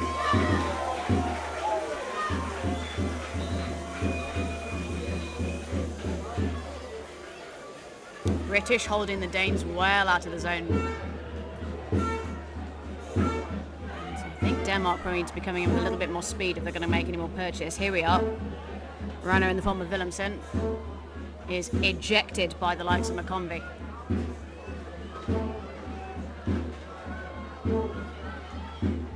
Excellent zone work by the British here. Zone getting compressed a little bit on the near sides. Well held out by the British. 8 seconds, that was the shot clock shot if ever I saw it. Through 2 paddles. Narrow goal face.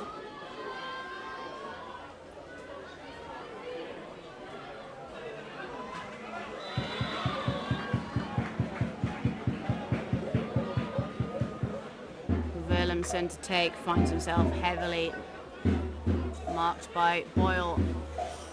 Monstrous pass all the way over to Jurgensen, and McConvey punches clean out. Been chasing quite high. Somewhat left Boyle with a lot to do. Back in the zone. Big shot from Denmark. Denmark 2, Great Britain 0.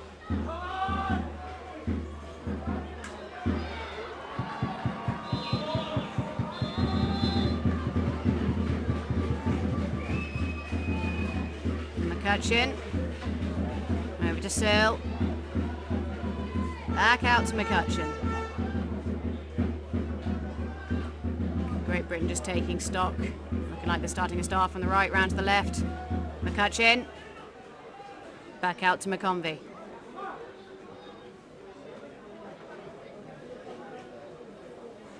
In the zone trying to make some space are Boyle and Noble. Ooh, big scrap here. Searle, opportunity. Back into the hands. Oh, beautiful work. Boyle with a rebound. Bangs it in. The stand has erupted with the sound of British voices. Great Britain 1, Denmark 2.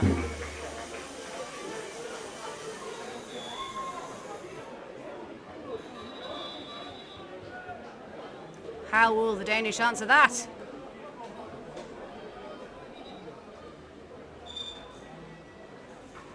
Looking like we're starting a 3-man star. Ball moves around to the right, finds Hayschmidt. Hayschmidt! Swatted away by McCutcheon.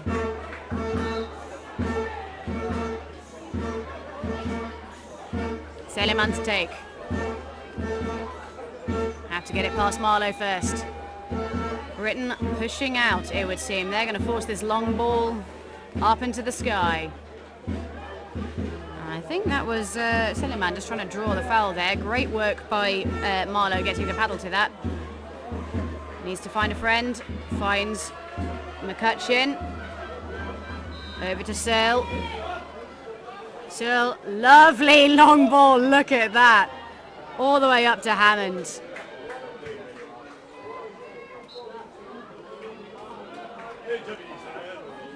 I think just covered extremely well by the Danish.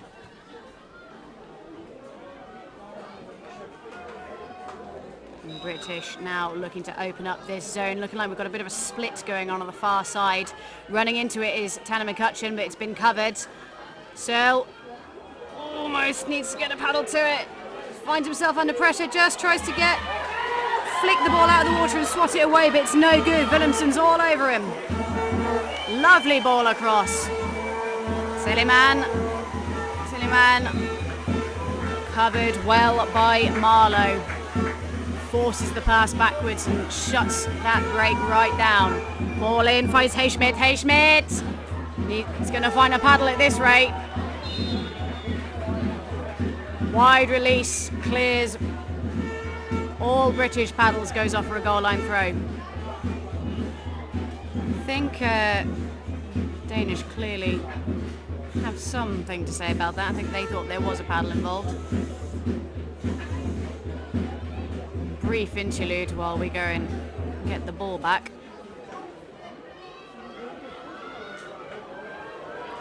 Goal line throw. The Danish pushing 5 out, 5-man press. For the dying seconds of this half. So, score at half-time, Denmark 2, Great Britain 1. Wonderful game of canoe polo we have in front of us today.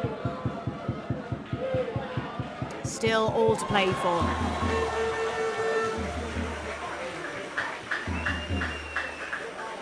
Said it before, say it again. Great Britain really want to get a win on the board if they are going to stand any chance of making it to the semi-finals as they had initially intended. So we may see them pushing out a little bit more towards the later stages of this game. Denmark, I think we're going to see more of the same, honestly. They've been playing phenomenally well this tournament. Very tidy team. A quick break for our sponsors. The CPS Canoe Polo equipment. Motorcar reseller. Wilks Heizung und Sanitär GmbH, who do heating and plumbing. Of course, how could we forget IMAS Startanlagen and Maschinenbau GmbH, who do starting and timing systems, mechanical engineering. Stör Deutsche Städte Medien, who do city advertising. Hellweg, for all your needs in the DIY market. Teppich Romeo and Olaf Prescher, for all your carpet needs. Sun Farming GmbH, who do solar panels and solar systems, and we've had a very sizable donation from a wonderful gentleman called Alexander Holst. Of course, how could we forget the city of Brandenburg, and of course the state of Brandenburg, as well as Gerüstbau Z&O, Baustrom, Wilmen Gebäudeservice, and of course all of the wonderful volunteers we have running the shot clock, the time, the lines, refs, all volunteers giving up their time to this sport that we've come to know and love so much. Great Britain clearly said enough said. They're lined up and ready to go.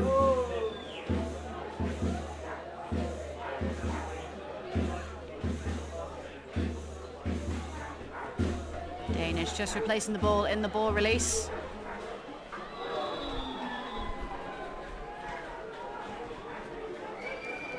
Wonderful invention, the ball release moves all, let's say human error, maybe.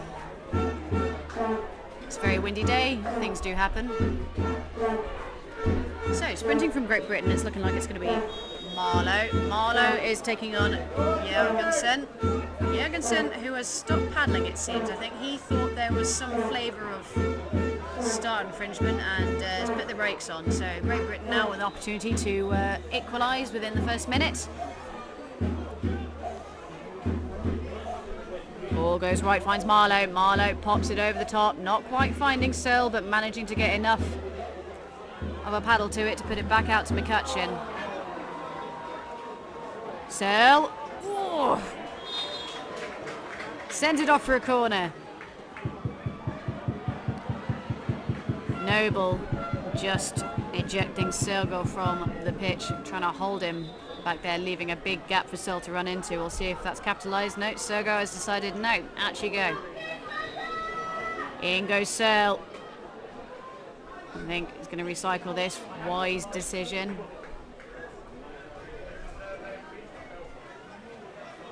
McCutcheon's running.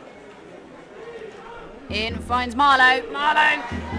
Stopped decisively. Sergo manages to keep it on the pitch. Finds Christensen. Finds Hayschmidt. Back to Christensen.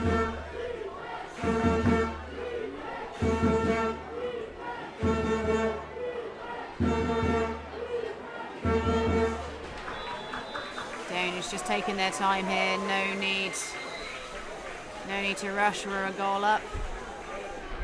Keep doing what we've been doing. I think some tactical substitutions to bring on Hansen to come and give the British some grief. In he goes, trying to punch a hole. Ball finds Hayschmidt. Needs to find a friend inside the zone. Recycles the ball out. Willemsen back out to Christensen. Hayschmidt! Tipped off the back by Searle. Goalkeeping from both teams has been absolutely stunning.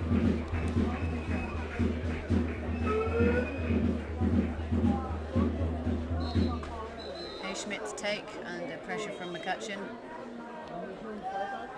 Again, Great Britain pushing out, punching, forcing that really long ball up to Hansen.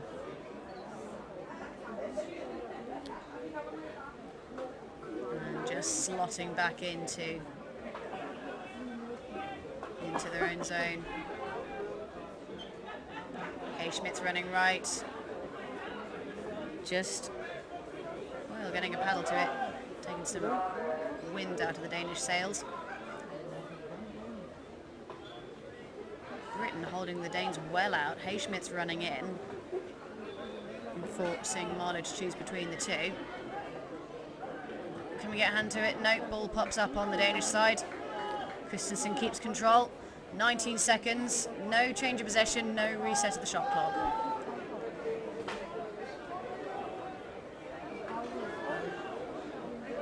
Big calls for shoot. We're going to see a shot clock shot shortly.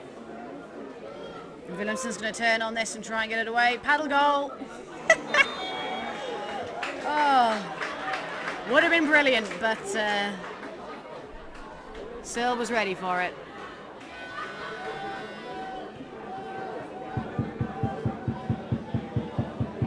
Hansen just trying to set up shop in front of the British goal. Noble trying to remove him.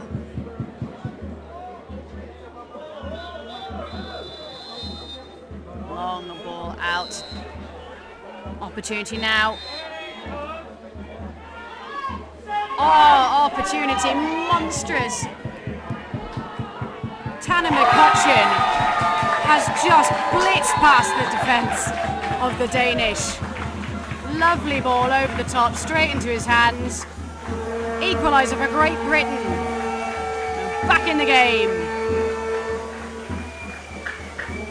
There's speed on that man. Denmark 2, Great Britain 2. Really going to see the Danish pick things up now. In goes Seleman. Seleman needs to recycle.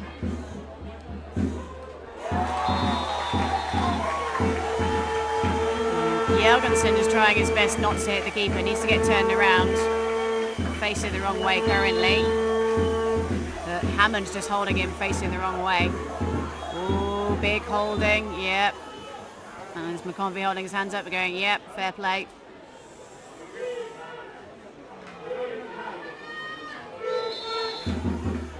Boyle backs up. Oh, gets a paddle to it. Fair play to Boyle. McConvey's gone. McCutcheon's gone. Danish aren't going to be caught twice, though. They have hot-footed it back to their own half.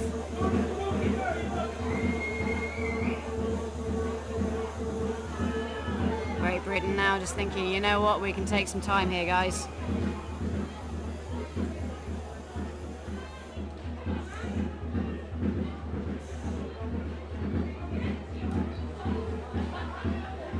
Attack.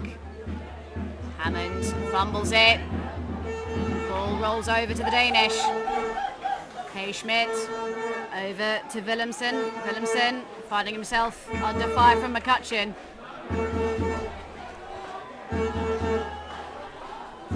Great Britain with a four-man press, but I think they are thinking better of that now and heading back to the zone. Off goes Hammond, on comes Noble. Jørgensen is right under the goal, he's looking for it. They can just get the ball into him. Being sandwiched by McConvey and McCutcheon. Willemsen in, looks dangerous, needs to find the pass in the zone. Has a go.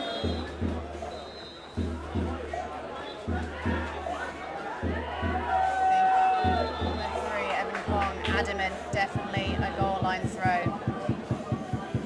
Long ball up, off the front of the boat, that's unfortunate, can he get there? Holds it. McConvey under pressure, opportunity now, needs a friend. No, that's not what he wanted.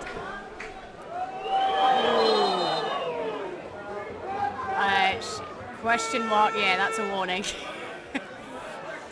Fair comment.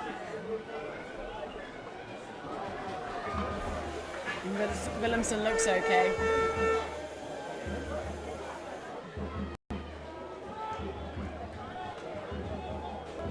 Hey Schmidt, and see Great Britain punching out now. Opportunity now. Boyle, big strong player. Can he turn him? Can he force him off the pitch? That's what we wanted. Beautiful work.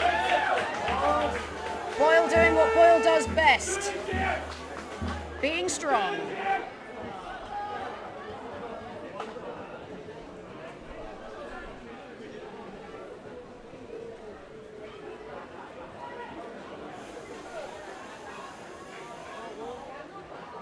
Noble trying to open up some space in the zone. Legal holding foul called in favour of the Brits. We're going to see Britain use this minute wisely. Again, we've got 2 men in the zone, and we're going to see Searle and McConvey move backwards and forwards, pivoting around McCutcheon all the way out the back. Ball finds Searle. Massive shot! Picked up by McConvey.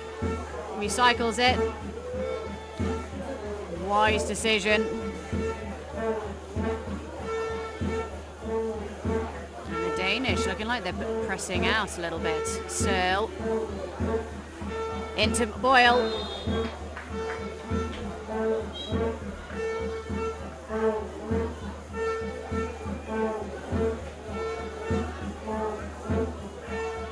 Corner ball, Searle to take.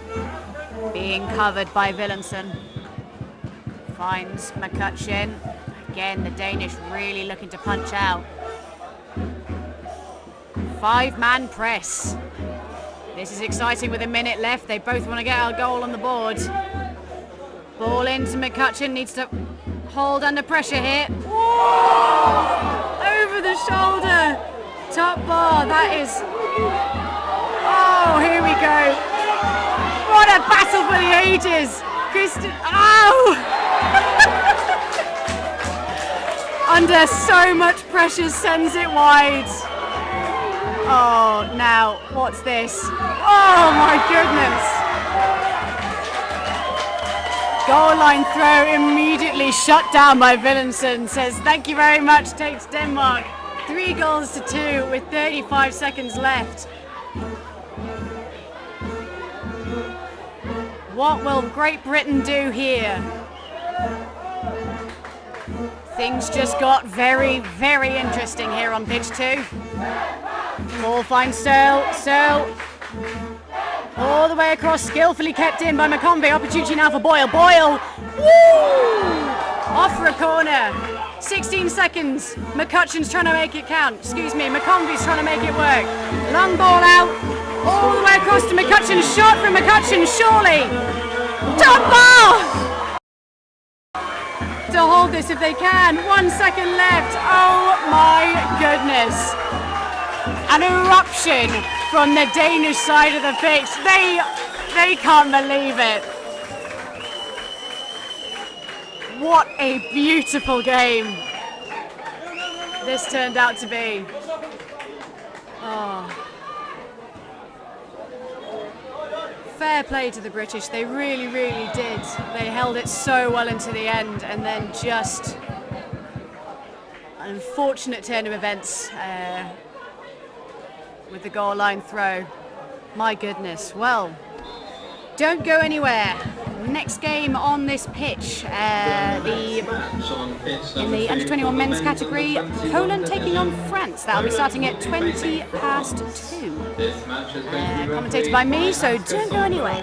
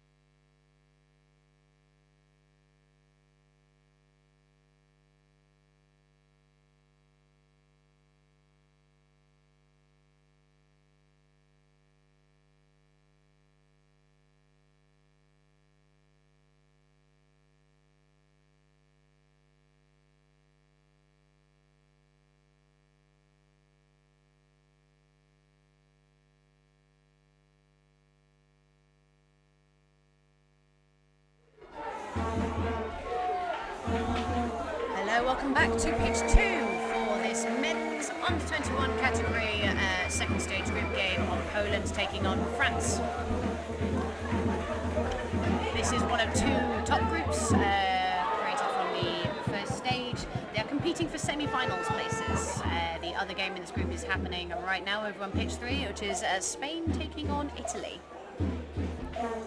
The groups as it stands, France are currently top of the group with a win under their belt, just ahead of Spain on goal difference. They've also got a win. Poland, they lost to the Spanish earlier today, and trailing behind somewhat is Italy down in 4th place. The French also played earlier today. They beat the Italians 7-0.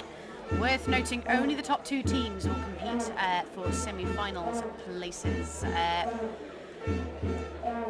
France, obviously top of the group currently, but they're going to be looking to cement their position in semis with a win here. And Poland, they really need a win here if they're going to stay in the running. To be fair to Poland, they said their goal at the start was to finish in the top 2 of the first group, and they have achieved that very decisively, so they are now looking to go as far as possible. They are a relatively young team. Average age is 17. They have already proven themselves as formidable opponents. This French team in front of you that you see, this team has been selected from over 30 applicants, and they have been making their presence known in no uncertain terms here in Brandenburg under Havel. Quickly run through the players before we get started. From France, number 1, Richard. Number 2, Legendre. Number 3, Njai. Number 4, Aumont. Number 5, Benkati.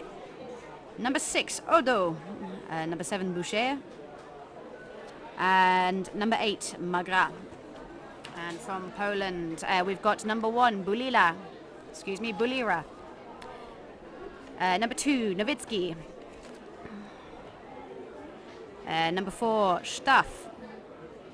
Number 5, Manchak. Number 7, Rahuba. Number 8, Yaroshevich. And number 9, Kalashek. Looking like we're going to be getting things underway here on pitch 1. Sprinting from the French side. It's looking like it's... I think it's number 3. It's a long way away. Yep, number 3, it's going to be Njai, who's taking on number 5 from Poland, Manchak. Manchak turns around it, gets there. Manchak, one-man army on his own. Thinks better of it and finds his team. There's a fairly sizable Polish delegation in front of my commentary tent, so if the Polish score here, just watch your ears.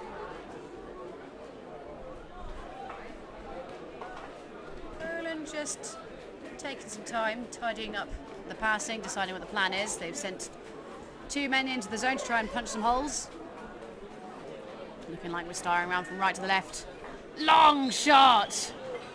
That was a cannon, full body involvement. And referee just calling it back to the goal line.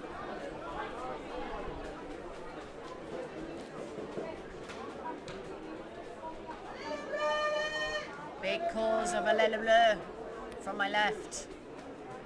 So working in the zone, it's looking like it is number 5, Benkati. French with a classic 4-man star moving round from right to the left. Ball finds Richard. Richard! Oh, off the top bar. That was huge. Big man first half, feeling fresh. Monster shots.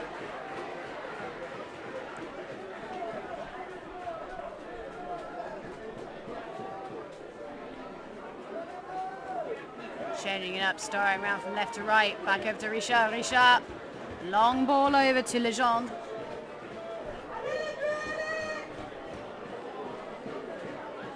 "25 seconds left on the shot clock. Still plenty of time." Ball moves round. Odo all the way over to Legendre. Still kept on, but finds pressure from Bulira. kept out. Ball amazingly manages to stay in Polish hands. The Polish have gone. We need a long ball up to the left, but being shut down very effectively by Legendre.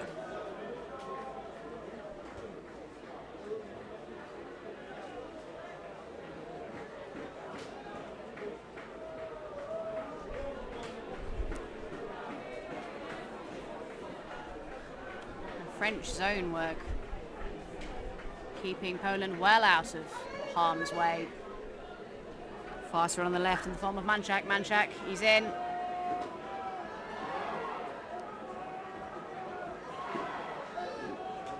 Opportunity now, well controlled, needs to recycle this surely. No, manages to get the ball in, slightly optimistic. Across the body and through several paddles.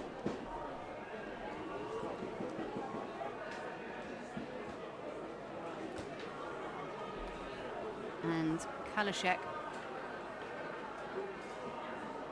really giving the French something to think about.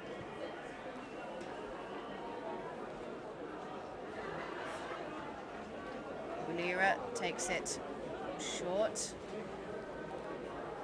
French really pushing this line. They're defending so far out and it's just giving the Polish no room to move.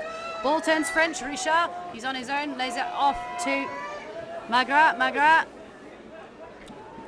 to Boucher. Long ball over the top.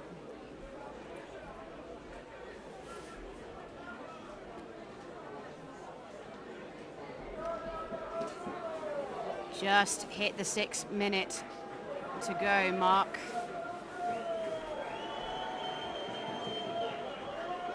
Scoreline still nil point for both teams. Again, the French not afraid to push this line. Fumbled ball.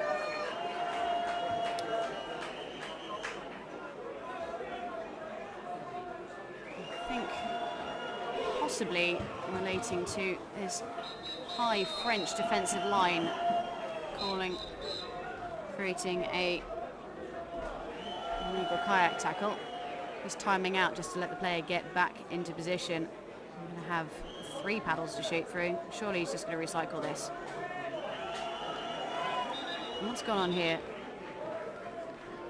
I think they've decided he hasn't taken it. Oh, no.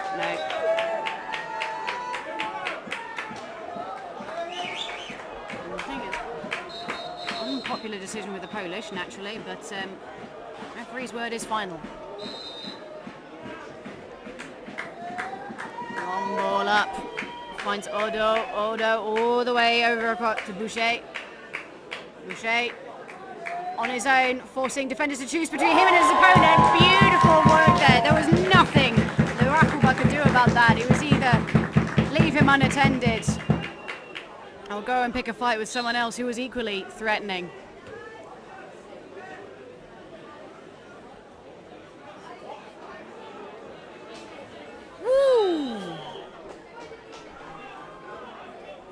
Polish coming out of the gate swinging. Ready to give an answer.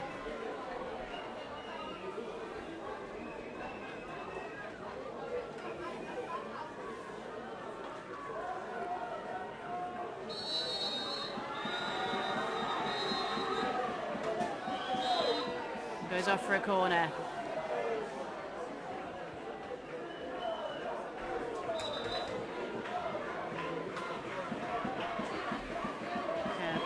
Just trying to find some purchase here in the French. I think I might have missed him earlier on the team roster.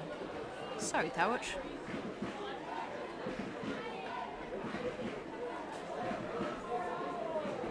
Polish on the attack. Running up the left is Staff. Long ball over the top. Just recycling it again. French not afraid to punch out, it would seem.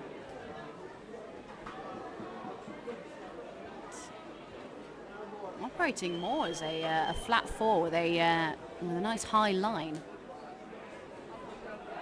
Just angling the line in the direction of their opponents. Fair play to them. It seems to be working. The Polish are being held well out. Off for a corner. Not quite finding the hands of Kalashek, who was one-on-one with the keeper. Would have been a very challenging pass through that many French players. I think French clearly cottoned on to Kalashek, telling him, right, out you go.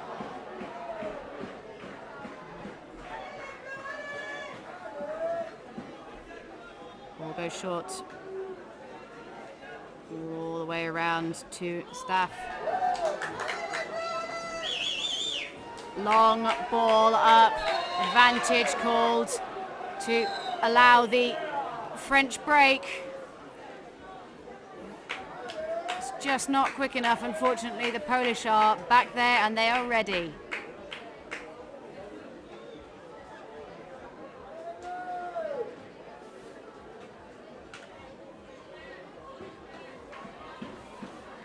I'm going to see the classic French four-man star any second now. We're going to mix it up. We need to make sure we don't overcommit on this. I think we can probably do with some cover.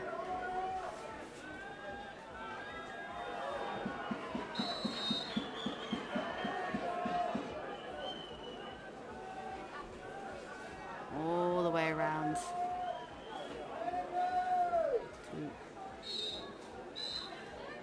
Legal kayak tackle, I think significant contact with the body. Referee's just saying, nope, from here. Make sure you present in line with me from there. Yep.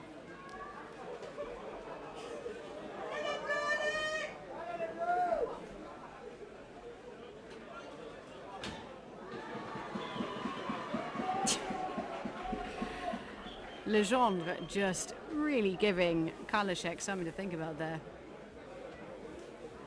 Kalashek just making his way back onto the pitch.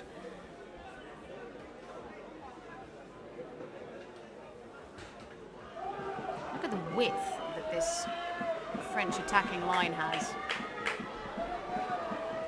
Starting the star around from left to right. And this kind of width is what you need in the polo, because you need those players to commit to you, which leaves, in theory, one left open. Not quite finding the hands of Legendre in the zone. Opportunity now for Poland, but the French are all over them. Long ball up, right into the hands of Manchak. Manchak acting as an anchor. Opportunity now. Ooh. Open goal, worth a shot. 1 minute left of this first half. Score as it stands, as you can see, France 1, Poland 0. Yeah. The French are going to run this clock all the way down. They're not going to move before about 20 seconds, I don't think. They're going to give Poland no chance to break on them.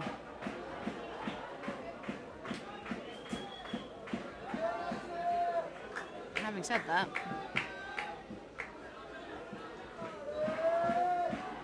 opportunity now, lovely ball into the zone. Oh, look at it. Ah! Amazing, round the head, high release. Amon takes France to 2-0, so we may see 4 on the line. No, we're going to slot back into a defence, definitely getting a keeper in. 22 seconds left. We're going to see Poland sprinting in. We're going to get one shot away. Better make it count. Go on, lads, in you go. Make some noise. Manchak's in, Manchak's in. Oh, not quite getting the ball into his colleague. That's it. Score at half-time. France 0, Poland 0. Try again. France 2, Poland 0.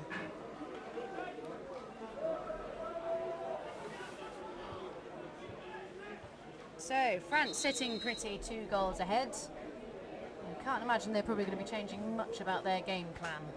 Not really any need to. The Polish, on the other hand, they need to get a win on the board if they're going to stand any chance of getting into the semi-finals.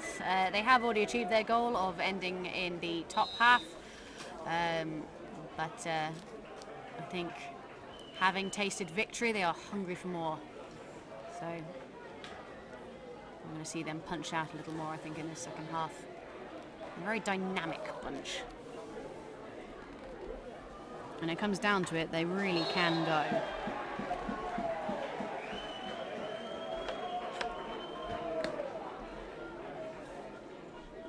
Time now for a word from our sponsors, the City of Brandenburg and the State of Brandenburg, as well as IMAS, Startanlagen und Maschinenbau, and a very generous donation from one Alexander Holst, which is a personal donation, which is extremely generous. Thank you very much. Of course, how could we forget Gerüstbau Z&O, Baustrom, Willmann Gebäudeservice, CPS Polo Equipment, Mother Car Reseller, Wilks Heizung und Sanitär, Ströer Deutsche Städte Medien, Hellweg Teppichbrome, Olaf Pressure, and Sun Farming. And if you are wanting to stay up to date with the results schedule on live stream, this can all be found at canoepolo-tournaments.eu. That's canoepolo-tournaments.eu.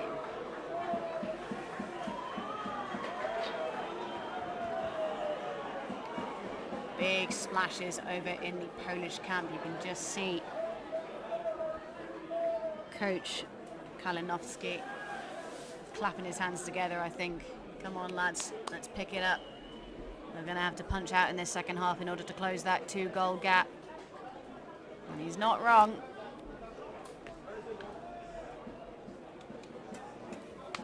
Compared to a slightly more sedate sounding French zone. More of the same for them.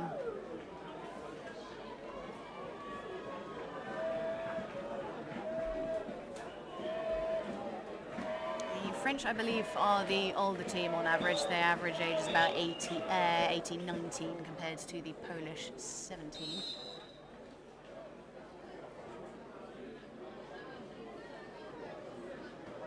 See if that experience pays off in the second half. So, sprinting from France, it's looking like it's going to be Boucher, who is taking on number 5 from Poland, Manchak. Oh, start infringement called in favour of the Polish. So, Poland now with an opportunity to close this gap. Into the zone goes Tawuch and Kalashek.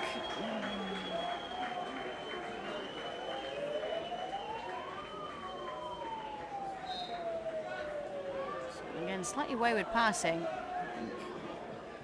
And Katia just threatening to punch out there, but just thinks better of it. Opportunity now, swatted away, doesn't even get to the goalkeeper's paddles. Ball taken short by Staff.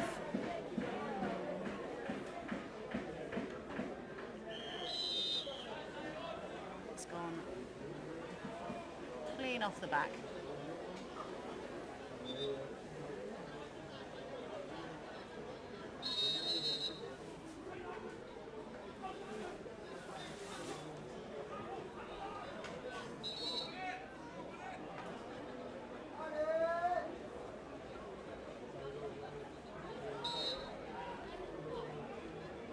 French now just trying to find some purchase in the Polish zone.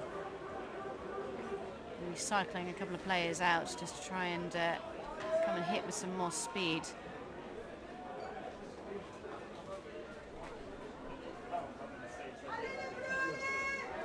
And now opportunity, forcing the defenders to pick between going left or going right. Lovely ball into the middle. Whoa! Beautiful, and an excellent demonstration of why the ability to call play on exists.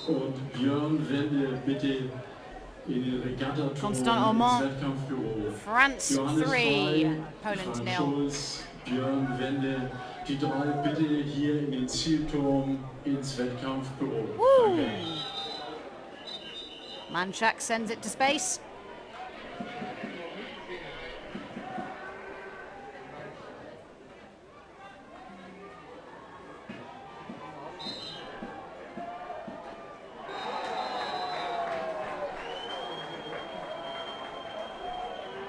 Poland are going to need to change things up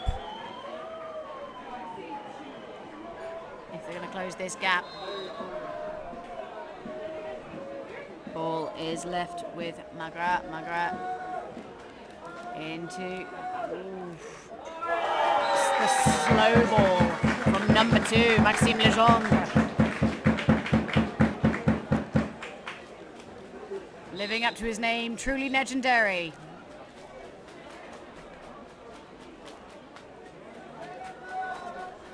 France 4, Poland 0. Now, Poland need to be very careful this doesn't get away from them now. All the way over to Manchak, just needs to get hands to it. Fast run on the left in the form of Nowitzki. Nowitzki finds himself in trouble. The French have gone. Ndai is running away from it. Just needs to hold under pressure here. Whoa! Resists the push. Njai. Beautiful work. This all feels like it's slipping away from the Polish a little bit. We need to make sure we don't overcommit on the attack and make sure we are providing that cover because the French are fast and they will punish you for it.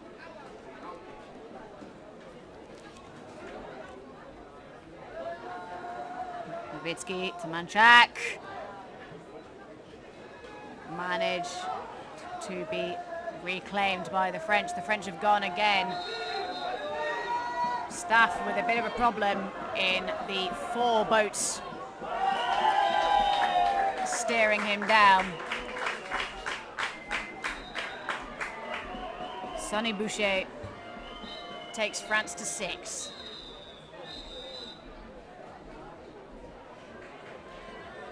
I think if timeouts were a thing in this competition, Polish would be calling a timeout right about now just to sort of reset a little bit. Long ball finds Bulira. Bulira looks dangerous. Tries to get the ball into a teammate in the zone. It's happened again. Tawuch with having to make a choice here. The slow ball. Absolute worst thing that can ever happen to a goalkeeper, the slow ball. To be fair to Tawuch, not really anything he could have done about that. If one-on-one shots with the keeper are tough, try 2-on-1.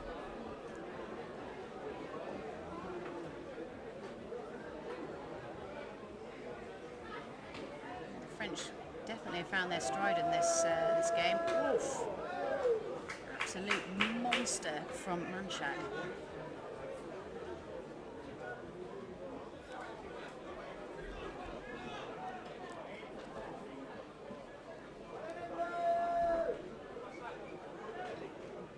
Again, just not quite getting those passes in the zone. It's let them down a couple of times now, but they are at least covering the break quite a lot better this time. Manchak needs to go and hit that, and I think that's it. Turn and hit him. Don't go to goal in that situation. You've got to turn and hit the player. And don't leave Magra unattended. France 8, Poland 0.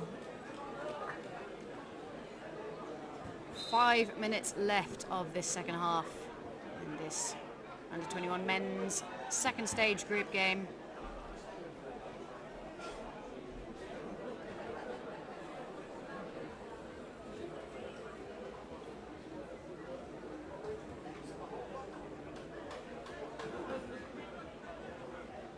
Poland just taking some time to bring on some more offensive players. On comes Rachuba to come and punch some holes. Opportunity now for a split potentially. Just forcing that French zone apart but being well covered by Boucher. Shot.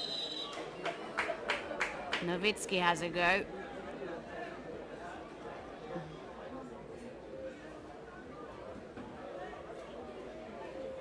The French, no mercy. They're covering this. This is going to force the ball all the way across to Manchak surely, unless...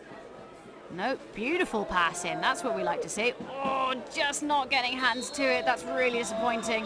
The French have gone. They are steaming away. Oh, the no look. Boucher feigning the pass to Njai and just saying, nah, I've got this. Take a break, lads. France 9, Poland 0.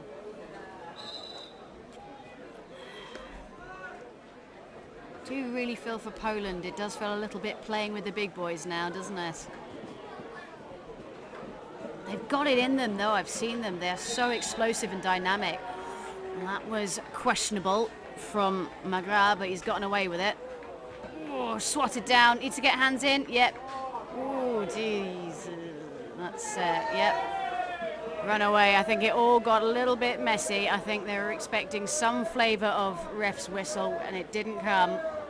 Absolutely banged away by Emeric Richard.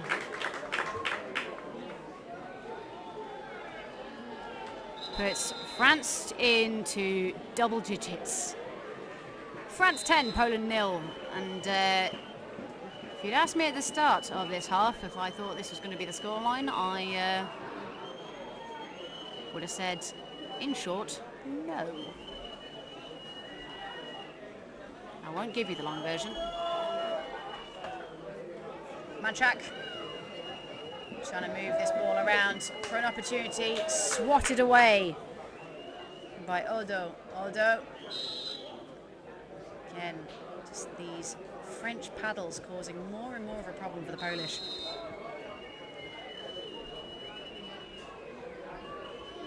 Manchak takes it short. Has a go. Sends it off for a goal line throw. You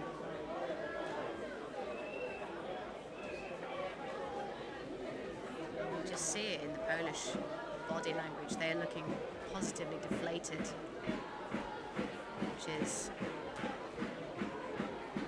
sad to see. These are a wonderful group of athletes. Very powerful, very dynamic, and when they get going, they really can tussle with the big ones.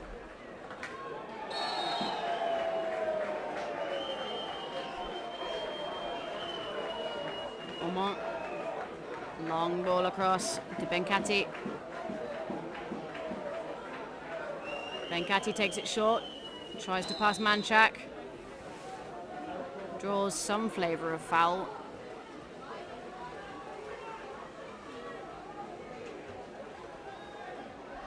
Bulira.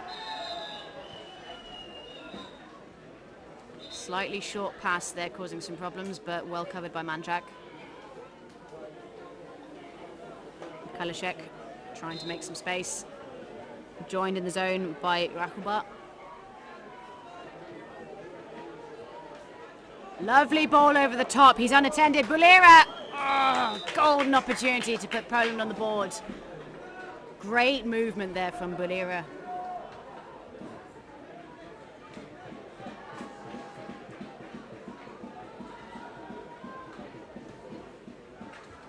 Oof.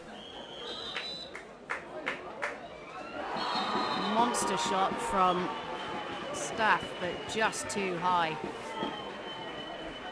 Poland hot-footing it back into their own half.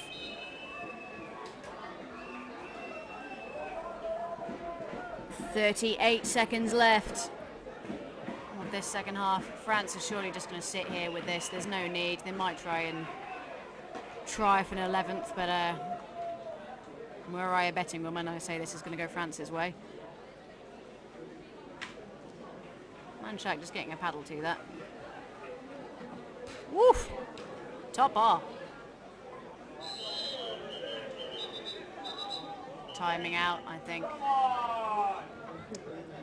Somewhat unpopular decision from the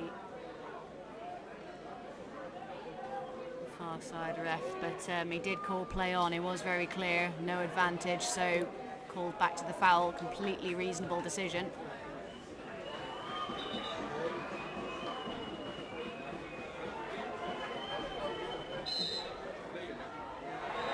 France, are they going to go for an 11th? They are swatted down. Go on, Manchak, have a go.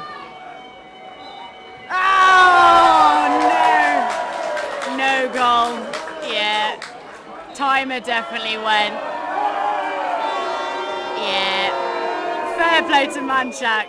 Oh, very, very unpopular in the Polish camp, but timer very clearly had gone, but fair play to Manchak. What a shot from behind the halfway line. Do really feel for him because that was beautiful. Right.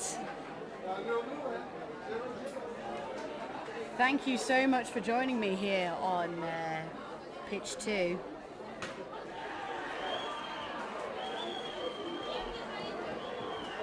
I believe we've got an under 21 women's quarter-final next here. It's going to be the Czech Republic taking on France, which will be a battle for the ages. Going to be commentated by my wonderful colleague Stepan. He will be joining us here. Game starts 3 p.m. local time. That's 3 o'clock local time.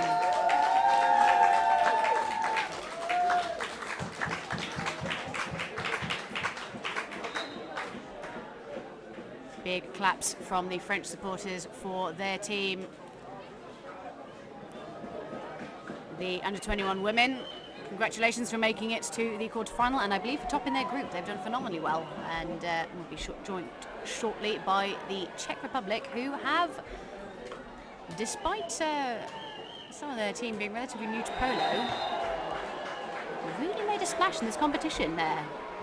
Definitely a game to watch, so stick around.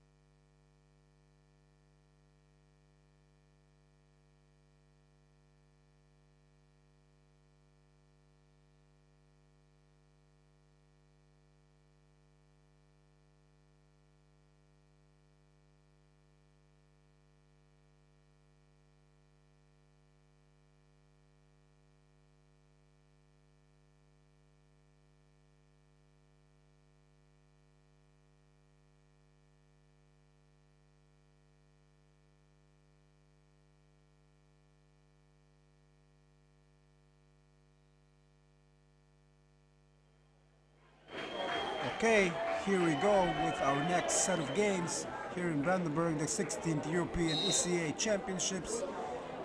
And we're already in the knockout stages of the under 21 women's division. We're in the quarterfinal stage.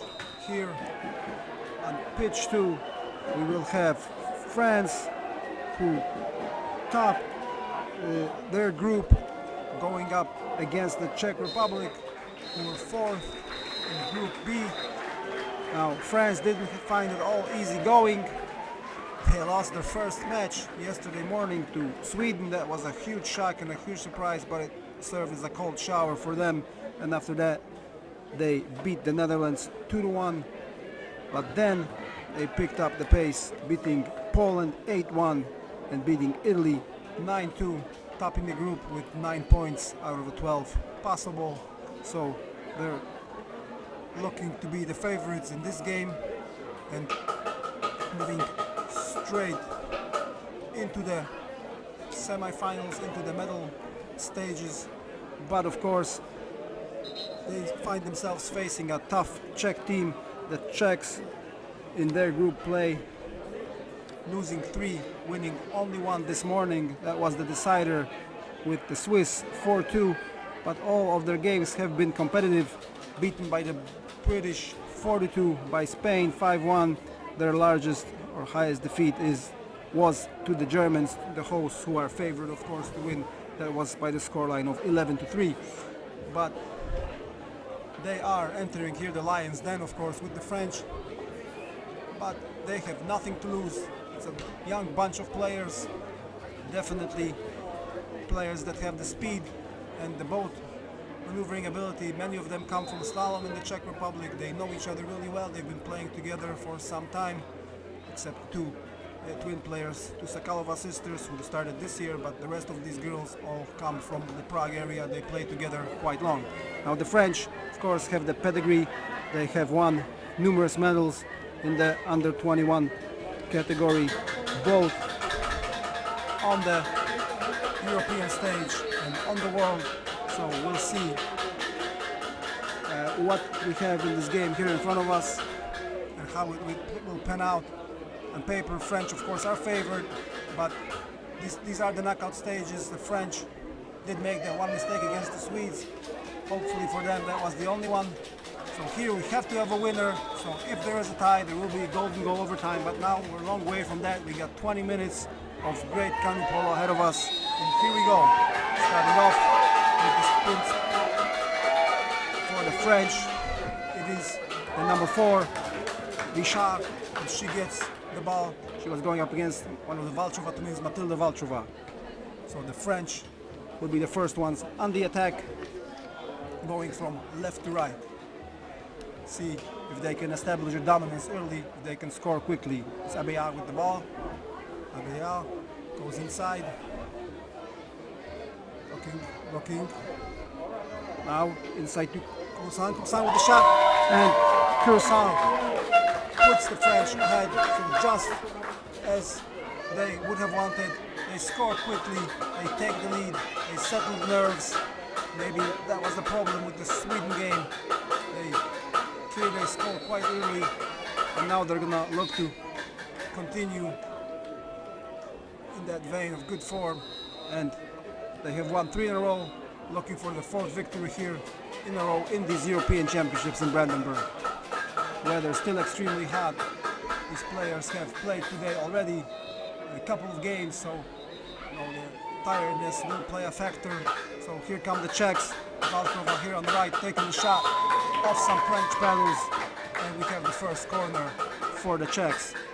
The Czechs, definitely a team that is made up of family members. They got a couple of sisters, in fact twins, 2 Valchova sisters, 2 Sakalova sisters. Chernikova has a couple brothers on the team, so in fact 60% of the team has siblings playing either here or in other Czech sides. Czechs setting up the offense. 3 on the perimeter, in fact 4. Here's number 8, Chernikova. Chernikova looking, goes to the left, goes to one of the Valchova sisters. Chornikova cannot get to the ball. It is taken over by Richard. Richard quickly went up the pitch, but Czechs slowing it down. Blocking now is that's it. Here go the French, number 6, Tirel. Tirel with the ball on the right side. Here's Tirel, looking, dishing it back now. And slowing it down to set up is the number 1, Abeyard. Abeyard with the ball. Back to Tirel on the right. Tirel attacked by the Czech number 4, Sakalova. Turning is and the Czechs do take over. And here they come. Immediately set upon by Charlotte Richard, who is the Czech number 7, Marketa Sakalova, and she is dispossessed by the French. French regain control. So here they are on the attack once again. Here is Coursin. Coursin over to Tirel. In the middle there is Anaïs Bonani. Bonani with the ball. Forward to herself. She's got 2 on the side. Coming in quickly is Abeyard. Now she has to back away as she was stopped by the Czechs. The ball goes inside. And there is a shot by the number 4, Charlotte Richard. She puts the French up 2. So 2-0 to the French.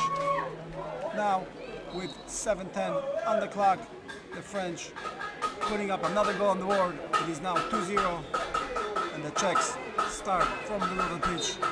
French lining up with a 2-2 defense, or 3-1 defense, sorry, with the number 7, Ion, in the chaser position. And here come the Czechs. On the left, here's one of the Valchova twins. In the middle is her sister, I believe. On the right is Datsik, the Valchova sister. She shoots, and the shot is stopped by the French goalkeeper, number 3, Annelise Bonamy, makes the stop, and it is a French corner to be taken by Sakalova. Sakalova there on the right, blocked in the corner by Lisa Guillemard.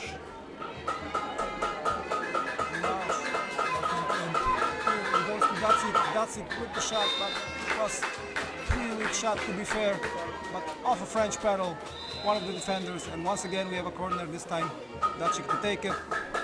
Datsik in the left corner, in front of her is Jean Croissant. She's got one of the Valchova twins, ball goes to her. Over to Sakalova now, in the middle there, it's Patsis gets the ball, she's going to go by herself, is she going to score? No, that's a great save by the French goalkeeper, Bonani, a beautiful save. Patsis found herself right in front of the goal, alone, with no defenders, but the French goalkeeper, Bonani, with the great save, denying the Czech player from close range. So still 2-0 here, with yet another corner for the Czechs. Now the Czech number 6, Patsis, is in the corner, hounded by French number 7, Irian. Patsis going to play it in. She goes left, hard to control, but Valchova does get it. That's it, shooting, and once again saved by Bonani. That's her 4th save of the game, so the Czechs have been troubling the French goalkeeper, but she has managed to stop everything that they've thrown her way. That is the 4th save of the game for the French goalkeeper. And here we go, here's Patsis now, looking to Valchova, goes to Valchova, Valchova going to her sister, there is Datsik, now going back, there is one of the Valchova, the Sakalova sisters. Again, it is Valchova, back to her sister. Datsik coming in on the right, trying to get into the French zone, but she's quickly pushed out.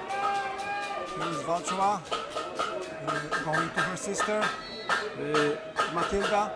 She's on the right, tries to go inside to Datsik, but she's unable to reach the ball, but pushes out the French player, the French number 2, Croissant. So it's another corner. It's quite a bit of pressure here from the Czechs, pretty surprising. They've managed to keep the French on defense for an extensive period of time, so they're looking for the goal, but definitely it is a close game, good game to watch. Lots of good canoe polo being played right now. There's a foul there actually, a paddle foul, so here's a good opportunity maybe to shoot. Is she gonna take the shot? Looking, faking, off a couple of French paddles, and out once again for the corner off the pedal of Abea, the French defender. And yet another corner for the Czechs to be taken by Matilda Valtrova, this time from the right side. 3:35 left on the clock. Czechs taking that corner. Let's see what she's gonna do with it. Again, pressured in the corner. The ball goes out pretty far to Gacik. Chasing her is the French defender. Gacik getting rid of the ball and gets over to Valtrova. Valtrova moving, turning, taking the shot. And once again, Bonani with the save. Another save by the French goalkeeper. This time it falls to Guillaume. And she has it. The French can finally advance forward after that long spell of Czech pressure. But they have the open woman right in front with the empty net. Begging. And here we go. She passes to the middle. And a beautiful goal by Bonani. She has made all the saves on the other end. And now she comes in with the two-handed empty netter. Puts the French 3-0. So after making all those great saves, she comes in and scores a third goal for the French. And now they're up 3-0 in this game, establishing slowly their dominance. Although, to be fair, the Czechs have had a lot of the play in the front end of the French zone. It was good. They had numerous shots, but all were stopped by the French goalkeeper, Bonani. So here is Chernikova now back on the pitch after a short rest.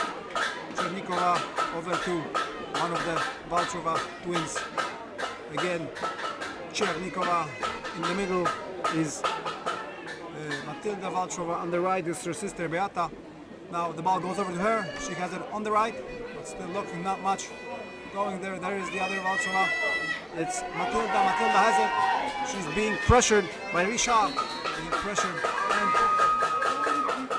And still though, they have to take it back out. Only 15 seconds on the clock. Here's Valtrova coming in. Valtrova looking. Where can she pass it to? Still looking. Still looking. There we go. There is Sakalova, but she has to give it back to Valtrova, who's got to shoot because the clock was running down, but they regained. Another shot by Valtrova, and again, Bonani with yet another save. She drops her pedals and the power was there for the shot, but a great save. And yet another corner that is save number 6 already in the first half for Bonani. Great goalkeeper we have in the French net. She seems unbeatable, at least in the first half. Here is Valtrova. Valtrova looking for Sakalova there in the middle. Now goes to her sister on the right. She's got some room. She can move up a little bit forward. Now picked up by the French number 1, Abea. Valtrova going back. The ball goes back to her. That's a good shot. That is a really, really good shot. That does not touch any pedals. It's maybe from quite the angle on the right, but a good shot nonetheless.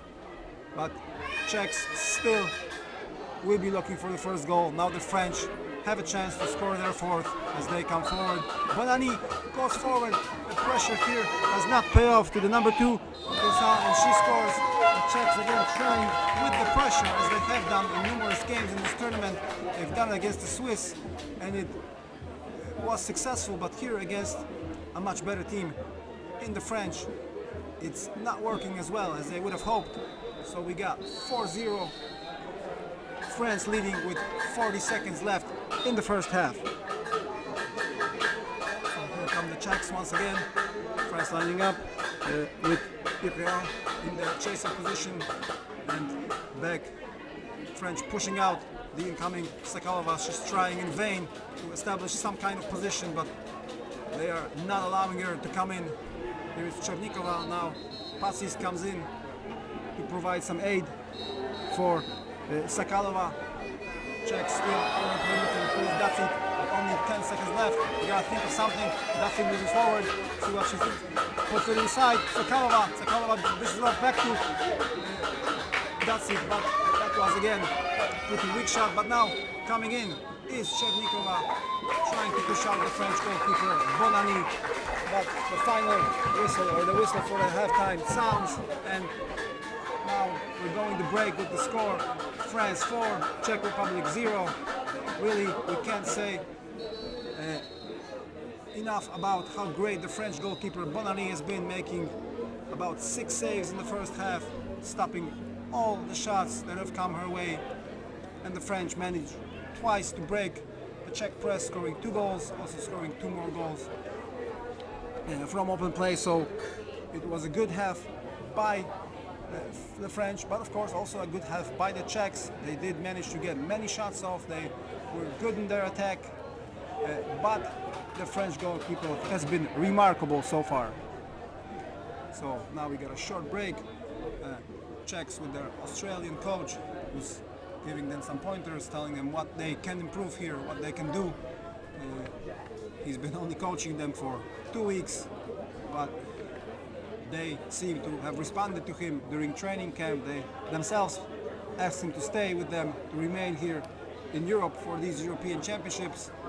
And as we can see, it's bore fruit in the shape of the Czechs reaching here the quarterfinals and really acquitting themselves pretty well in all games they have played so far. It is a new team, a young team. 2 of the players, the Skalova twins, have only been playing for quite a short time, and here against the French, who definitely have the pedigree and have had success in the past in history. The Czechs are not doing too badly. Of course, the French also quite a young team, 17 years old, you know, and they had many players to select from. 37 players came in for the selection process, so it was a long and arduous process that I think brought out the best of the French. As we have said, they have had that one hurdle in the shape of Sweden, but that was the first game. So if you're going to lose, it's better to lose in the beginning than to win everything and take it maybe all the way to the final to go for the gold. Of course, the French have medaled in every European Championship since 2007, except for 2011. So that is quite an amazing record. That is rivaling with Germany. Of course, the Germans have been dominant, especially in this division, but the French are in fact also a great team, as we can see. So we're just about ready to start the second half. French already lined up, the Czechs still talking to their coach. So I think soon the ref will motion for them to line up as well. Ball is already in the middle of the pitch, so we're about ready to start the second half. Let me run again through the lineups for France. Number 1, Abéard. Number 2, Courson. Number 3, Bonani, the goalkeeper. Number 4, Richard. Number 5, Guillaumard. Number 6, Terrel. Number 7, Iran. And number 8, Grimaud. The coach is Nicolas Neveu. And Czechs, number 1, Datik. Number 2, Valtrova. Number 3, Valtrova. Number 4, Sakalova Magdalena. Number 4, Tabaranova. 6, Patsi. 7, Sakalova. And 8, Chernikova. And here we go. Here is again Valtrova going up against Richard. And Richard, once again, just as she did in the first half, she gains possession of the ball, and the French can look to score their 5th goal to put the game pretty much out of reach. It's early going in the second half, but with a 5-0 lead, if that does come to pass, that will be an insurmountable mountain to climb for the Czechs. But here they take over. Nicely done by Chernikova. She got it on the left, although she is being pressured and pushed out. She does manage to get it to Valtrova. So now the Czechs can advance forward with the ball. Bonani already is, oh no, sorry, it was Tirella who was in goal. Now Bonani is back in place. So they have their number 1 goalkeeper there. Here is Patsis. Patsis going to Valtrova. Valtrova going back to Patsis as she was being pressured by the French number 4, Richard. Here is again, there on the left now, Chernikova. Coming in are Patsis and Valtrova. Patsis going there to Valtrova, but she drops the ball. That was a slight mistake taken over by Abéard, and she goes to Courson, and the French have it again, trying to once again score the 5th goal. Quickly advancing forward is the goalkeeper Bonani. She's got the open water, and now over to the number 4, Richard. There was a great pass by Bonani to Richard, who found herself open under the empty net, and she scores the 5th goal. So now we see Bonani, great goalkeeper, scorer, and now also turning passer, so she can do it all. Now the Czechs bring the ball to the middle. The refs taking a timeout here until the Czechs line up. Now Sakalova is going to go and rest for a while. In comes number 7, her sister Marketa Sakalova, And the Czechs start with the Valtrova twins. And there is Sakalova there on the left is Patsy. And now going to the middle is Sakalova and Patsy's trying to make some room. There's Chernikova, sorry, on the left. Jacek is now resting. So Chernikova and the Valtrova twins. Here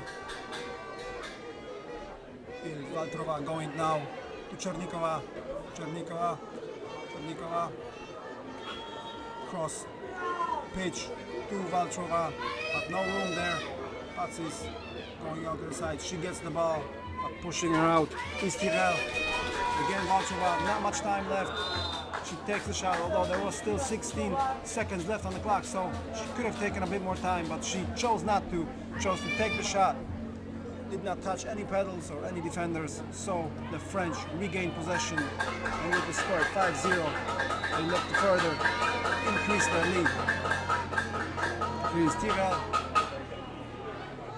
and number 7, Irgan goes to number 4. Check again, French breaking through the press, but the ball goes back to Corsan. Corsan now being pressured by Sakalova. And going to Richard. Again, she is pressured from the Czechs, going with that press as they have done before so many times. See if it works this time. Here is again Corsan. She goes to the anchor, to number 8. Grimaud looking, nice pass to the number 5, coming in into the empty goal.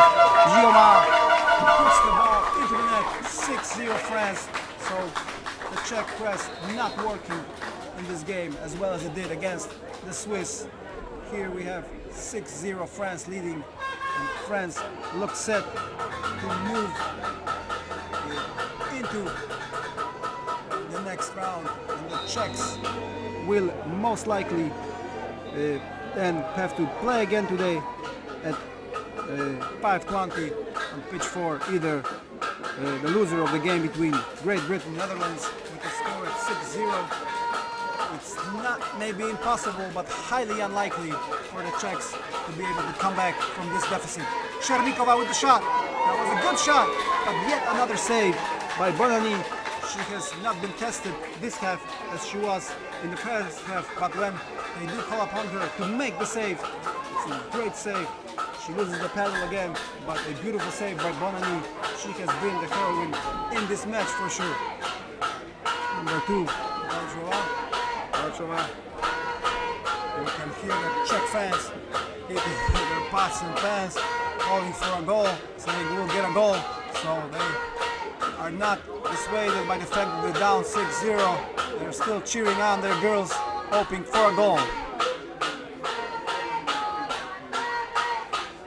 And there is Sakalova, Magdalena Sakalova. Sakalova again. Sakalova looking for Chernikova in the middle. She's got some rooms before a goal, but she has been turned, so maybe it's not the best option. Here is Valtrova, Matilda Valtrova. Back to Dacik. Dacik has it now. Dacik back to Valtrova. Valtrova takes the shot off the top of the bar, and the referee is signaling for French to begin from the defensive zone. No touch, of course, only off the crossbar. The shot here by Dacik. Interestingly enough, Dacik, half German as she is, she said that her dream is to play in the German Bundesliga. If they continue to improve as they have, I think that dream may one day become a reality. But for now, they have to defend and try to stop the French from scoring yet another goal. That ball bounces off the French block. The pass was not quite as good as it should have been, so the Czechs begin again. Valtrova bringing the ball into play. Now Dacik has it. Dacik going to the left. That I believe is Patsy's. Now the ball is inside. French, they're looking to shoot are the Czechs. French blocking, and they regain possession, but there was a paddle foul. The paddle reached him too close towards the attacking player. That cannot be something that you do in canoe polo. polo, if your paddle is closer than 1 meter, it is endangering the player, and therefore it is a paddle foul.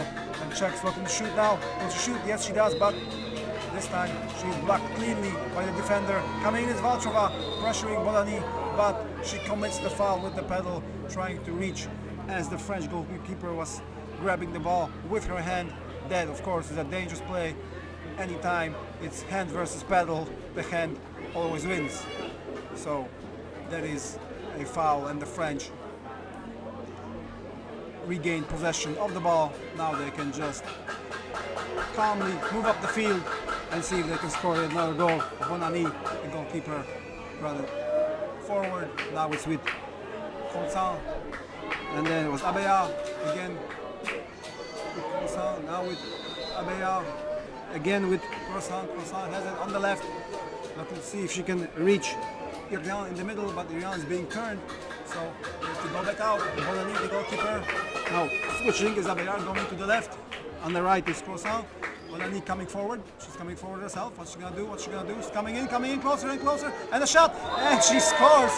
That is unbelievable here. The French goalkeeper Bonani taking matters into her own hands, going all the way and scoring. So now the French, really a dominant performance, a thorough performance, 7-0 against the Czechs. And Czechs still with 2:30 left, looking to salvage something from this game, to score at least one goal. Now Valtrova attacked by Richard, so she has to play it back. Now going back for the ball. And again, Valtrova has it. Valtrova going over to the left to Chernikova, I believe. Chernikova on the left, coming in. Chernikova picked up by the French defense, and she drops the ball. It is recovered by the French, and it looks like a opportunity for a fast break. The number 4, Charlotte Richard, coming forward, but now she was picked up by the Czech defender. So Gioma has it now back to Tyrell. Tyrell looking to shoot, and she's blocked by Valtrova. Drops right into the hands of the Czech defender. So another opportunity for the Czechs to get a goal in the game. Here is Chernikova going to Valtrova. Valtrova now on the left, Chernikova in the middle. On the right is the other Valtrova twin. Here's Chernikova looking, goes to Valtrova. Valtrova again, back to Chernikova. Chernikova in the middle. 2 players now, Sakalova and Valtrova, fighting for position in the middle. Sakalova being pushed out. Valtrova in the middle. On the right she's got Patsis. On the left she's got Chernikova. Goes over to Chernikova. Chernikova coming from the left. Seeing what she can do with the ball. Nothing doing there. 14 seconds left. Back to Valtrova. Patsis still waiting for opportunity to come in. And now it goes back to Valtrova. Number 2, Matilda in the middle, but she's being pushed out. And clock is winding down, and it looks like, I don't know what has happened. That was a bit strange for me, because if there was a foul, there should have been a reset of the 60 seconds. But now it is 35. So Czechs maintain control. Here is Chernikova. She was a bit inside, but she was turned sideways. So attempted shot was easily stopped by Bonani, who still maintaining a clean sheet with 17 seconds. Looks like that will be the case. A great performance by the French overall, but especially by the French goalkeeper Bonani, doing everything on the pitch, stopping, scoring, assisting. And now Czechs looking for that last shot. Valtrova losing control of the ball, pushed out, and that is the end. 7-0. A great performance by the French. The Czechs have had their moment, especially in the first half. They were pressuring nicely. They had many shots on goal in the first half. Then it looks like in the second half, tiredness took over a little bit. They could not maintain the trap. They could not attack as effectively as they did in the first half. The French took advantage. They scored some fast break goals. They had a great goalkeeper who could not be beaten. So overall, a great performance by both teams. But it is the French who run away with the game, 7-0, and they have the medal round to look forward to. And the Czechs will play once again today, either against the British or the Dutch on pitch 4 at 5:20. Now the next game here on pitch 2 will be a men's under 21 game at 3:35. That is between the Republic of Ireland and the Czech Republic. And once again, I will be your commentator for this one as well. So I will talk to you in a couple of minutes. Thank you. This is Szczepan saying bye for now.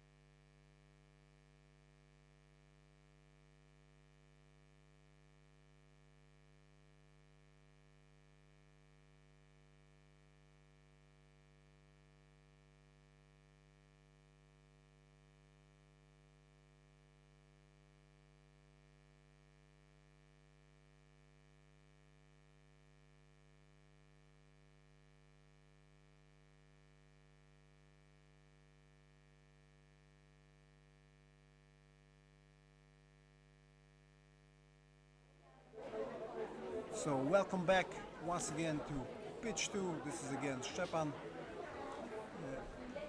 saying hi from the European Championships here in Brandenburg. Another great game ahead of us. We have the under 21 men division in Group H. We have the Czech Republic taking on the Republic of Ireland. The Irish already here on the pitch. Czechs still discussing something with their coach. Now here in Group H, both teams have not yet managed to win. The Czechs were beaten by Portugal 12-1 and by Lithuania by a score of 2-7. The Irish losing out to the Lithuanians 4-2 and to the Portuguese 6-0. So the best they can hope for is to be third in their group. The winner of this match then will be third. That will mean that they will go on tomorrow morning to play for the 13th in the 13th, 14th place match, and the loser will go on to play in the 15th, 16th place match. So this is an important game for a team, for both teams, as they would like to finish as high as possible, and a victory here will mean that they will be higher than their opponent today. So it is a game, of course, for placing, also a game for pride, and both teams about ready to go. Ball is not there yet in the middle, so let me run you through the lineups pretty quickly. For the Czechs, number 7, Wojtek Jakubik, number 2, Černík, number 3, Chmelaš, number 4, Eizelt, number 1, Eizelt, number 6, Menchak, number 4, Bartoš, number 8, Jaromír Jakubik, the other Jakubik brother, and number 5, Kotnik. The coach is Petr Jezdik. For the Irish, number 1, Cross, number 2, McDonald, number 3, Shield, number 4, Bracken, number 5, Buckley, number 6, Flanagan, and number 8, Leiden, number 9, Skuse. So here they are, both teams now lining up. The Irish on the right, the Czechs on the left. Both teams fairly young. The Irish, though, did play in the last few European Championships. They were 11th in the 2017 Championships, 10th in 2019, and 7th in 2021. Now the Czechs also played in the last two championships, and they managed to finish 8th in 2021. So both teams, unfortunately, will not repeat their performance, as Irish were 7th, Czechs were 8th. Here the best they can hope for is 13. So, but still, that does not mean that we will not have a fight on our hands. It will be a great game. Both the Czech and the Irish fans quite loud. You can hear them both. I can hardly hear myself. Here's the sprint, and it is Czech number 8, Jakubik, versus the Irish number 2, McDonald. Exactly, and now Czechs have possession of the ball. And here they go with the attack. Here come the Czechs for Bartosz on the right. Yes, Czech fans screaming for the goal, and Czechs trying to oblige, but a good save by the Irish goalkeeper. Cross in goal, and Irish come out with the ball. Irish now looking, maybe the goal is empty. They could have attempted a shot there, number 9 Skuse, but decided not to. And he goes to the middle. It's number 1, Cross coming in. Cross looking, shooting, and a good save there by Jakubik. Number 7, the Czech goalkeeper, Wojtek Jakubik, makes the save, and Czechs regain. Here is Černík. Irish returning to their zone. Now the goalkeeper not back yet, so number 5 lining up Buckley, but now letting Cross in as he managed to make it back in time. The Czechs not in a great hurry. Here is Černík in the middle. On the right is Bartosz. Ball is now inside though. Coming in, no, has to play it back out to Černík. Černík looking towards Bartosz, but going to Eizelt. Eizelt back to Černík. Černík now again to Bartosz. Bartosz back to Černík. Looking, can he get it inside? Well, players are turned though, so that will be quite hard. And the Irish do take over, but no, they do not actually. Still controlled there by Chernik. He regains control. And the shot from long range going. And a good stop there by Cross. That could have been a goal, but Cross was aware and made the stop. Put the ball out for a corner. Czechs now with the corner. Chmelash taking the corner. There's Eizelt. Chernik again. Bartosz on the right. Look at the middle, no. Goes out to Eizelt. Irish playing a 2-2 defense. So with 2 up top, 2 on the bottom. Here is again Bartosz. Coming out to meet him is number 5 Irish, Buckley. Blocking him out, so he has to go back to Chernik. Chernik again being pressured. Goes to Bartosz on the right. Bartosz has it. Bartosz back to Chernik. On the left there is Eizelt. Inside is Chmelash and number 6 Menchak. Ball goes to Menchak. He gets it. He flips over the Eskimo roll. Continues to maintain control of the ball. And now the Irish take over. And they can advance the ball. Forward, number 5, Buckley. And the ball goes forward to number 3, Shield. Shield has it. Pressured there by Chernik, sorry. Shield gets it to the other side to Buckley. Buckley with the chance. They're gonna shoot. They're gonna shoot, no. He goes to the right to Shield. To McDonald. McDonald is dispossessed by Jakubik, number 7. He passes it back. And here comes Bartosz moving forward. Pushing it off. There's number 6, Menchak. He has to bring it back. Now inside is Jakubik, number 7. Menchak is outside. Usually he will be the one going in, but this time he's playing the point position. Menchak in the middle. There is number 8, Jaromir Jakubik, now switching sides, going to the right. On the left, we got Bartosz. Menchak going to Bartosz. And he takes the shot. And a good save again by the Irish goalkeeper, Jack Cross. And the Irish regain possession. They quickly move the ball forward. They have 3 players against Czech 2 players. There's a chance for a goal. Open player on the left. Good pressure there by the Czech number 4, Wojtek Bartosz. And Czechs take over possession.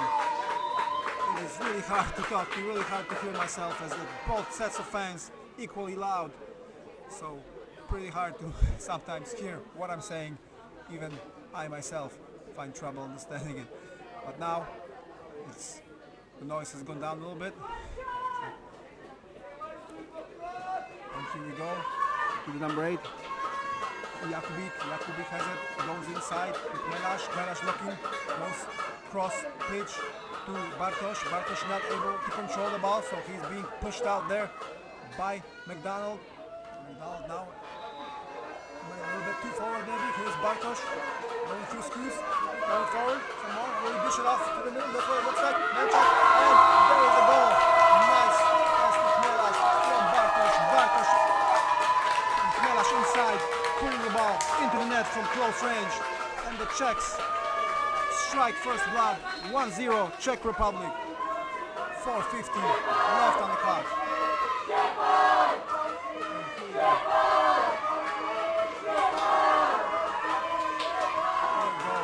The Irish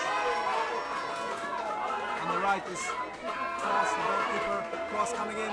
Cross moving forward. The will take it in himself. It's coming, and he is fouled. There's a bold foul by the Czechs, and right off the restart, Cross takes the shot and evens things up for the Irish. 1-1. He didn't waste any time taking that shot, and the shot goes to the other side.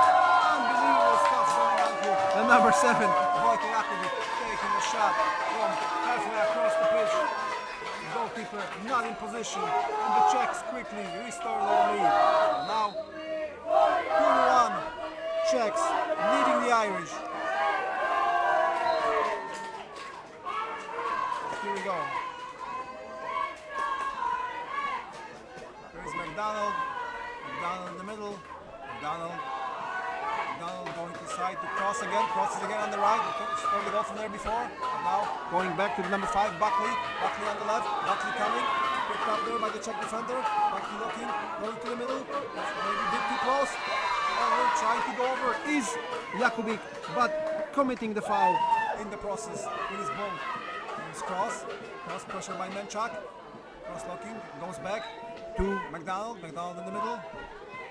McDonald going over to the number 5, Buckley. Buckley going, here's McDonald coming in, he's got some room. And that was a good shot, good attempt. It came in, rushing in quite quickly, but stopped by the Czech goalkeeper. And corner for the Irish, with the Czechs leading 2-1.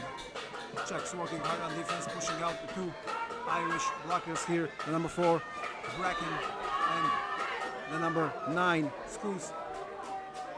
This cross going to Buckley. Buckley controlling, coming in, shooting from quite a sharp angle, and the ball goes over the net. Short timeout as it travels all the way to the other pitch, and the Czechs will begin from their own goal line. Here they come.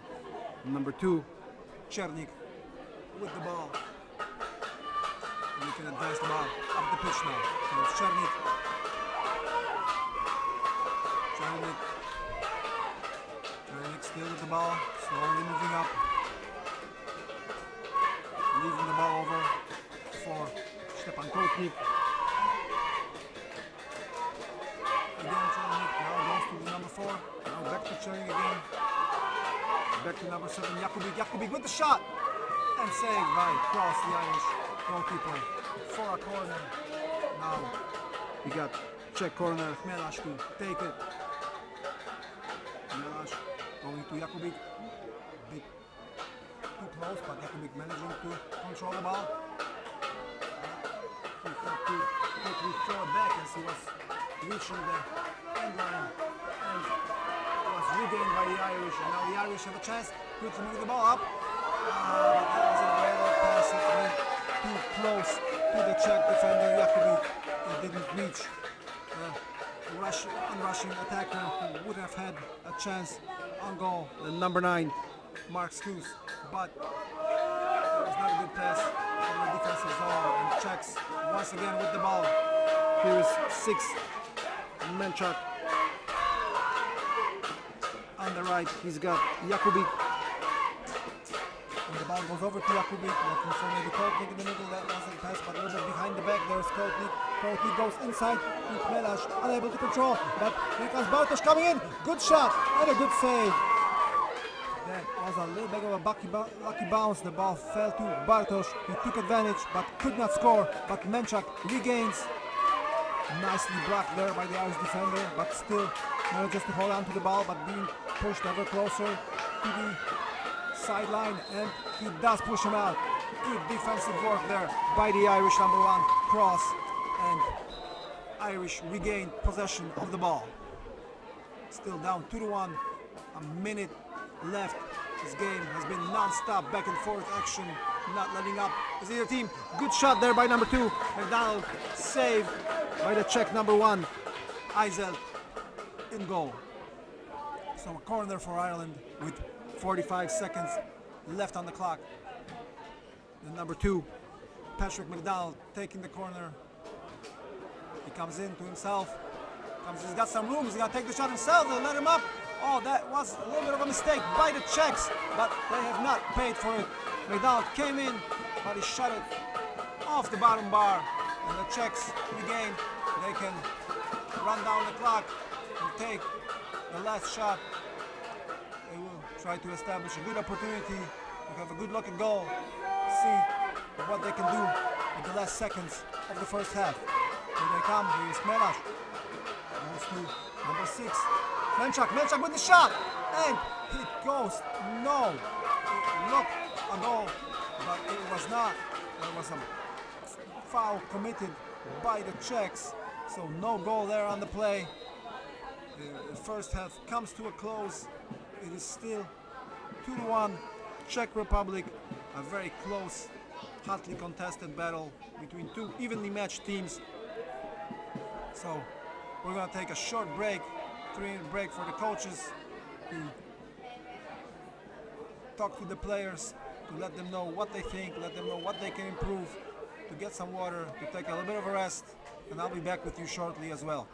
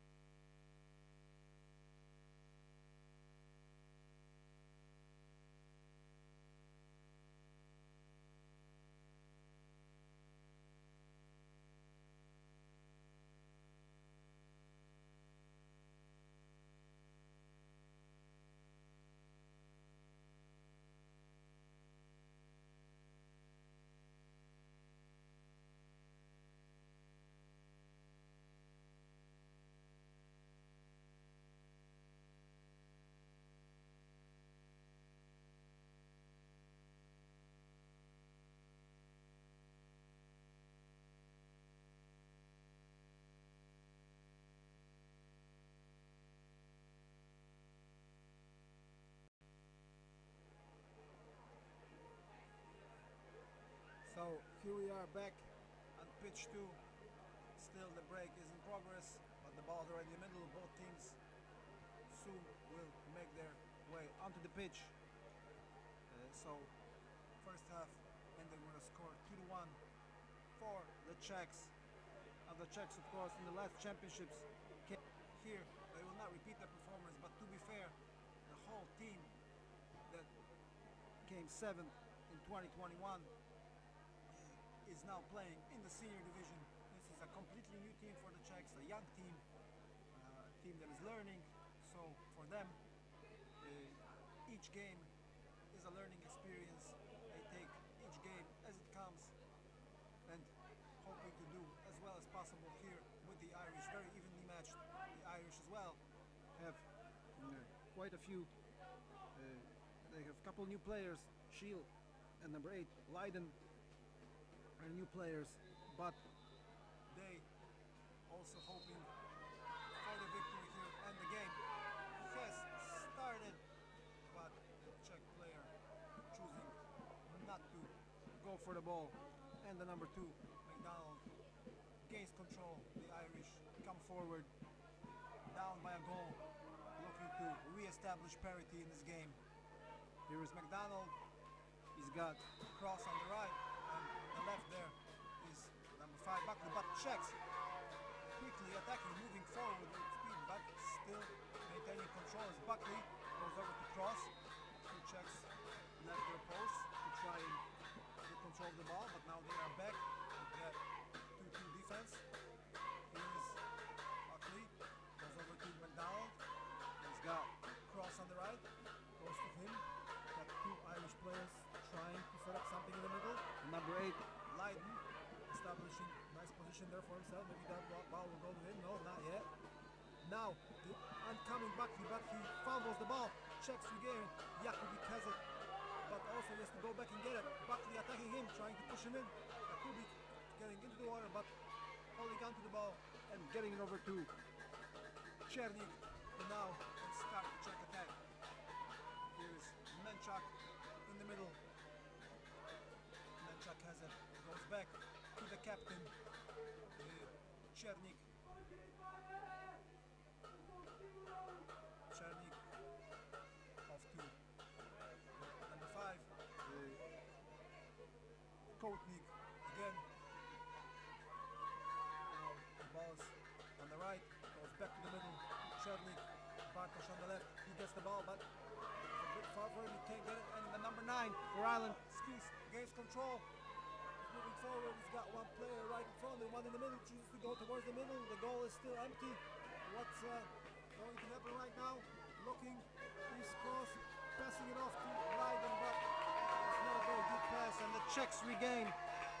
And Kotnik has the ball. Now it's back with Chernik, the captain. And Czechs now advancing forward. Here's Menchak. Menchak going over to Eisel. Eisel coming in is number 3, Melash. There's 6, Menchak. Menchak looking, passing it out. Eisel. Rushing him is the Irish number 2, McDonald. Now the ball is with Melash, with Kotnik, and he's fouled. Both foul committed by one of the Irish defenders. Kotnik took the ball. Actually, now it is with Menchak. Menchak goes back to Eisel. He's got Bartosz on the left, and Menchak on the right.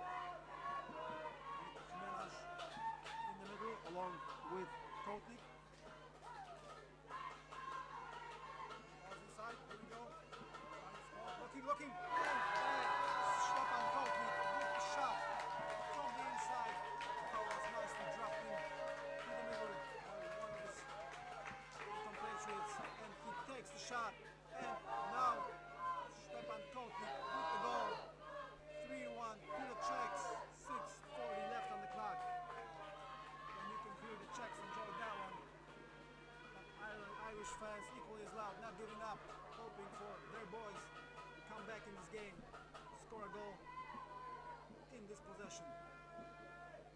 Here's McDonald, going over to number 9 to Scoos. Scoos has it.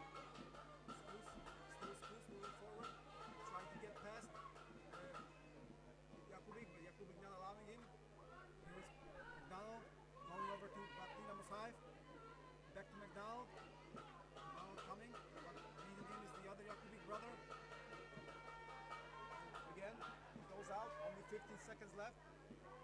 Irish have got to do something and do it fairly quickly. There it goes. And the shot is taken. It's a good shot by number 5, Buckley, but saved by Eisel. And Eisel plays it to the left to Menchak, and the Czechs can continue. There we go. Czechs now cheering on their goalkeeper. Irish also cheering on their team. And 3-1, Czechs leading.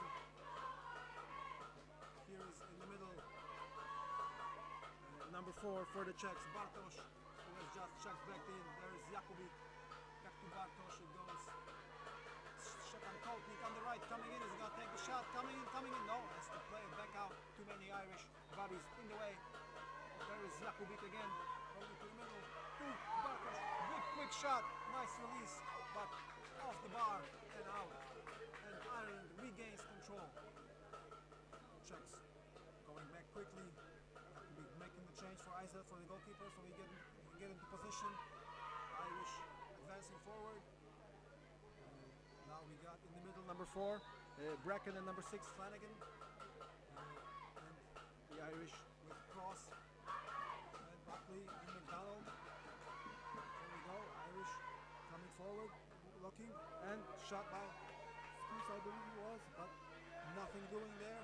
Czechs regain, still at the score 3-1. Now there is 3. Melash being pushed by the Irish player. Has to play back to Eisel. Immediately set up on by Cross. Manages to release the ball and get it to Menchak. Menchak gets through his defender. He's got some open water, back to Irish setting up on. He's got the open goal. Menchak with the shot on the open net, but just a bit short of the goal. Fouls the ball, so still 3-1. That was really a chance for the Czechs. They had the empty net, but Menchak, the shot falling just a bit short of the goal. So still 3-1 with 3:45 left in the game. The Irish once again looking to score their second goal to bring the game to within 1 goal, and then to continue hopefully and try to tie the game up. But not like that, it's not going to happen if they don't keep control of the ball. Ball to be played back.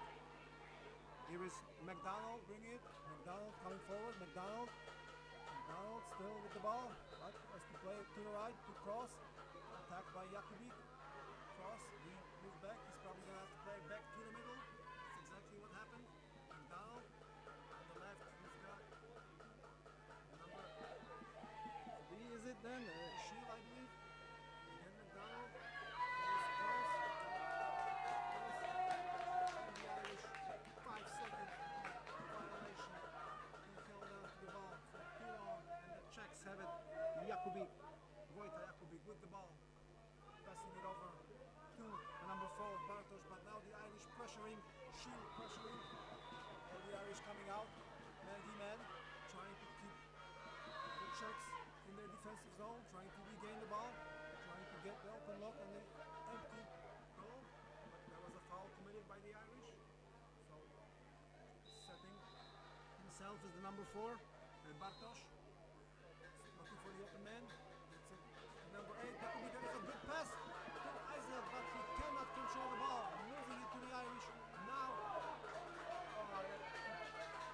it was a bit of a mistake by Aaron Bracken, he passed it too far, and again the Czechs regain. Here is Eisel holding the ball, Eisel looking, there is a good pass to the captain, Czernik. Czernik's got one goal, what's he gonna do? It's a nice pass to Jakubik, he's got the open goal, it's gonna be a goal for sure, yes it is! That was what happened in the end. Great pass, they beat the Irish trap, and they score a 4th goal, going up now 4-1 against the Irish. Great play by the Czechs. Now with a minute 44 left in this game, it seems like it's a bit too much for the Irish to do. They left themselves with 3 goals to make up now. That's something that is going to be extremely difficult at this stage of the game. Here come the Irish. The fans still cheering them on, not giving up. Cross coming closer and closer.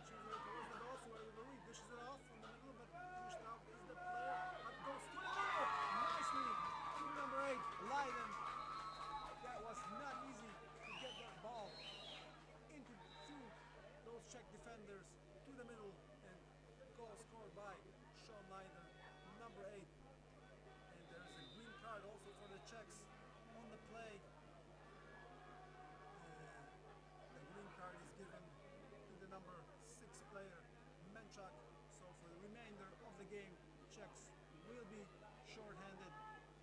It will be 4 against 5, but of course, if the Irish do manage to score, the player is allowed back on. But now the Irish have a real chance. They smell blood now, see what will happen. They gotta do it quickly, get the third goal, then hope to tie the game up. Here is Jakubik, is able to control, but just barely. Cross Willie charging into him. There is Bartosz trying to break the trap, but all the Irish do again. Now they got a chance. Ball goes to Skuz. Leiden going forward. There's Leiden with the ball. He can't quite control. He's got to regain it, but no, Jakubik was coming, but luckily Skuz was also there, and he regains possession. Here's Cross. McDonald. He's got the open shot, maybe no. Now he's shot it open. Number 5 looking. It's off the crossbar. Buckley, unfortunately. Cross now coming in with the ball. He's got to take the shot himself. Looking, no, he's got to go backwards. He goes to McDonald. It's only 20 seconds. The Irish got to do something quickly. Here we go. Buckley looking, no. Back to McDonald. He's got to take the shot. And it's blocked by a Czech pedal. So the ball goes out for a corner. But that's not what the Irish wanted with 12 seconds left. There's not much they can do. They will take the corner, but the time is going to come. They got to take the shot immediately. Is it going to be time enough? No, there is not. And the Czechs win 42 against the Irish. Great game, great atmosphere here by both sets of fans. Both of the sets of fans applauding, standing, thanking their players for an amazing game of canoe polo. That's why we come here. That's why they come here. We do this, we enjoy it, we love it, and it was a great game, an amazing game. More of the same to come later. There is still a few more games left, of course, today, and we actually will pick up tomorrow and Sunday with the medal rounds. Next here on pitch 2, we got the men under 21 game, Germany, Denmark. So it's going to be a hotly contested battle with the hosts and the Danes who have played great so far. And the commentary for that will be done by Curly, so I'm gonna hand you over to him. Thank you and goodbye for now.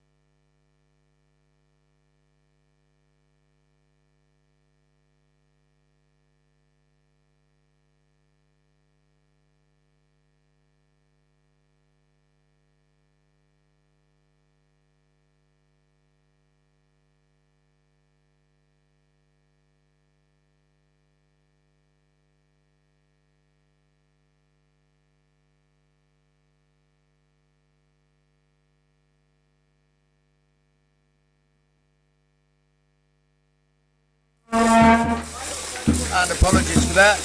Curly Barker, I'm here running a minute or two late. Pitch 2, Denmark and Germany under 21s. I'll give you a name check in just a moment. So the first charge start won by Germany. Could be one of the games of the afternoon here.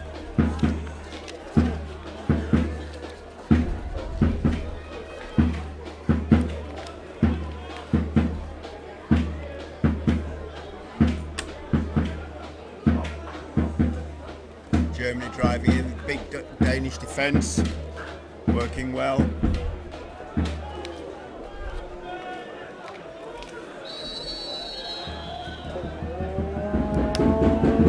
That's a massive shot.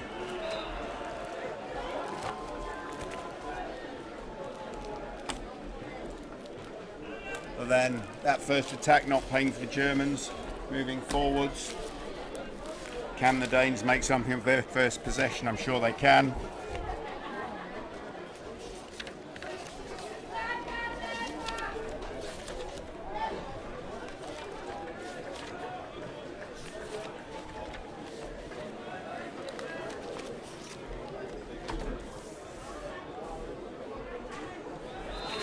And again, that change, that's given us a paddle foul by the referee, so game gets underway. The next break, I'll name check the players for you. Apologies for not getting this underway early. So, 2 minutes into the game, Denmark take the corner, long ball back. Willemsen dribbles forward, commits the defender, returns it to the centre.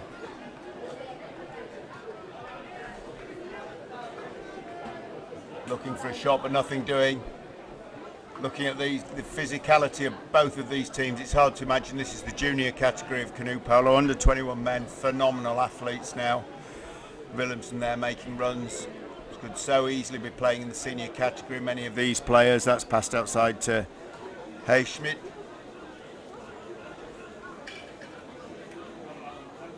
Bobs it over the top.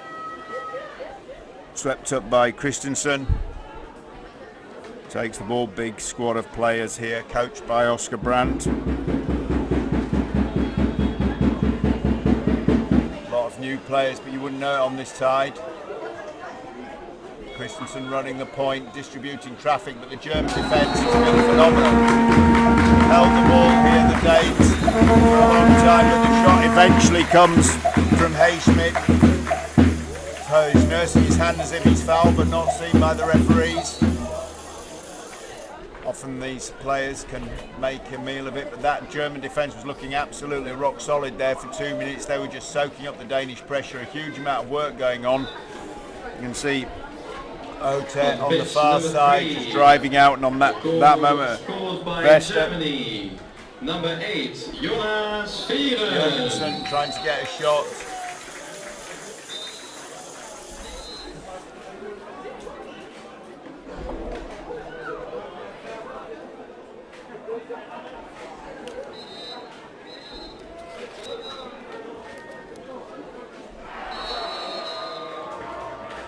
Yep, that's a green card for number 3 from Germany, so he will go off for 2 minutes or until the Danes score a goal.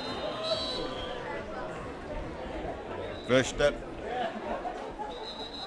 sent off. That's going to make life hard for that defensive line of 3 of the Germans now. They've got to do that extra little bit of work. And Denmark wins 6-0 on pitch 2. I'm afraid the overpitch and the scorekeepers have got a little bit excited there. It's not really 6-0 to Denmark. Honours even in this game at the moment. Although Germany have gone down to 4 men. Jonas Verster getting a green card. Denmark take the shot, move the ball out to Jørgensen. And on pitch number 3, Recycled through to Christensen. Can they make something of this? Really pressuring this attack, the Danes, as well they must. They've got to make this man advantage pay. They can't afford for this opportunity to pass them by. Willemsen there coming up with a shot. Corner ball. Honor still Evenson. Jurgensen brings the ball away. The line of three, the work rate being put in by the three men. Armbruster on the front, still trying to play 3 and 1, even though there's only 3 of them. They're playing like 4 men, I must say. This time it's Schreurs picks it up, brings the ball away, but that's a fumble, and this is a great opportunity. And it's a great opportunity that has fallen to Malte Christensen. Normally runs the point, he slipped in there and finished it, and that is a great start for the Danes. They go 1-0 ahead. Germans come back to 5. They've got to bounce from this. I'm sure they will. There's plenty of time left, 16 minutes in the game. But typically that send-off has given rise to a goal for their opponents, the Danes. Now, sustained period of attack for the Germans. Can we get to see what they've got? Youngbird, Mai. Back to Youngbird, he distributes in turn to Verste.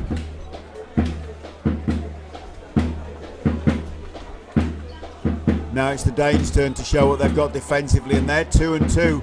This is an unusual tactic against this strong German side, but they're making it work. They're holding the line out towards 6 metres. 2 German players inside, but so far they can't get the ball to them.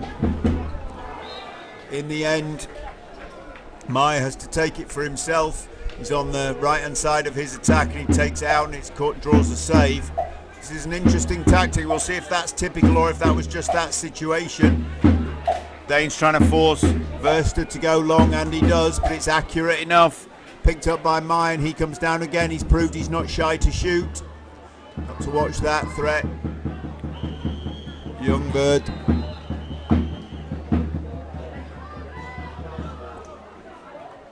Yeah, good period of attack for the Germans, but not really getting anywhere with this Danish defence. This is a really interesting defence from them, sort of 2 and 2, one in front of each other, not exactly chasing, but just trying to be strong with the Germans. They are allowing players to be inside. That's the high-risk strategy if the ball gets there, but so far not. And this is working quite well for the Danes. Germany forced to recycle, and the shot clock starting to work against them.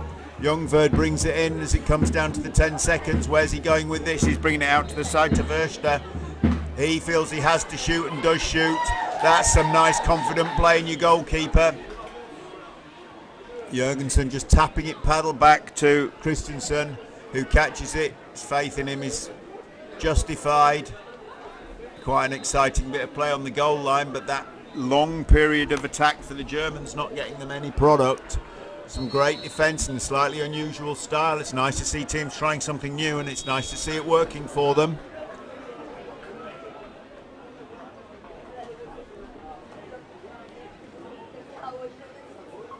And Denmark come again. So the goal to the good. 3.5 minutes remaining in this half. The same familiar figure of Christensen on the point, directing traffic one side then the other, so the Germans can't be sure which side the attack is coming from. At the moment that line of 3 doesn't mind, it's got everything pushed out. Can Verster get something out of it? No, he chases but no product. Goes back to Christensen again. He takes a shot, touched by a defender and dropped down very comfortably in the end by Youngbird. He's happy to come away with that. The Germans breaking at speed now, still an open Danish goal. Can anyone see it and hit it? Yes, they can. That's Youngbird. Saw the open goal opportunity, he was inside the half and felt he could take it on and proved it. Backed himself to do it and did so. With under 3 minutes to go, honours even. Germany pegged back that 1-goal lead that the Danes had. Open goal opportunity, grifted it to Youngbird when he was inside the half, and he backed himself to score, and he did. Denmark just having a little conversation, quite happy to burn 10 or 15 seconds of the shot clock, just checking what's happening and making sure they get it right. Here they come forward. On pitch number 1, the number 1 for Germany scores. Point here being run by Seleman. Comes back out towards Jurgensen. Now what's here? This is a dangerous situation for Denmark. They've really got to secure this. The push out from Verster, but couldn't make it work. That was defended well by Hayschmidt. Bomb pass forwards towards Jurgensen inside, trying to use his momentum to get close. Doesn't get close enough, and it's brought down by the defence. But he gets the shot clock reset for his trouble and tidies up the possession. Oh, that was a very speculative shot from Seliman, but I don't think it was wasted. I'm not sure the keeper saw it coming, but it bounced off the bar, not into the net. So Germany come back at them. Now his black boat streaming forwards. The break just slowed down by Youngberg. Decides that they're better off building an attack with 1:30 left in the half. And back to him through the middle. Safe hands with Youngberg to control the play. Out to Youngberg. Obviously just having a little interchange there about which side they're going to attack or how they're going to bring this in. They've still got players inside because of this style of Danish defence, but they're not feeling they can find them. On pitch number 1, the number 4. Kimmich inside Anote, but they're not getting any ball. They've got some space, which is unusual in this situation, but they just can't receive a pass. And in the end, Verster obliged to take a shot from the outside that's blocked out. Inside players for the Germans. Kimmich, Anote, being given a bit of time by their Danish counterparts, but ready to close them down if any kind of ball tries to go inside.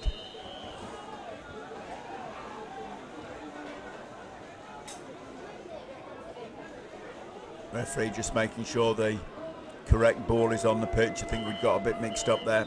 Yeah. That's one of the warm-up balls, the team's warm-up balls, so not acceptable to be used. There are match balls here and 3 per pitch plus some spares. Make sure that we don't have to wait too long when the ball goes out of play. Right, that pass pings long to Youngberg. 30 seconds on the half. Shot clock not in this portion of the game now. Looks like the Germans are going to let this clock run down, probably set a play off from about 15 seconds, maybe less, hoping they don't run out of time, but they just want the execution for one shot. Which side's it's going to come? It's time. Youngberg drives forward, but he makes a handling error. He comes under immense pressure from the Danes. They've chased out, they're not waiting, they're not letting Germany take control of the last 15 seconds, and they've picked that up. That was amazing, that was great play from the Danes.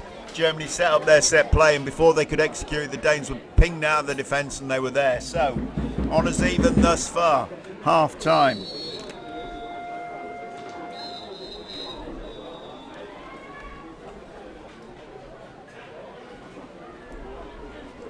So half-time, a maximum of 3 minutes. I'm pretty sure the coaches and teams will make full use of that. That will be stretched out as the teams come over for the second half. We will have Germany starting on our left and attacking the goal on our right. Denmark on our right, attacking the goal to our left. Germany in the black kayaks, yellow and black buoyancy vests and black helmets. And they are number 1 Schluter, number 2 Ote, number 3 Versteck, number 4 Armbruster, number 5 Kimmich, number 6 Birkenbusch, number 7 Schreurs, number 8 Youngberg, number 9 Mai, and number 10 Reimers. The under-21 Danish men's team are red boats, red and white buoyancy on white. 3-0. On pitch And number the 2, white helmets we have it is 1-1, and on pitch number 1 3, Germany Christensen, winning number 3 3-1. Vest Hansen, number 4 Willemsen, number 5 Seliman, number 6 Hayschmidt, number 7 Sergo, number 9 Jurgensen, and number 10 Jurgensen.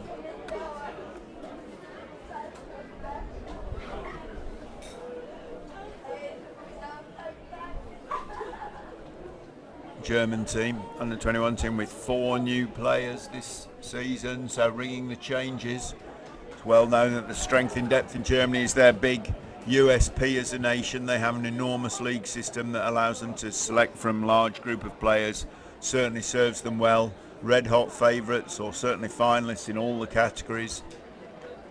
or favourites to be. Obviously being a favourite doesn't guarantee you anything. That is the beauty of sport, but certainly at the moment the German game in the ascendancy in Europe. They've really proved themselves through the ECA Cups. They build up competitions to this to be a match for anybody in any division. In the under-21s, the Spanish have been good, but I think it's fair to say that if you've got to going to win one of these competitions, you've got to be ready to beat Germany. And the Danes are here toe-to-toe with them at 1-1. So, as the second half gets underway, I think we've got something to look forward to here. This is a big ask for both these teams, but they've got to bring this home. And the referee, Martin Roll, calls the team to order. He needs his little scorekeeper to release the ball from the ball release. The line judge is coming in, running into position. The crowd holds its breath. Germany 1, Denmark 1. All to play for. It's been a great half so far, and I'm pretty sure the second half will be no different.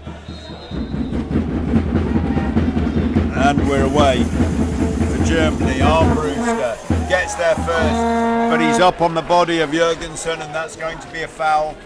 Pretty sure the Danish player's got no problem with that as long as he gets possession of the ball. And I think it's fair to say that Jurgensen was more than happy to get his boat down, take that boat in the chest to get the ball. Hardy stuff. Guys that take these sprints know they're going to take a knock or two through the course of a tournament, and pretty much that's part and parcel of the job. Christensen running the point again as he did for so much of the first half. Ball out to Hayschmidt. With that shot coming down, yep, that's a push in the chest I think there from the referees. Foul, just slowing the play down. Not drawing a card, but pretty clear foul. Boykenbusch brings the ball forward. A little interchange there with Youngverd about what they're going to do and how they're going to build this attack.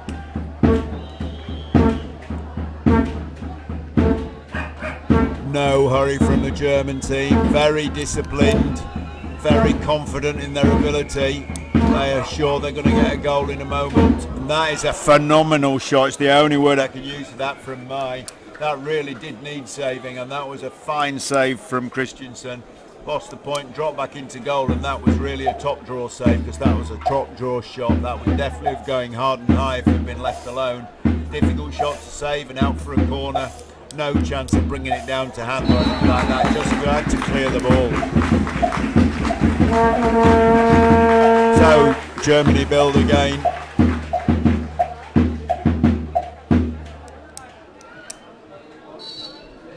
Armbruster on the point, just backing away. I can hear him shouting instructions to his team. Unterveld scores for Germany. On pitch 3. Oh, that's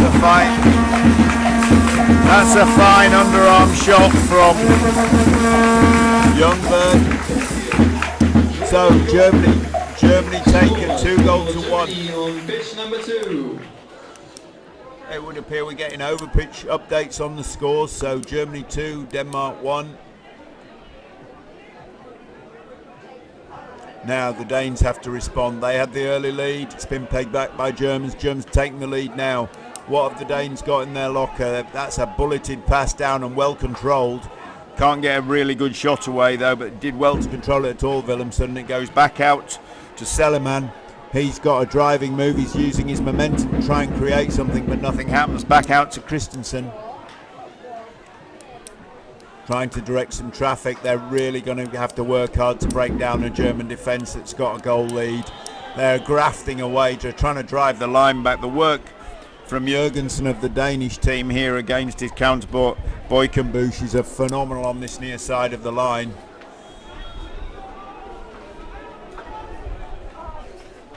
Christensen again, and back to him. Nothing doing here. This German defence very solid. 17 seconds on the shot clock. The Danes are going to be obliged to try something, but they're really not getting the penetration they'd like in this German defence. But that's it. That's a half chance, and that's a half chance that's been absolutely beautifully converted by Sergo. I think just as I was thinking they can't get close enough to score, they've taken a half chance from a position where I'm sure they'd have liked to be closer, but Sergio's finished it, and that's 2-all. 6.5 minutes to go, and this game is tied again. That is a great finish from him.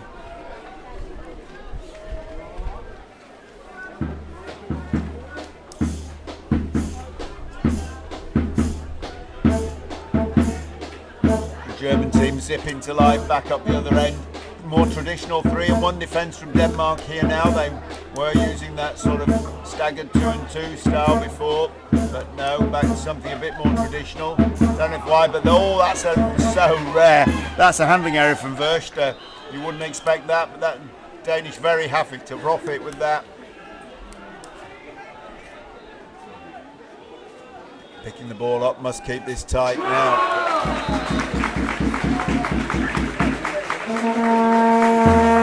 Ball in hand here. Danes ringing the changes, calling some subs. They've got to get a chance of scoring here as we go halfway down.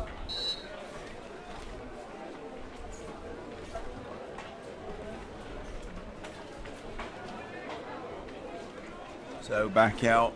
Point being run now by Seliman, the goal scorer. Wonder if they're hoping they can trick his way in. Oh, that's a great pick up there from Versteeg. Slightly risky using his paddle, but he was far enough away, did it clean and got away with it. And that's a lovely interception. Puts his men away. Young Bird, he's coming close. He's looking for a pass, passing it square. And again, making progress slowly, but 2-all again. The German confidence comes oozing through. They're not desperate to score here.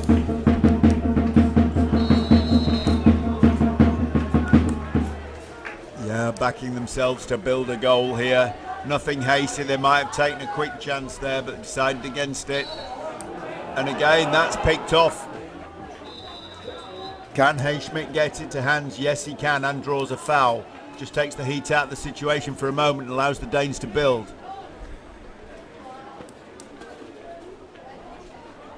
Oh, was it worth a snapshot? Decides against it.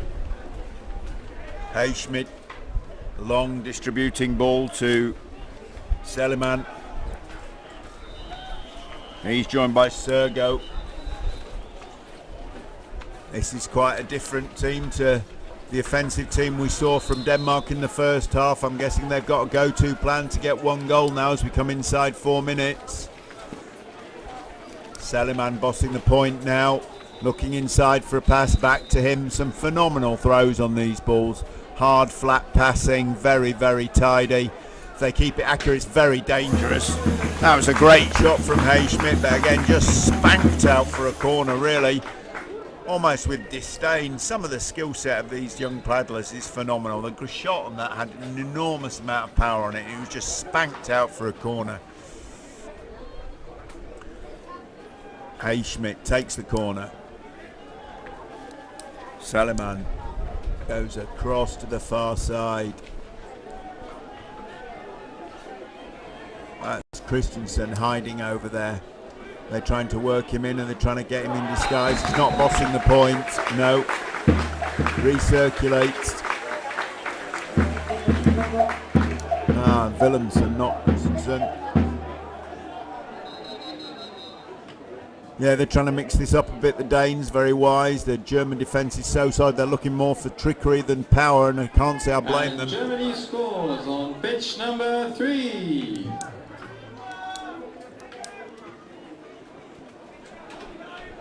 Passed inside. That was brilliantly worked by the Danes, but the shot from Sergo, not a goal, but the rebound eventually falls to Denmark.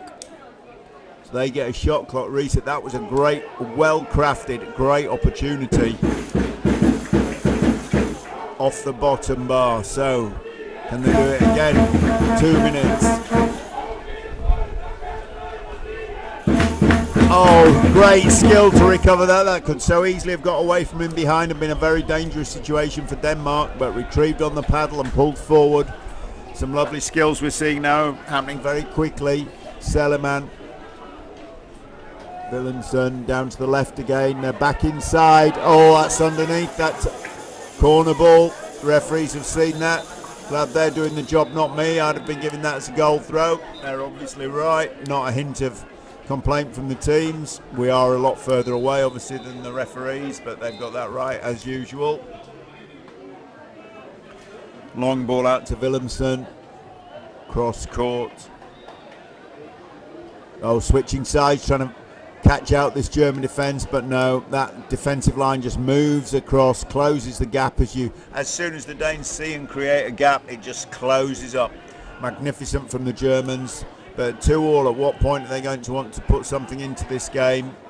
Now that's loose, yeah, and that's loose because it's been touched out of the hand by a German defender. It's been poked out on the referee. It's going to his pocket. That's number 6. That is going to be Birkenbush. No, 4. No, 6. I thought it was 6 first time he's off. Although he's just a substitution. Germany can't be down. Yeah, exactly. Germany down to 4 now. This is the power play situation that Denmark scored first against early in that first half. Can they do the same again? It'd be a very different story here because Germany are down to 4 for the remainder of this game unless the Danes score. This really does swing things in favour of the Danes at this stage, but they really don't have long. They seem quite happy to slow this down. I'd have thought they were better off just going at this hammer and tongs to try and get a goal, but looks like they're quite happy to one-shot this.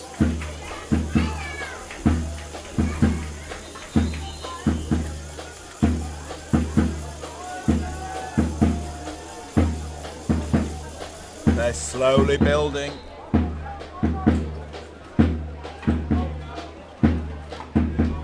In this middle group, I'd have thought they'd have wanted this badly.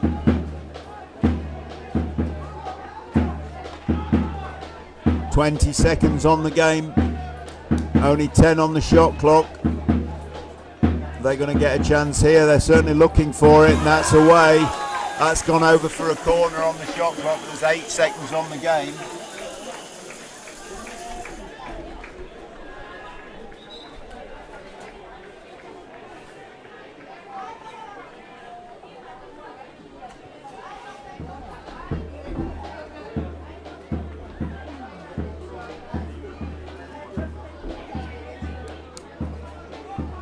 So just waiting for the ball to be retrieved. 8 seconds, it's going to be one shot surely for Denmark. Oh, tried to stun shot, take the speed off. Didn't fool the goalkeeper. Youngverd in the German goal manages to pick that down. So honours even. This under-21 men's game between Germany and Denmark tied at 2. Had a little bit of everything in that game.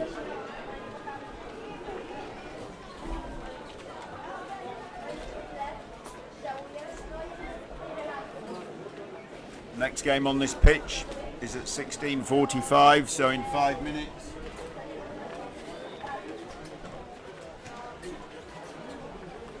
And that's a women's game, and it is France versus Italy.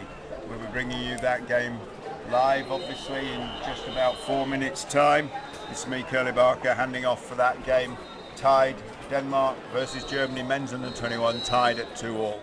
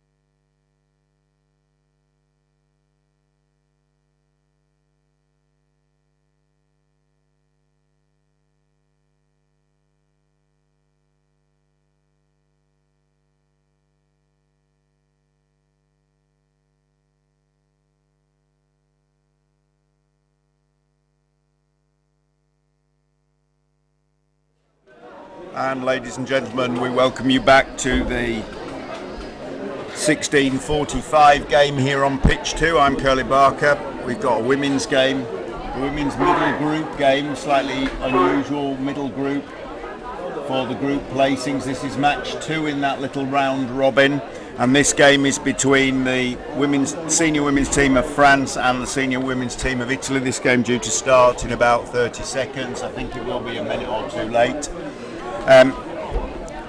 We'll just run through the teams. On our left, in the white kayaks, blue buoyancy vests and blue helmets, we have the senior women's team of France, and they are number 1 Frigo, number 2 Robert, number 3 Saliou, number 4 Meyer, number 5 Louis, number 6 Roulon, number 7 Lamal, and number 8 Bazin, and they are coached by Thomas Richter.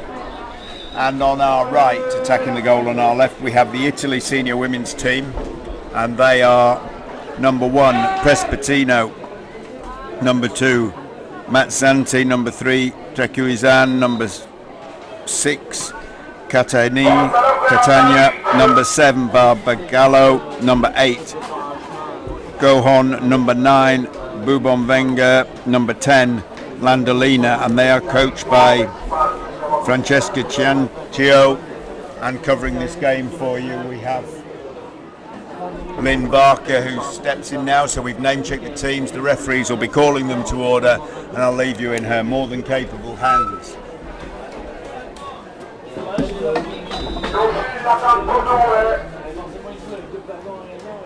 Thank you. So this is the next quarter-final in the women's category.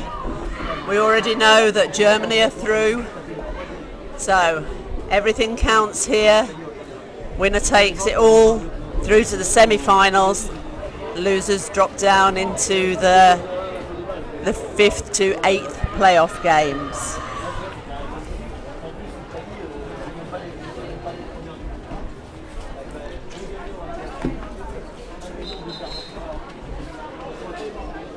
Referee calling the teams up.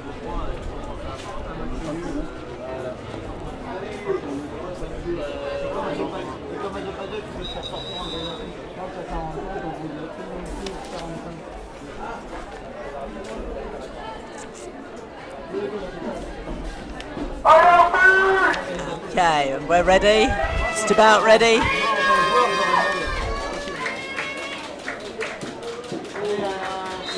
And we're off. First sprint goes to France.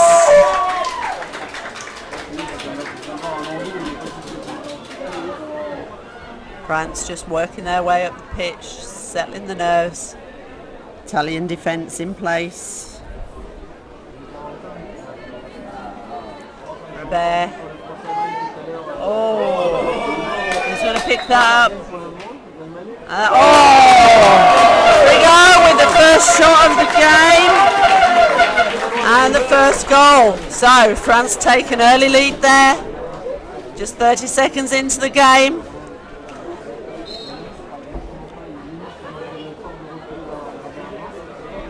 Italy will be looking to respond to that one quickly.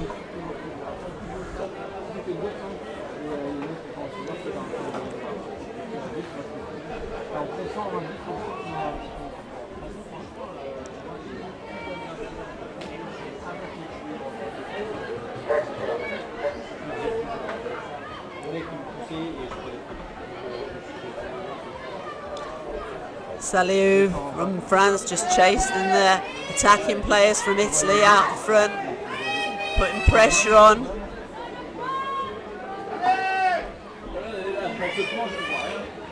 Prespatino passes it back out, but pressured once again by the French Lamal.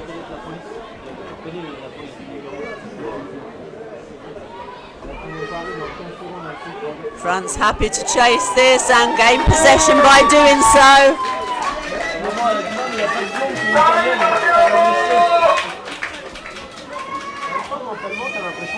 Long ball up. That comes back though. Oh, blocked there. France keeping possession though. Italy now pushing out. Just a little bit of pressure from the front defenders, just chasing out, trying to get some traction. Shot there, saved beautifully.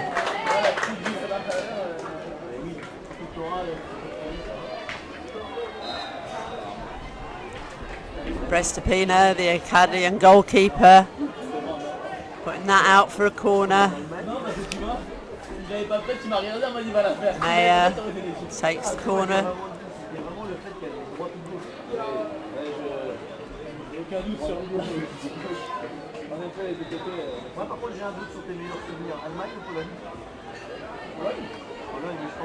Italy pressuring the ball carrier where they can, but that's the second goal. Lamar from France.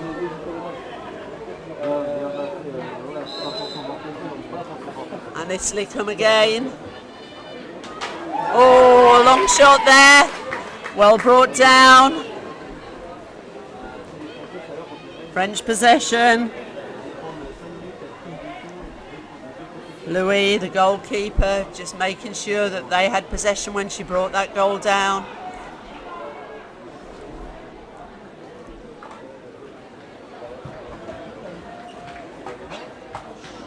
And a shot there. Robert once again from the side. Out for a corner.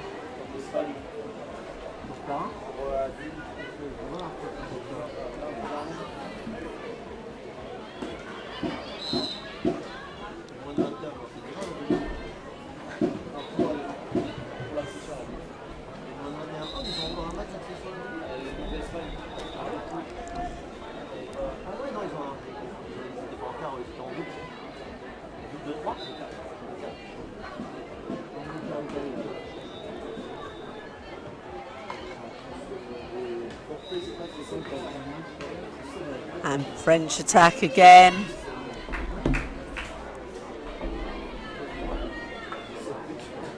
Just bringing it back out.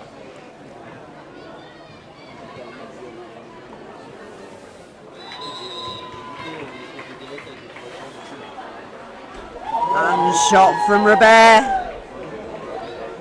Off the bar. Back out into French hands.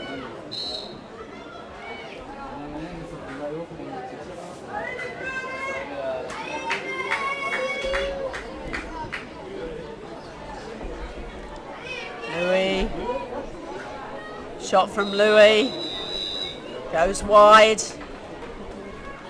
So Prestipino take the goal line throw for Italy.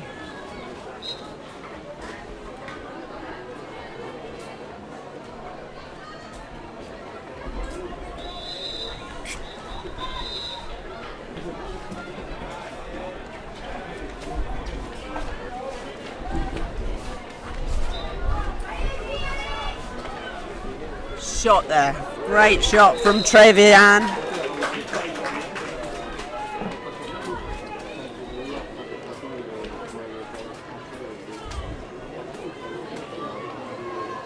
Needed saving. So, Italy corner.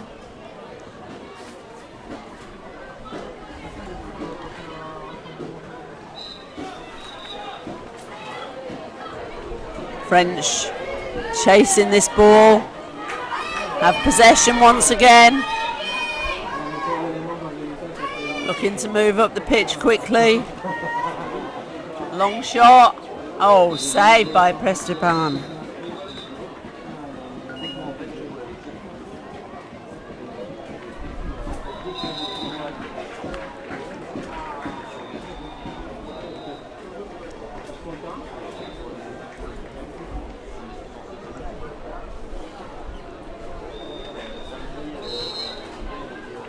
Long ball out from that corner, working their way into the zone. Amazing, brilliant goal. Lamal again from France, taking the score to 3-0.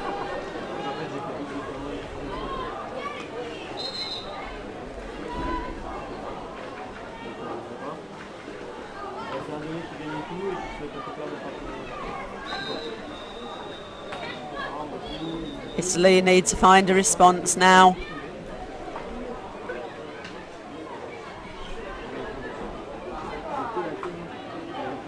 French. Oh! They're going from Italy with their first goal. So, what can they do in response? France just moving up. Italian defence in place. France playing much more of a chasing game when they're defending. Are Italy going to do the same and come out to chase this ball? Looking at it, they're hitting the players. Ball goes back out though.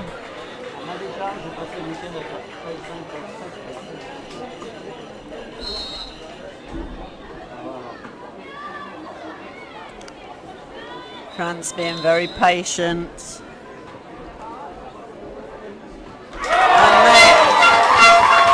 Great goal. Meyer, the goal for France.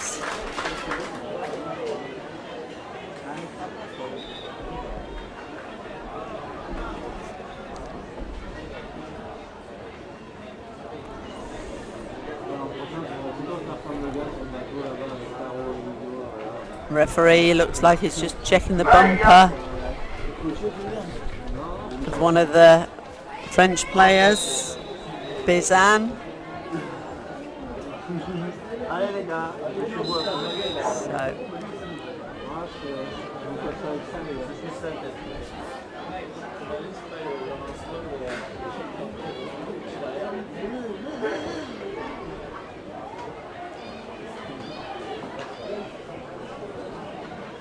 So back to the game. Italy just passing that ball around the back. French 2-2 defence. They're just looking to push onto the ball carrier if they come too close. Chasing that pass down, pressing. Great work with the block there. So French possession again. This really is working for them. Just pushing out, putting pressure on. Long ball across. Meyer. Back to Salieu with the next French goal. France 5, Italy 1.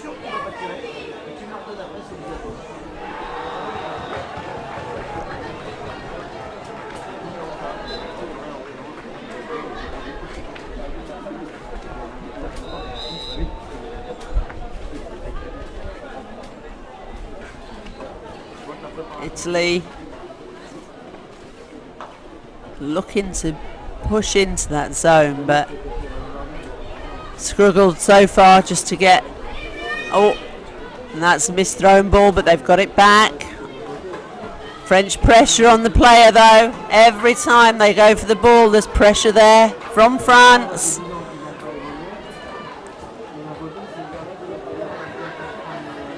All over the top, but goes loose. Back into play though. Leon says the ref, French possession. This chasing game's really working for France. Can Salieu do it from there? Or is she going to push it back? Space. No, not this time.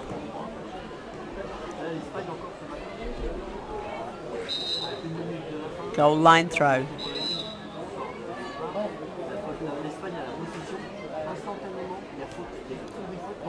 Salieu just came under a bit of pressure from two Italian defenders there. Not able to get it in the net. But Italy attacking.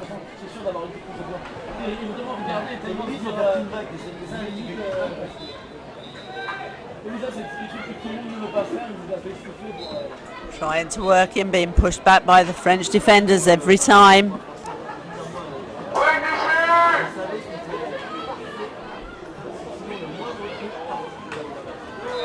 And out for a corner.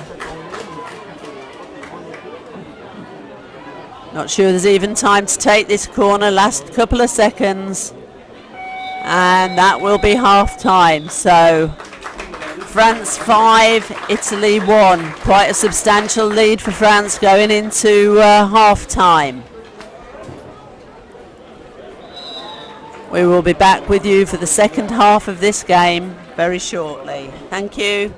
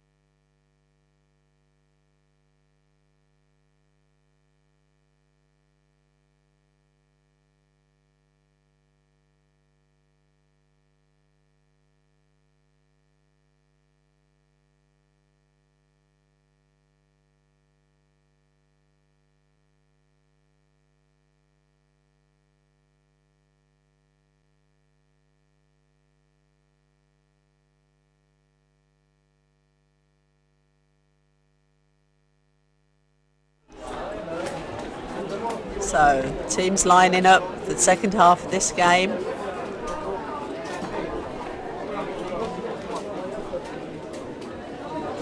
Ball being placed in the ring in the centre of the pitch for the start.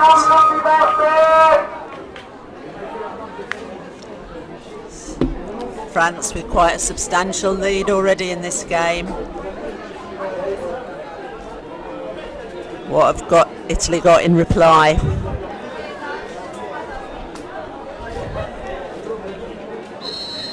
And we're off for the second half.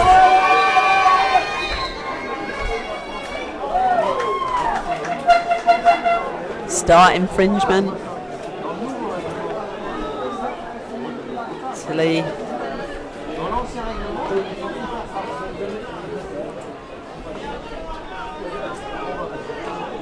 Locked down by France there. Lamal. Can you clear it? Oh. Adelina from Italy just blocking that pass, sending the ball out of play.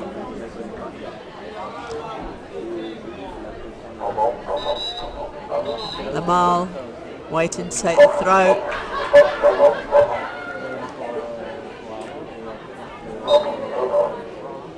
Louis to Lamal, and we get back underway.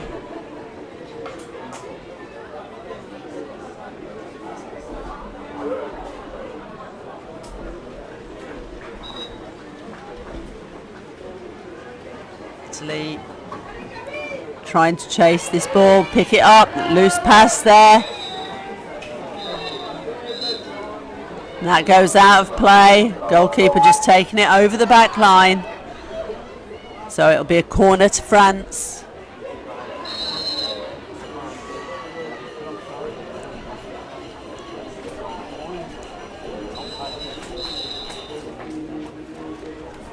Long ball out.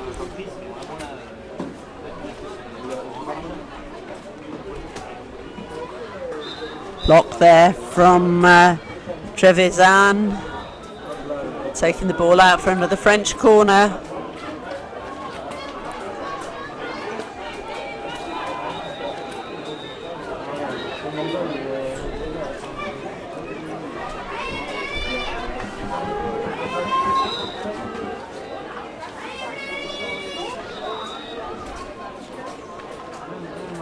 Ball just coming back out.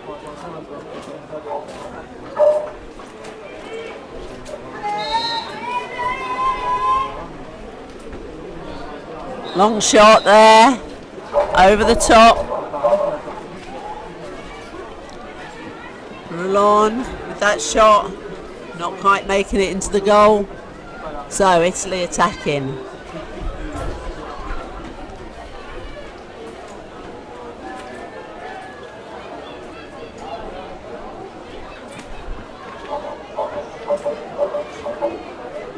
France once again putting pressure on the ball.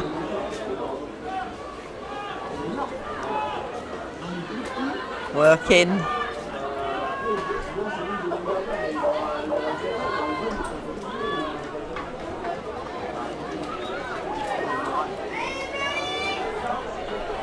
France pick it up. Loose ball, but paddle foul there.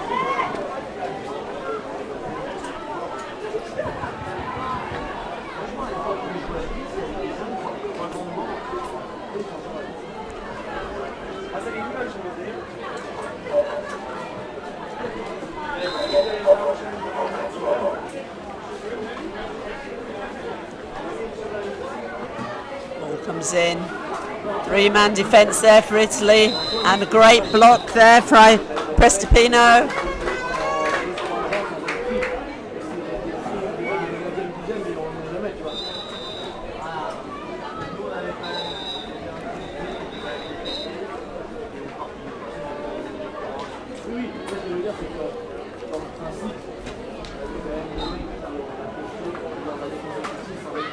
And the shot goes out for a corner. Nice blocking by the Italian defence there.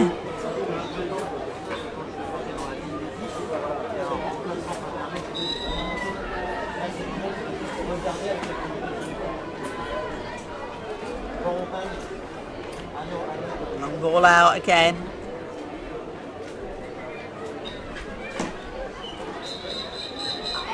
Long shot off the bar. Into French hands, and that's for the goal. Lamal, number 7, scores again.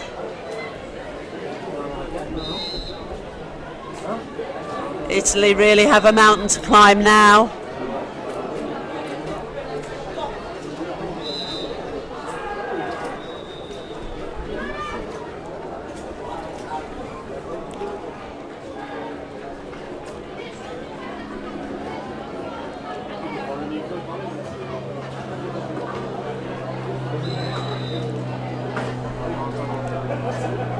Working it in.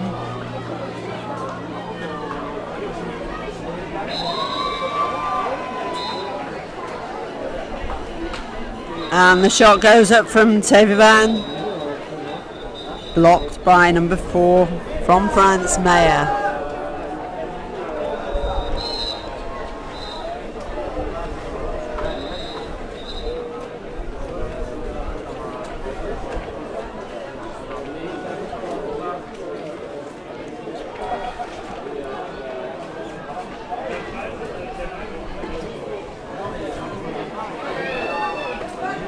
France break. Long ball across the pitch. What could she do with it? Over the top. Robert there just send it over.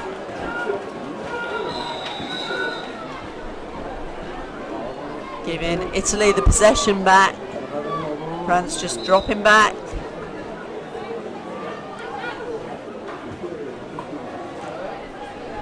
And chasing once again.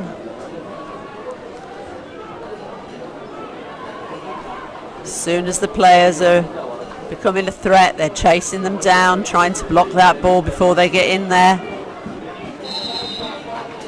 Pass into the centre, not quite getting there.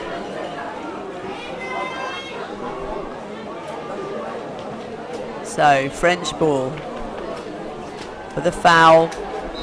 Long ball up. Roulon.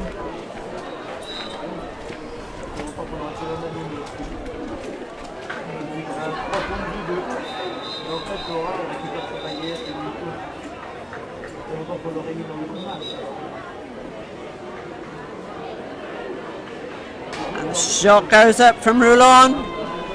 Back into Italian hands this time. So what can Italy do? Can they get a break here? Long shot goes up. But drops short there.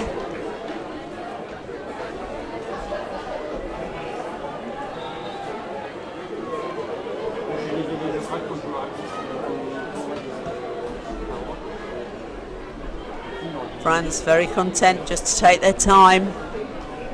5-goal lead.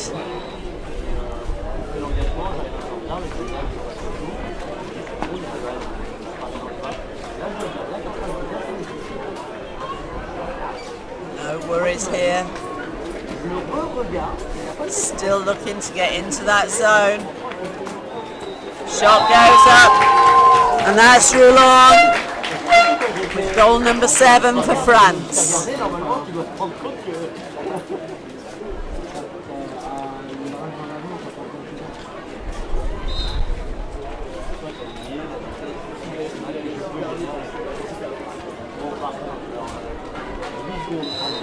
and a half minutes to play.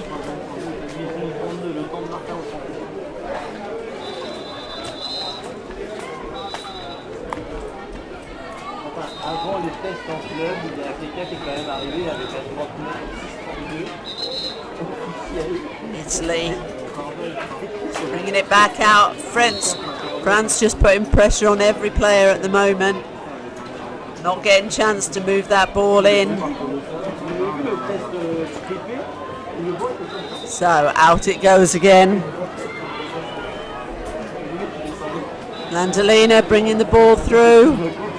Has she got a shot? No, she hasn't.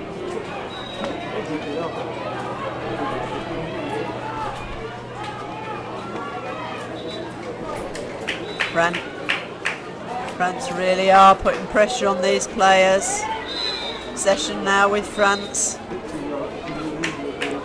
Every time they put the pressure on, they win the ball back. Long ball over.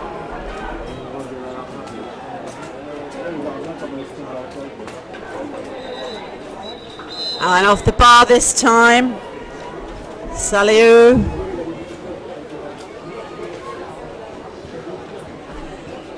So, Italy. Last minute of the game, do they get a chance to score one more goal? We're all certain now that France are going to progress to the semi-finals.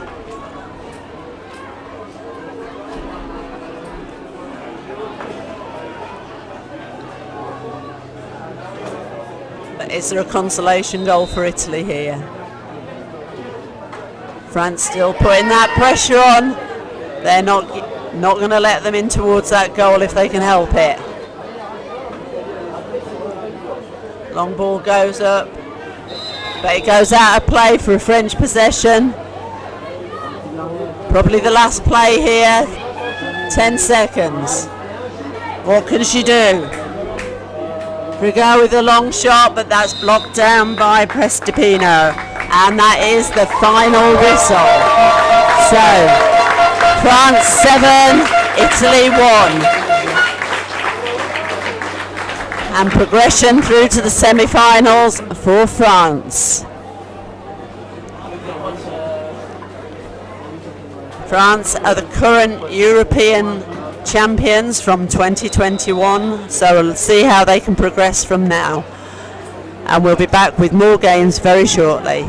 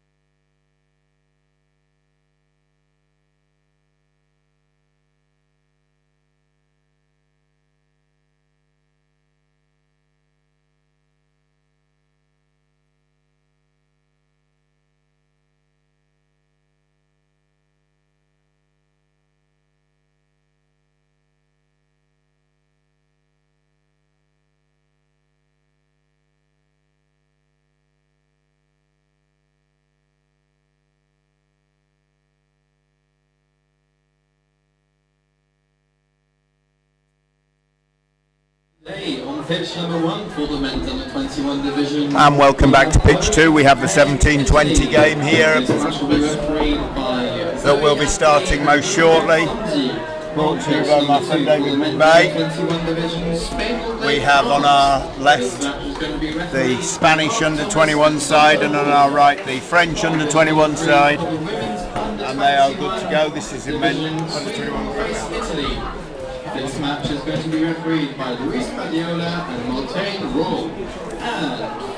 Thank you, Curly. So, what a fantastic game we have in front of us here. Deciding this under 21 group. Just get you the context of this group again, but Spain, having been beaten by Italy earlier today, need a result in this game. France already. So the top 2 in the group will go through to the semi-final stage.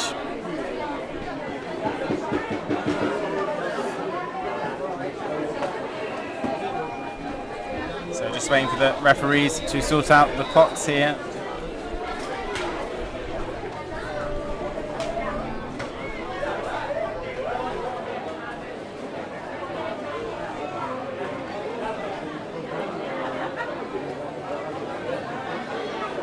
So France having a last talk between the team.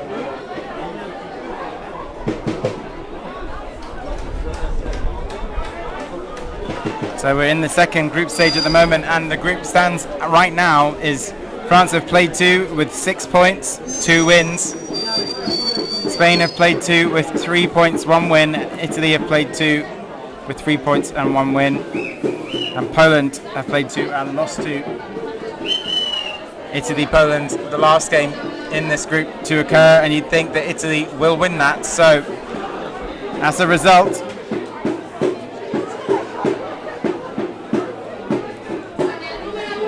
Spain effectively needs to win this, because if Italy beat Poland, they will move to 6 points alongside France. So, the Spanish needing a win here. Of course, this Spanish team coming off the back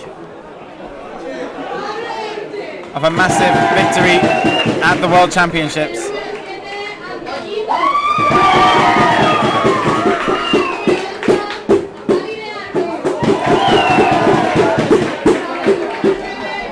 So just a few more minutes here as the crowd builds. Lots of support in the crowd for both France and Spain. So we can expect a really, really good game for this one.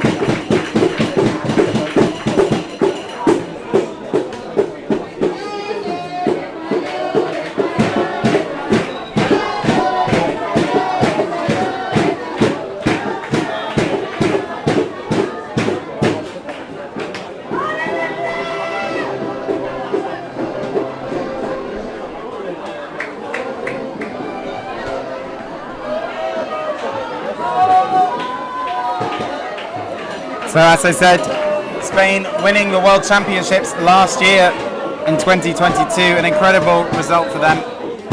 That was, but on the precipice here of an earlier exit than anyone would have thought from the European Championships, showing the quality of these championships and the tightness at the top end in the competition.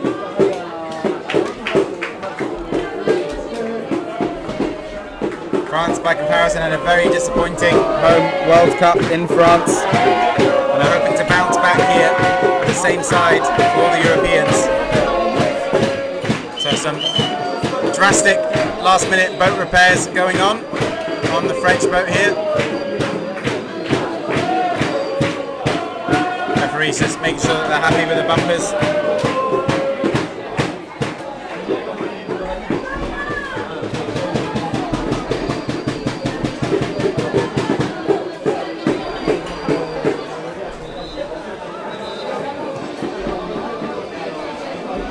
So, tale of this group so far, Italy abandoning the match against France. They got too many players sent off in that game earlier on today. fired up. As a result, they went into the Spanish game and they shot Spain, I think, 4-0 down at half time. The Spanish found themselves and could never get back into the game. So let's see if the French can make it as tight an affair as they did with Italy. And frustrate this Spanish side equally. Spain in that Italy game didn't really come out of the blocks firing. Paid the price, and quite a few loose shots from some of their key players were just easily blocked. They weren't producing space for each other in the end, just shooting for themselves. So they will have had a big debrief after that game against Italy. Use it to reset. So this game could go either way.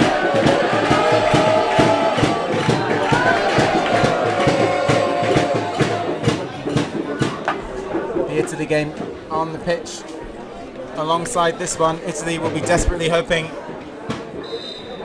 that effectively France can do them a favour, I think, and beat the Spanish side. Otherwise it's going to become a 3-team mix on point difference effectively, and having given up that 7-0 abandonment earlier today, it would be the Italian goal difference that's likely to be the lowest, but they're going to rectify that now potentially against the Polish. So we're ready to go here.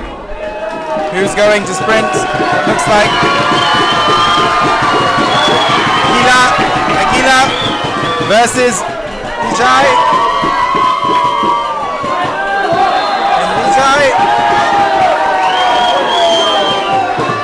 It is France who win the ball, so no gain of possession there at the start of the game. No player clearly got possession, and a different Spanish player went and picked up the ball from the one who sprinted. So it will be France who have the first attack of the game, and a great buzz here from the crowd. So here we go then, through the hands. Risha to Odo trying to bring the ball through to Lechant. To Odo out. Back and forth between Risha and Odo over to Njai. Back to Odo back to Njai. A little pocket of space here. Will he shoot? He doesn't. Opts to try and get it inside, but that's well blocked up. Has got that though. First big opportunity. Goal to France. Well finished by Lechant. And just like the game earlier on today, Spain find themselves a goal down within the first minute.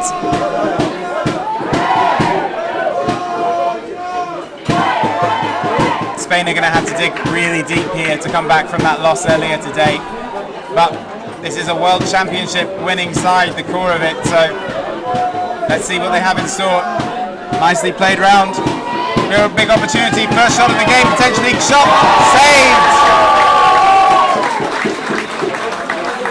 Great block by Benkati. Shot coming from Aguila. So, ball at the back with Koto to Aguila. Spain playing with 2 on the inside and 3 around the back. Romero, Mesa on that side now. Comes back to Aguila. Aguila to Gino. Ball all the way around to Romero Mesa. Romero Mesa looking for the pass inside. Gets to Garcia. Garcia's shot blocked. Looked like it was going no anyway. So the ball from the corner will be taken by Gino. And France holding up well to this first series of Spanish attacks. Run comes in from Romero Mesa to the back. Through it comes to Aguilar. No options on the inside. French defence looking strong. They're playing an effective 4 men across the back at the moment. Advantage here for Spain. Warning coming. 4-7. So Romero Mesa looking for a pass inside. Doesn't have an option. Has to play it himself. Pressure coming on from Benkati to get that pass away. Manages to though. Still 44 seconds here for Spain. Aguila Pops it off to Cotto. Cotto back to Aguila. Potential for Romero Mesa. Benkati wise to it on that side. Nice handling of the ball. Back round to Cotto. That's a wayward pass though from Cotto back to Aguila. Puts him under pressure from Benkati. But Romero Mesa is fouled whilst trying to regain the ball. And that's number 4 for France committing the foul. Omar will need to be careful now. Warning coming for him too. So trying to get the ball in there. Aguila with a shot. Blocked on the way through. No foul given. Spain looking for a foul. But the ref comfortable that that was just a clean block. What a great start to the game then. Spain working out what they want to do in the zone. So a number of French players on warnings now. They've taken number 4 off the pitch smartly. Just explain that for you. If the referee thinks there is a significant foul that's being committed, then the first foul you receive a warning, and at the second foul you receive a card. So a visual warning to indicate to both referees that if that player fouls again, it will be a card. Shot coming, well worked opportunity, a little bit tight ultimately for Guino, but a good rebounding shot off the bar.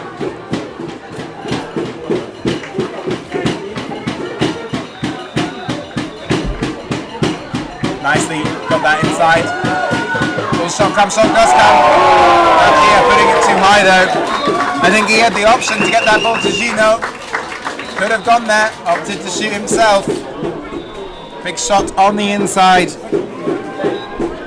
from Garcia.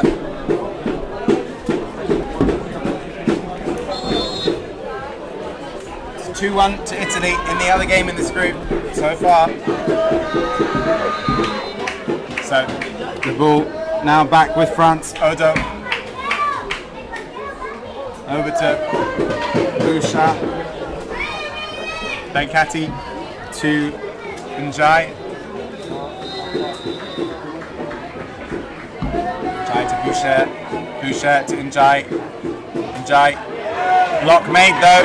Nicely done by Spain. Looking for the break down the pitch now though. It's with Murillo. Murillo back to Garcia. Will Garcia go for the lob shot? He doesn't. France have got a goalkeeper back in now. Nice pressure by Romero. He's going to fall in here. Comes for the shot, goes wide. I don't think Romero Mesa needed to shoot that one, but he took it. So Spain opting there in that last play to push man-to-man against France. Put the pressure onto the French team. France did that earlier today against Italy, but they looked quite tired in the process, so an ambitious call so early on in the game to put the pressure on France here.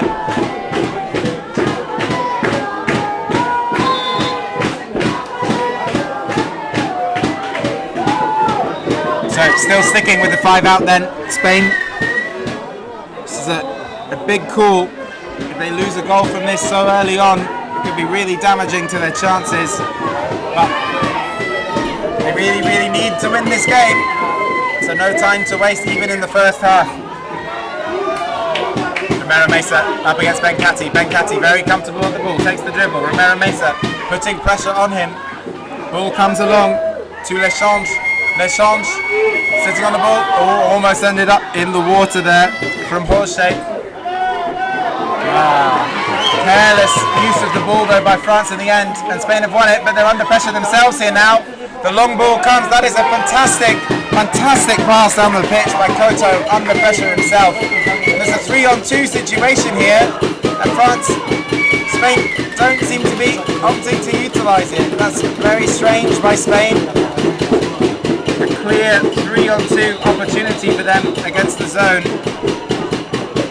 They opt to reset and effectively give France the opportunity to get a full zone back in, but they come again. Aguila over to Murillo.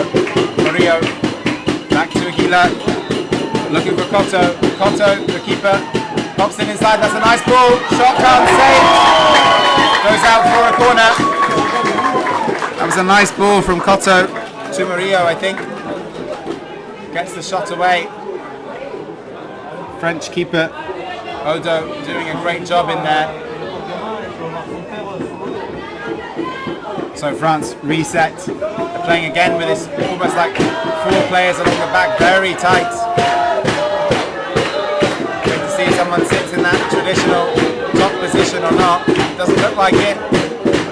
Very confident playing this effective 4-man zone. Spain need to work out how to crack it.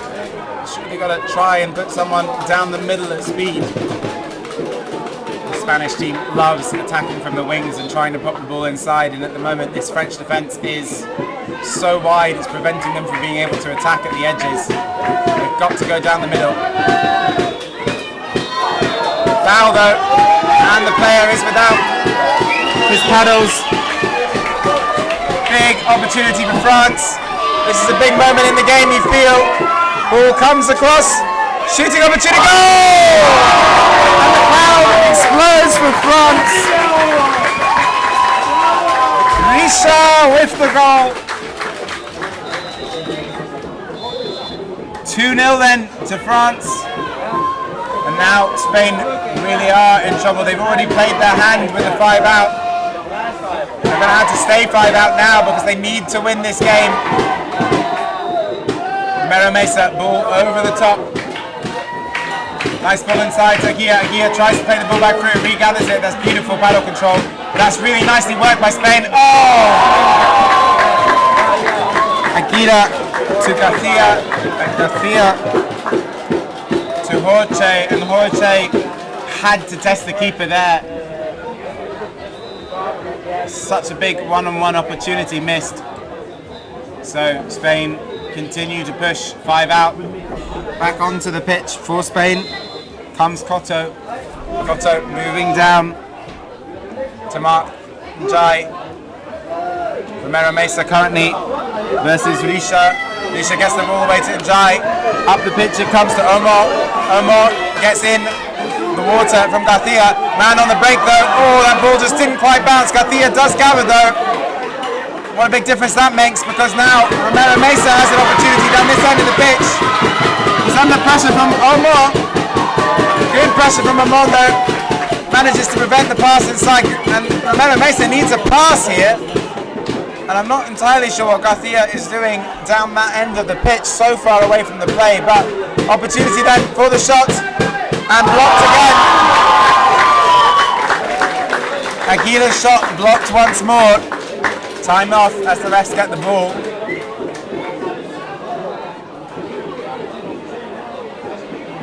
France though looking like the much more cohesive team at this moment. Spanish team are not finishing particularly well at the moment. That's well gathered by Garcia. Garcia, ball inside to Aguila. And goal! First one of the game from Cotto down the middle. That's what the Spanish need to do. They need to get speed down the middle for the shots. 2-1 then. Game on. 47 seconds on the clock.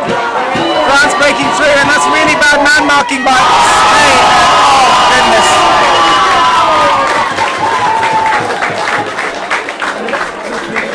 I'm a neutral on that one, her. Boucher with the goal, and Spain, having just clawed themselves into the game for the first time, immediately concede. It's very, very quick-witted play by France though, to know that they're going to line up the 5 and just send the man through. Boucher did really well to just burn his player on the line and get across. So 23 seconds on the game. Opportunity for Romero Mesa. Romero Mesa, goal! So what does Spain do here now? They know that they just conceded from this position only seconds ago. Garcia goes back to net. Bencati looks for the opportunity to shoot. 20 seconds left on the clock. Surely Spain fall back in here. They've managed to control the damage this half if they keep this out at the moment. But this is a one-on-one goal! Unbelievable! Unbelievable! Njai and France so clinical there. There was only 25 seconds on the clock when they got the ball, and somehow they still managed to score. The long shot coming from Romero Mesa. The save made, the bounce off the bottom bar and back out again. So 4-2 the half-time score. What a half we have had. And Spain, having clawed themselves back into the game twice, immediately give up the ball.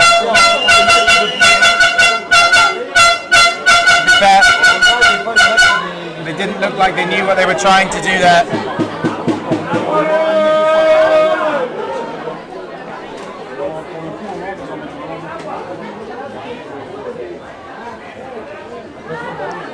So what a first half we've had. France will obviously be the happier team going into half time. Let me give you a score update on the other pitch.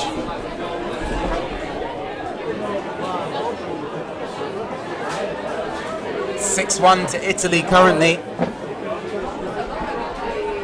See what that does for goal difference in this group.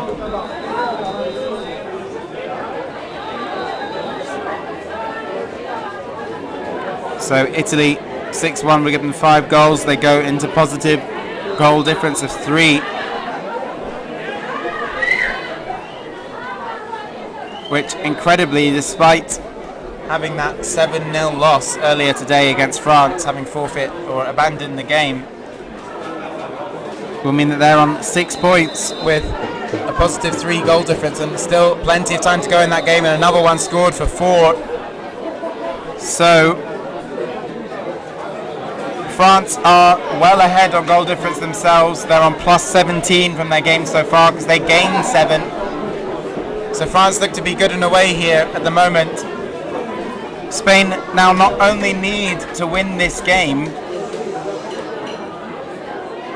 but I think they also need to win by over, 5 goals now. So unbelievably, the world champions, last year's world champions, mostly the same side here for Spain.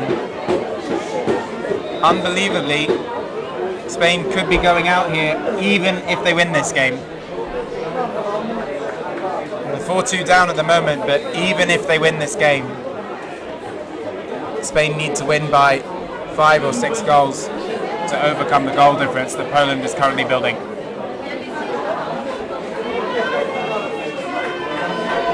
Sorry, Italy are currently building over Poland. 8-1 now in that game, so that would put Italy 6 points clear. 6 goals clear on goal difference. So that would mean Spain need 7 goals.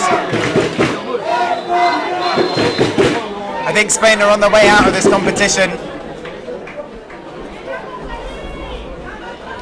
But now they have the opportunity to save face here against the French.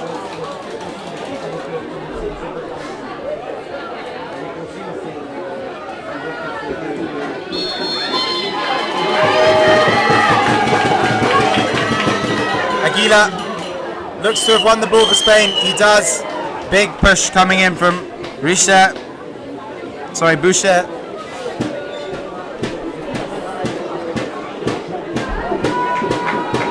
So, Aguila driving forward to Cotto. Cotto plays the ball inside to Romero Mesa. Romero Mesa back out. Cotto to Romero Mesa again.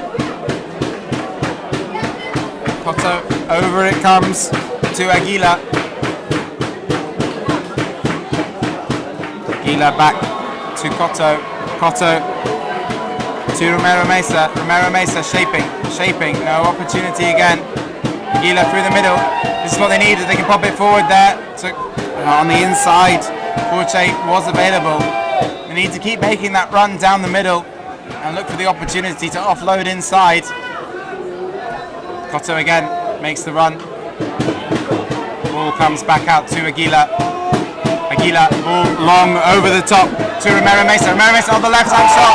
Bounces down off Garcia's face guard. And France are away here, and they have a man completely free. Can he pop it over the top to Richard? Oh, Benkati drops it. What an opportunity that was for France. One more goal here, and you feel this game will be dead.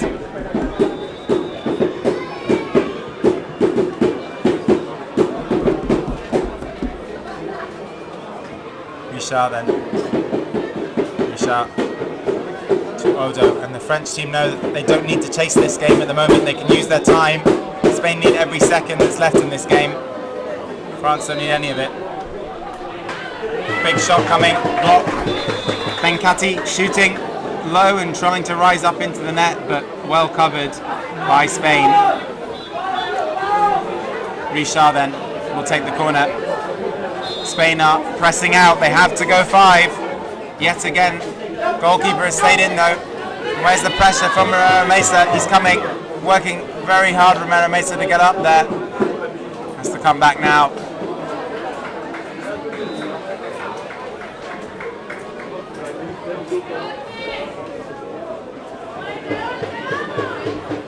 Nicely worked, Benkati, beautiful hands, well worked, opportunity there from France.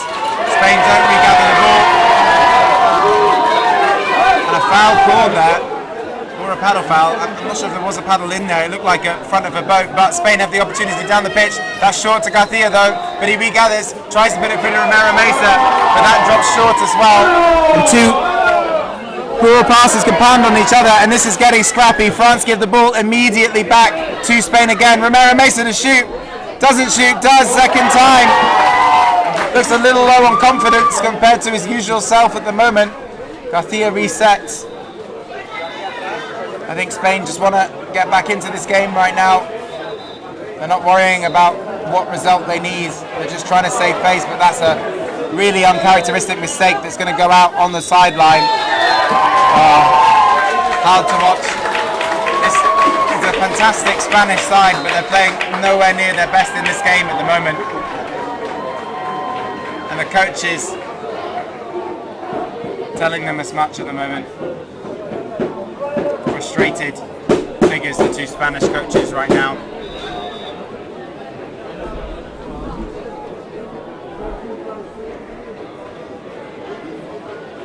So, France taking time out of the clock again as they can.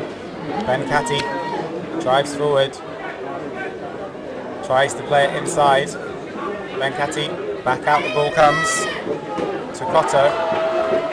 Now with Orche to Cotto. Cotto with a big shot. What a powerful arm that was. That was pretty incredible, that shot from Cotto.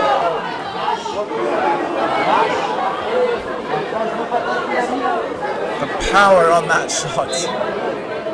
The whole crowd was slightly stunned by that.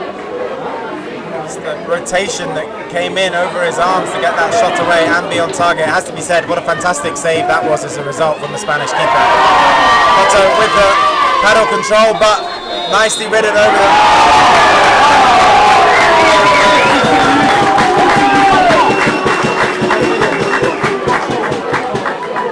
So I think the crowd is torn on that decision. I have to say, I think the French player very much put himself in that position, drove underneath, but the referee obviously over there far closer to it and believes that the Spanish player rode over illegally in the tackle. So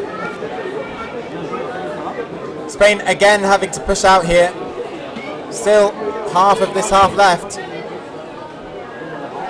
Romero Mesa putting the pressure on. He's worked this entire game at the moment. Surely he hasn't got much left to give in his arms. Garcia as well. Benkati trying for the pump pass. Knows they don't need it. That's smart play.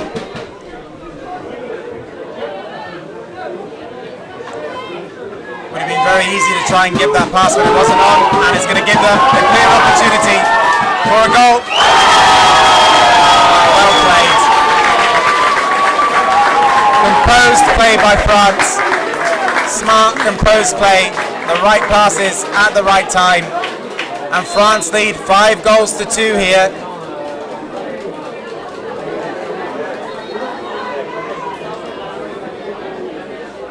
And the shock of the tournament so far then is that this Spanish side are going out of contention in the under-21s league. Aguila through the middle, trying to lay it off. Spanish attack's just gone a bit understandably flat.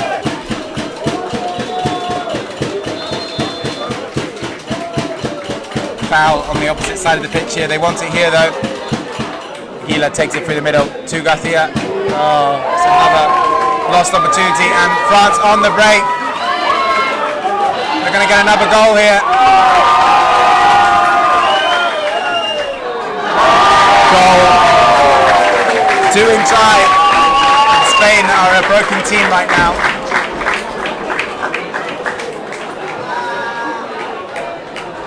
It's now 11-2 to Poland. It will be no consolation to this Spanish side, but if they had won this game, I don't think there's any way they would have made up the goal difference that would have been required to be able to make it through. So absolutely no consolation though for Spain. They've been well beaten here by France and well beaten earlier today by Italy. It's good heart from Aguila to get that ball back. And the ball is with Murillo. Murillo driving himself. Good opportunity here for Murillo. Murillo with a slow ball. It's a good finish. Seizes the opportunity there, Murillo. And it's 6-3 now.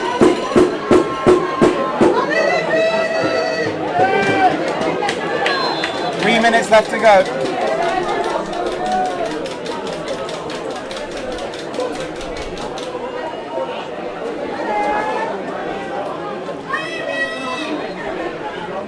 Spain still playing 5 out. Romero Mesa has come off now. It's had to take a break. Garcia still on the pitch though. New period of advantage for France. Another 60 seconds. France very comfortable here. Bouchard plays the long ball up to Benkati. Njai looking to go round the back of Benkati. Just takes the ball into space. No pressure on him. Goal scorer shortly ago, Murillo losing his man there for a period. That's well regathered though. It's a loose pass by France. And the captain gets the ball back. So Spain, Murillo over the pitch, the ball comes to Aguila. Aguila plays it over the top to Garcia, but again another loose pass really. So Sabarido passes the ball to Aguila. Aguila looking to go himself, tries to pop it through. Well blocked though. Spain losing the ball easily to France. Ball coming, popping over the top surely.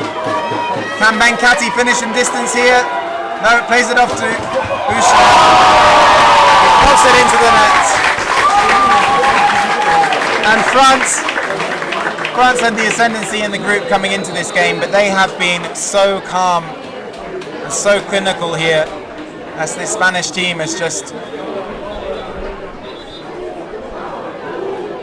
imploded slightly in front of them. Full credit to France though. They deserve this win. They deserve the lead that they have, and they are going to top the group by some margin.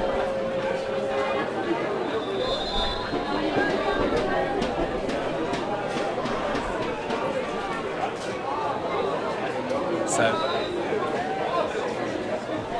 1 minute left for Spain to save some face. Romero Mesa back onto the pitch. Nice ball inside to Garcia. Well saved. Just one of those days where nothing is working out for them. This is where you wonder if they would trade. I don't think they'd trade anything for the World Cup win if this is a consequence of it. We'll have to take a look in the mirror and try and understand Spain, where these results have come from by comparison.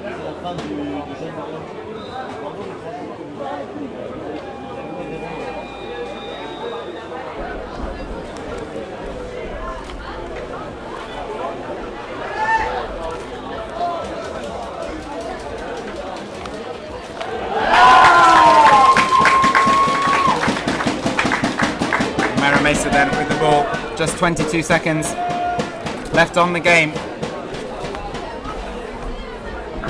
Lays the ball in. Push coming in though from France. Magra with the push. And a goal. Worked around to Aguila. He gets one back from his side, and that's 7, 6, 5. Oh no, sorry. They time out after the goals.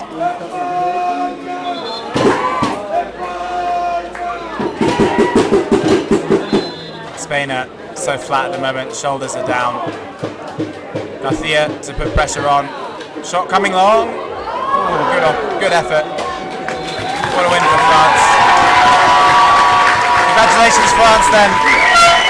But the big story here then is that the world champion Spain are out of the men's under-21 competition, and this French team has bounced back from their result in France last year. Thank you for joining us today. Signing off here from pitch 2 at the European Championships in Brandenburg. Thanks again to all our sponsors, and see you again tomorrow where the under-21 finals, semi-finals and finals will take place. Thank you, have a nice evening.